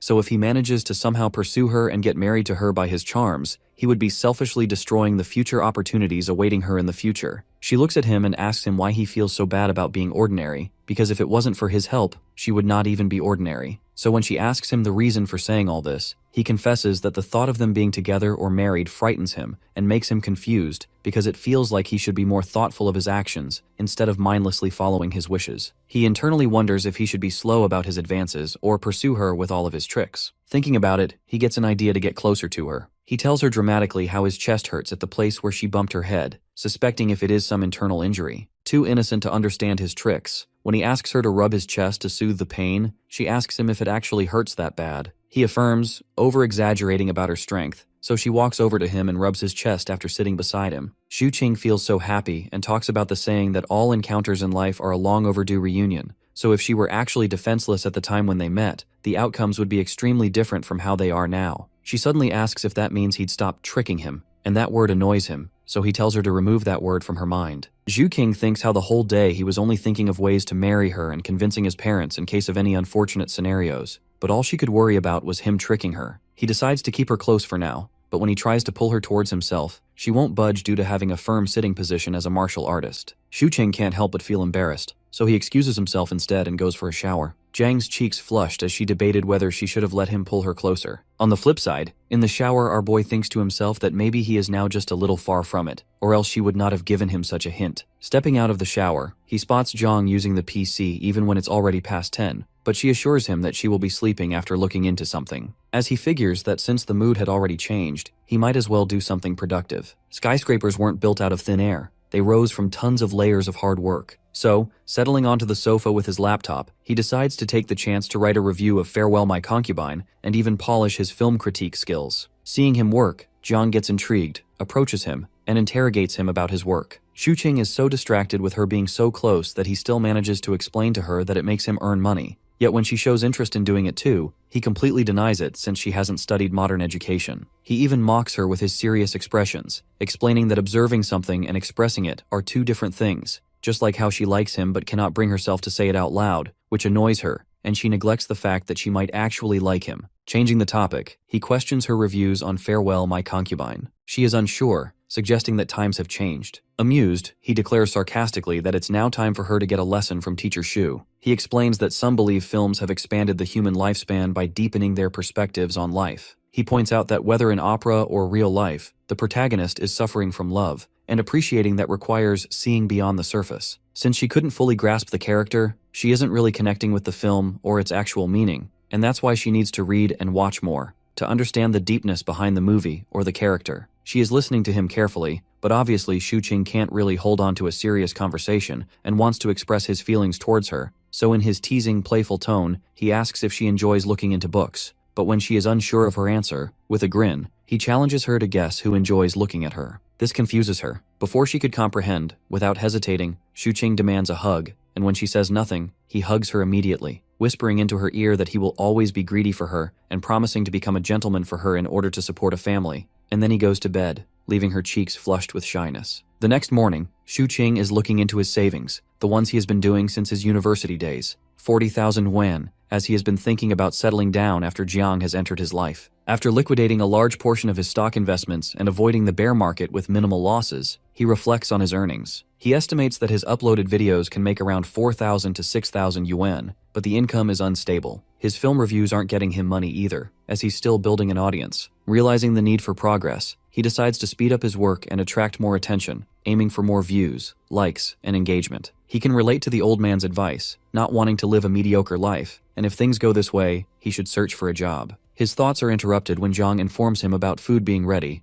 but at the same time she looks at all the cards and is now interested to know what these are, so Shuqing explains about the cards being there to store money, so he links his account with hers. After some time, both Jiang and Shuqing are ready to go out for a walk, but Melon starts being clingy, so they end up taking him out with them too. Our hero could see the decorations being up. It's almost New Year, and since it's Jiang's first time, our guy decides to make it a special and memorable one for her. However, just then, Melon angrily seats himself on the ground, thinking that our guy is about to abandon it, since he picked it up from a nearby trash can. He assures him, while patting him, that he won't do it, and they didn't go by that lane. After that, while holding hands and talking about random stuff, they wander around, but just then, they see children playing around. Jiang can't help but think how peaceful all this is, though Qing recognizes one of the kids, Auntie Cheng's granddaughter, Shi Yanhan. As soon as Shi Yanhan sees our boy, she quickly runs towards him and hugs him. The hero even makes her greet Jiang and Melon. Then, Jiang gives Melon to Shi Yanhan, while she and her friends play with it. Shuqing and Jiang sit at the corner, and he explains to her how his neighborhood is pretty nice and kind. He acknowledges the fact that Aunt Cheng's a gossip queen, but at the same time, whenever he was locked out of his house in his childhood, she looked out for him to take him back to his home. He further elaborates he moved to this old apartment after getting admission to college, but he moved to a new house back then. Nostalgia is hitting him hard. This area is filled with his childhood memories. However, Jiang knows Shuqing made her greet that little girl because of some reason, so our guy confronts her rather than beating around the bush that he wants her to get to know more people, otherwise, she'll be a loner. During the conversation, Yan Yan suddenly runs up to them and asks if Jiang is Shuqing's girlfriend, surprising him with how much she knows. Amused, our guy playfully turns the question back on her, yet she becomes embarrassed and shyly explains that a girlfriend just means a female friend. This makes Qing grin, though he assures her that she can come by more to play with Melon if she wants, and even with Jiang He. As the kid leaves, our guy changes the topic, revealing that he is a hand freak, meaning he likes hands a lot, but this confuses Jiang because he has been obsessed with them from the start. But deep down, our guy knows he has limited permission, and if not, he would have shown her what kind of a pervert he really is. Later on, at home, Jiang trains our guy in martial arts, explaining that Tang Fist focuses on empty-handed combat, speed, and targeting vital points to end a fight in one strike. Shuqing is frustrated, not wanting her to demonstrate it since he hasn't learned it, but sighs, realizing he couldn't escape martial arts after all. While they are training, they hear a knock at the door. Upon opening the gate, he spots Yanhan with her homework. She wants to play with Melon. She greets Jian and immediately goes to Melon, who is sleeping. After waking it up, she is playing with it. Although the hero sees that she hasn't started her homework yet, he gives her the option to do it with Melon. Meanwhile, the little girl is doing her homework, and Chang is editing on his laptop. His gaze shifts to Jiang, who is staring at Yanhan, so he suggests she take a look at Yanhan's language work, due to the fact that she should be able to recognize the words inside it and might even solve some questions. Yet she has already completed most of her questions, but some left are explained by Xu Qiang to her. Looking at him explaining to Yanhan, Jiang gets a reminder of the accountant in the village who taught her how to read, but obviously our bro is way more knowledgeable than that old man. However, it is already late, so Qing offers Yanhan to have dinner before leaving. After having dinner, Qing tells Jiang to send her home, which is just upstairs. Though the little girl insists on going alone, Qing makes Jiang go with her. At the apartment door, as soon as Aunt Chung opens the door,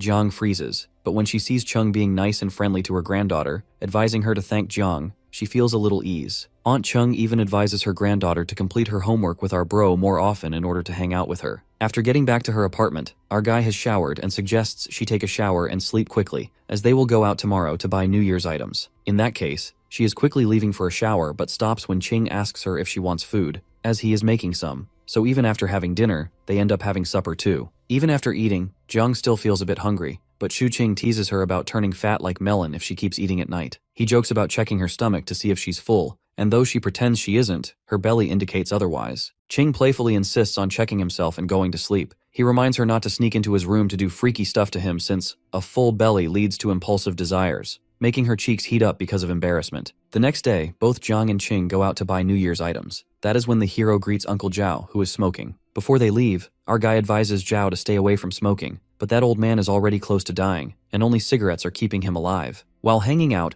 the hero glances at girls who are in skirts, and glances at Jiang, who is in thick leggings, so he gives her the option to try them out, but Jiang prefers these because they are warm, not understanding how these girls don't feel cold. However, taking her hand, he informs her to hurry up. They have a lot to do today. Since it's New Year's, firstly, he wants her to change her hair a bit. At the salon, he meets the barber, informing him about getting their hair done. Upon seating herself, she is nervous, not knowing what to do or say, so she shows her urgency to our boy to let her have a haircut like his mom's, but he quickly denies, guiding the barber according to himself. After her haircut, it is all thinned out, and her fringes are neat too, Ching can't help but grin while looking at her because she looks prettier now. Now, they are heading out to a mall to buy her some new clothes and shoes, since he wants her to wear a new outfit from top to bottom on New Year's Day. As they head out, they run into a dog, which looks pretty angry, so our guy suggests staying away from it and going around it by crossing the road. But Jiang isn't afraid of it. It is like a small fry in front of her, so she steps forward and scares the dog away with her killing intent. However, Jiang doesn't find it killing intent because, according to her, the dog sensed that it can't win from her. Simultaneously, he warns her to not ever think about killing or fighting off people or animals, no matter what, and he is letting it go this time, but it won't happen again, and he confirms from her if she is reminiscing about the blood-filled days from before. But Jiang finds all of this peaceful, and she would never want to fight with others if everything in her life and surroundings is stable. Then, they head out to the mall. Pressing forward after shopping, they got back home, exhausted, but at the same time, Jiang's face lit up to see all the stuff they had bought. The hero can see it on her face, how happy she is, but advises her to stop looking for that time and help him get some glue to put couplets around, as not putting up these couplets during the new year doesn't make people think that it is actually New Year's, since it is a tradition that families paste these, and if not, then it doesn't feel like a festival. After pasting those, Ching demands the feedback, but Jiang finds them shorter than the others she has seen, which makes our guy shocked because he wasn't expecting her to compare the couplets. Although as soon as she admits she prefers the longer one, a smirk forms on his face, and he confidently claims that makes him the best. After finishing with the couplets, our guy's face lights up at the sight of Auntie Cheng outside their home. Delighted, he asks her to take a photo of him and Jiang in front of the door, which is framed by the festive red paper. Happily, he quickly grabs Jiang's hand and poses for the picture.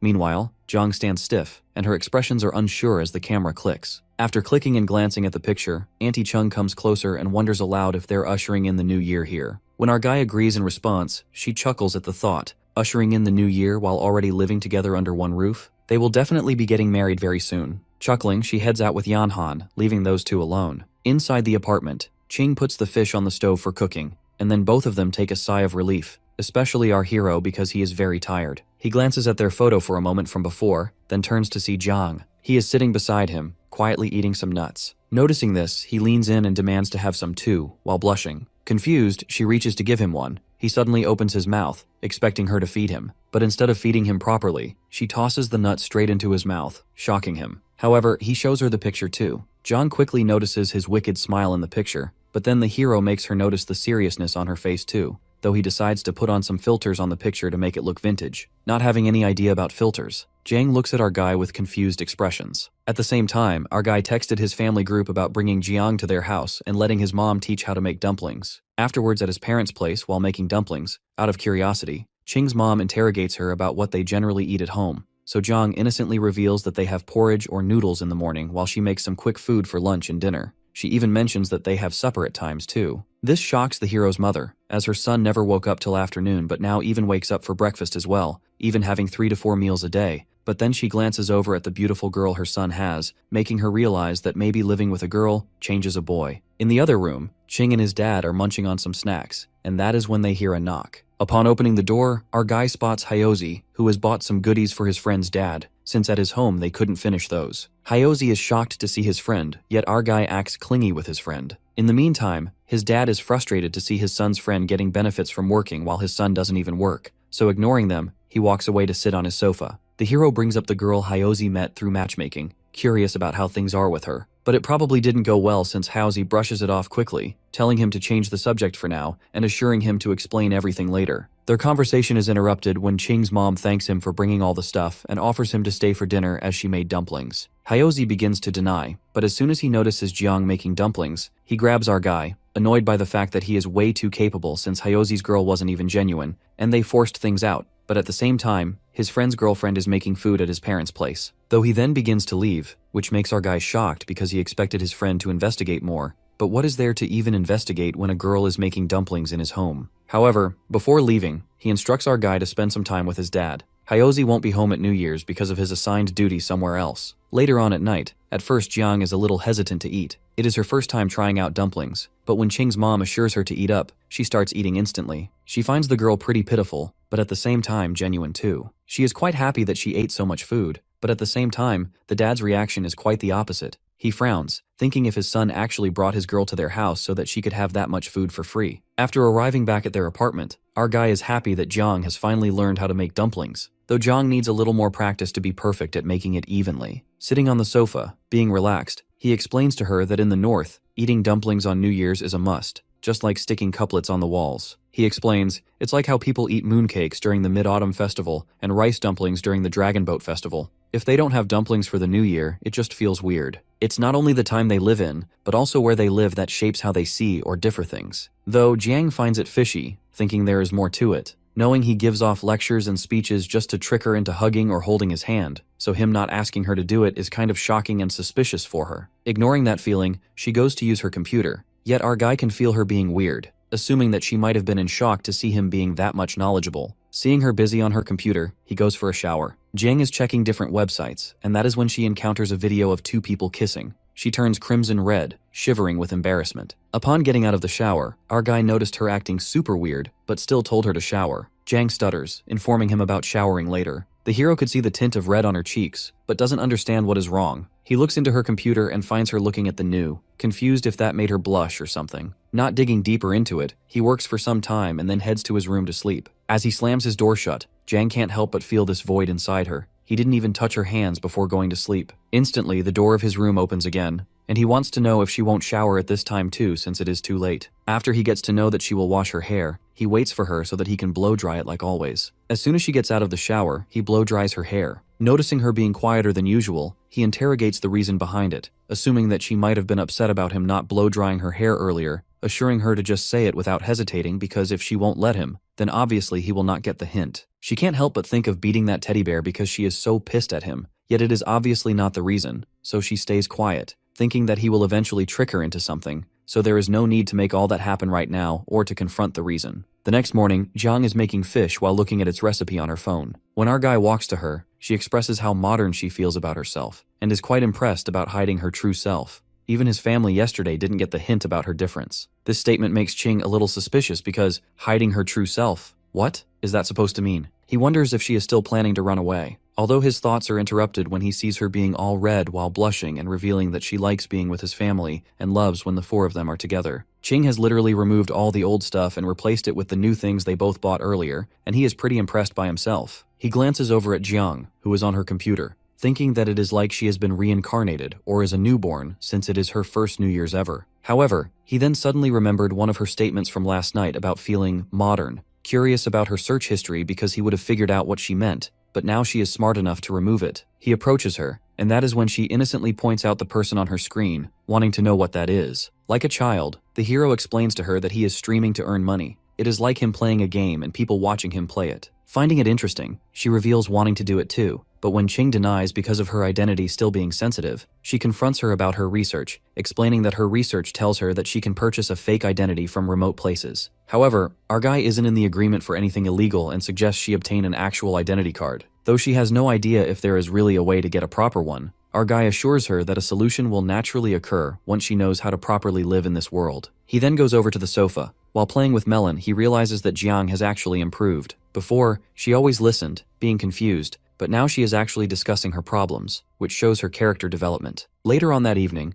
Jiang has decided to make some dumplings. Seeing her busy, he decides to look into her search history, assuming that maybe she has forgotten to delete it, but instead she has put a fake alarm to alert him that she already knows that he peeks at her search history. This makes him utterly astonished, and with shocking expressions, he goes into the kitchen again to help her. He suggests she season the ingredients, and he will mix them all. Seeing him help her, Jiang just wishes that this type of life continues without any pause. On New Year's Eve, as instructed by Hyozi, our guy meets Uncle Chin. He is looking forward to seeing our guy and his girlfriend arrive at the annual dinner. That being said, he even gives him an idea of a separate mini hot pot gathering too, so Chin quickly agrees, but at the same time advises them to leave quickly because his parents are waiting for them. As they leave, our guy notices Jiang's eyes shine while seeing Uncle Chin's pet, realizing she likes dogs. But according to her, raising a dog as big as Uncle Chin's requires a lot of food and attention, and she is quite satisfied that they have Melon with them. The hero agrees, but at the same time he realizes that she called Melon hers too, which makes him giggle in happiness. Back at his parents' place, Ching's focus shifts to the fruits that Hyozi bought earlier, so he immediately opens the box, and it turns out that there are passion fruits in it.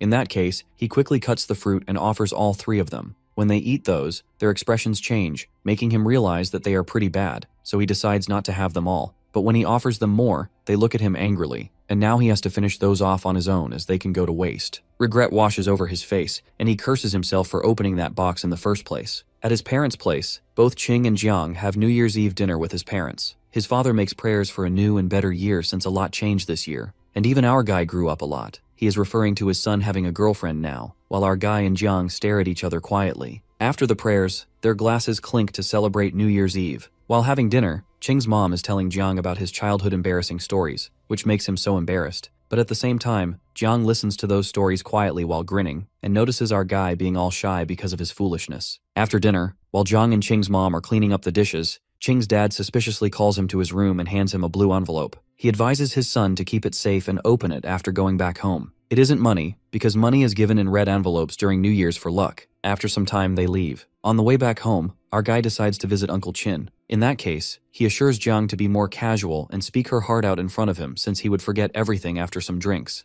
She doesn't respond, which makes our guy wonder why she is being so slow at grasping stuff out of nowhere. Jiang, on the other hand, is flustered, her cheeks heating up with a deep blush. Though his attention shifts to the box his father gave him earlier, and it turns out to be a condom, this makes Ching embarrassed and shy at the same time because they haven't done anything except for holding hands. When Jiang, out of curiosity, wanted to know what those are, so our guy lies that these are balloons of no use. Later on, after arriving at Uncle Chin's place, they all greet, and just then, our guy suggests Uncle find a partner for himself as Hyozi is always busy with his duties. This makes his uncle laugh, but at the same time, Uncle Chin notices Jian being quiet, so he jokes about her and our guy getting married as they are even celebrating New Year's together and questions her about her whereabouts. And with Ching's telepathy, she shyly tells him that she is from Zhejiang. They all then keep talking about different stuff, and that is when Hyozi's dating life topic is brought up. Jiang is quietly looking at the television, where wishes of the new year are being announced. She can't help but feel something is not right. On their way back home, our guy teases Jiang about the gap between her and modern people. Confused, she asks him to explain,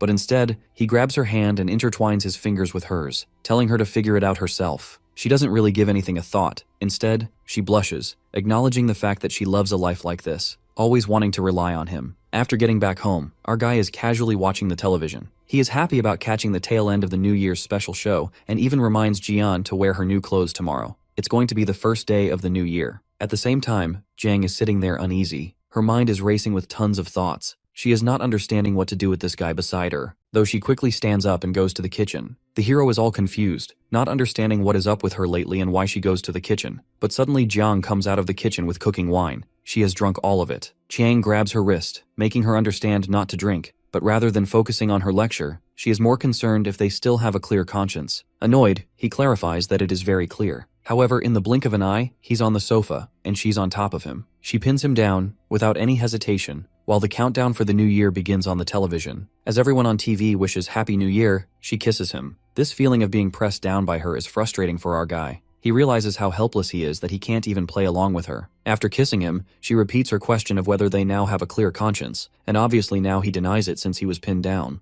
Though he always thought that guys would be taking advantage of drunk girls, for him, it was the opposite. Jiang then leaves him and then goes inside her room, bringing her slippers to him in order to express to him that he is important to her. She even offers to teach him how to punch. Confused, he suggests she rest, as learning how to punch can wait. Jiang pauses for a moment but then leaves. Therefore, Ching takes a sigh of relief but is still too confused, not understanding how to clear the mess inside his head. Instantly, Jiang peeks out of her room again. Our guy is again freaked out, suggesting she leave because if something more happens between them while she is drunk, she will beat him to death. But instead, she reveals with a touch of a hint on her cheeks that he hasn't touched her hands today, and when he does, she quickly goes to her bed. Ching is stunned, too shocked to see this side of her, doubting that she would try to leave tomorrow because of shame, so he locks all the doors and windows. The next morning, the first day of the new year, Jiang seems to be in a really good mood while wearing her new clothes. On the flip side, Ching secretly watches her from his room, finding her being normal more weird. Gathering all his courage, he approaches her and questions her if she remembers what happened last night. The question makes her blush, but she still manages to tell him that they no longer have a clear conscience. Ignoring that, he spots her dressed in her new dress and realizes that he went to bed like that and didn't even shower since yesterday. In that case, he decides to shower first and continue this conversation in a bit. 20 minutes later, they both are sitting on the sofa, and Ching questions her on a few things, like how she held him down, suddenly got drunk, and kissed him. He wants to know the reason behind all these questions. Hesitantly, she admits that she wants to rely on him,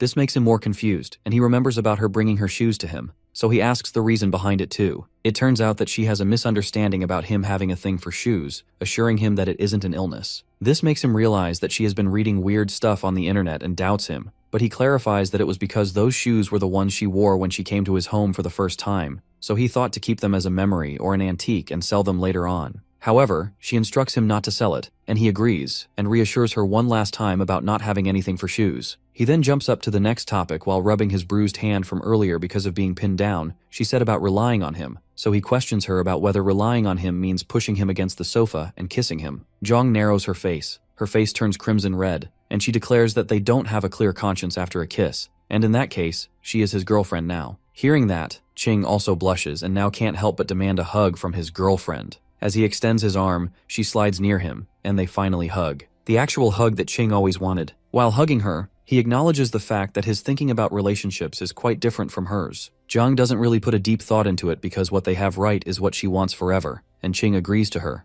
But at the same time, cupping her face, he confronts that he wants a modern. Jong has his wife, not someone confused who will be having children just for a stable life. He even hopes that she learns how to smile, and when she hears that, she tries to smile forcefully, which is totally weird. He acknowledges the fact that she has a pretty smile, but she doesn't have to force it. She just has to smile more often. The smile she has when she sees snow, when she eats cake or hot pot. The genuine smile that she actually has. He agrees that she is doing much better compared to the time she first arrived, but even right now, she is able to smile. But it is just her raising the corners of her mouth according to the current mood. This makes Jong realize that is the reason her Uncle Chin didn't talk to her that much last night. Without lying, he admits that it is right, and it is obviously fine because she definitely needs time to understand and grasp things. After all, she is from over 1,000 years ago. Her mental state still needs time to grow, and in that case, he promises to wait for her no matter what happens. He then demands a kiss from her, and without hesitating, she kisses her cheeks. That being done, he makes her understand not to push him forcefully down like earlier. She just has to say what she wants, and she will eventually get it, and if that is a kiss, then it is a lot better. Hearing that, she apologizes for her behavior yesterday, and this is how it turns out to be an actual Happy New Year for Ching after all.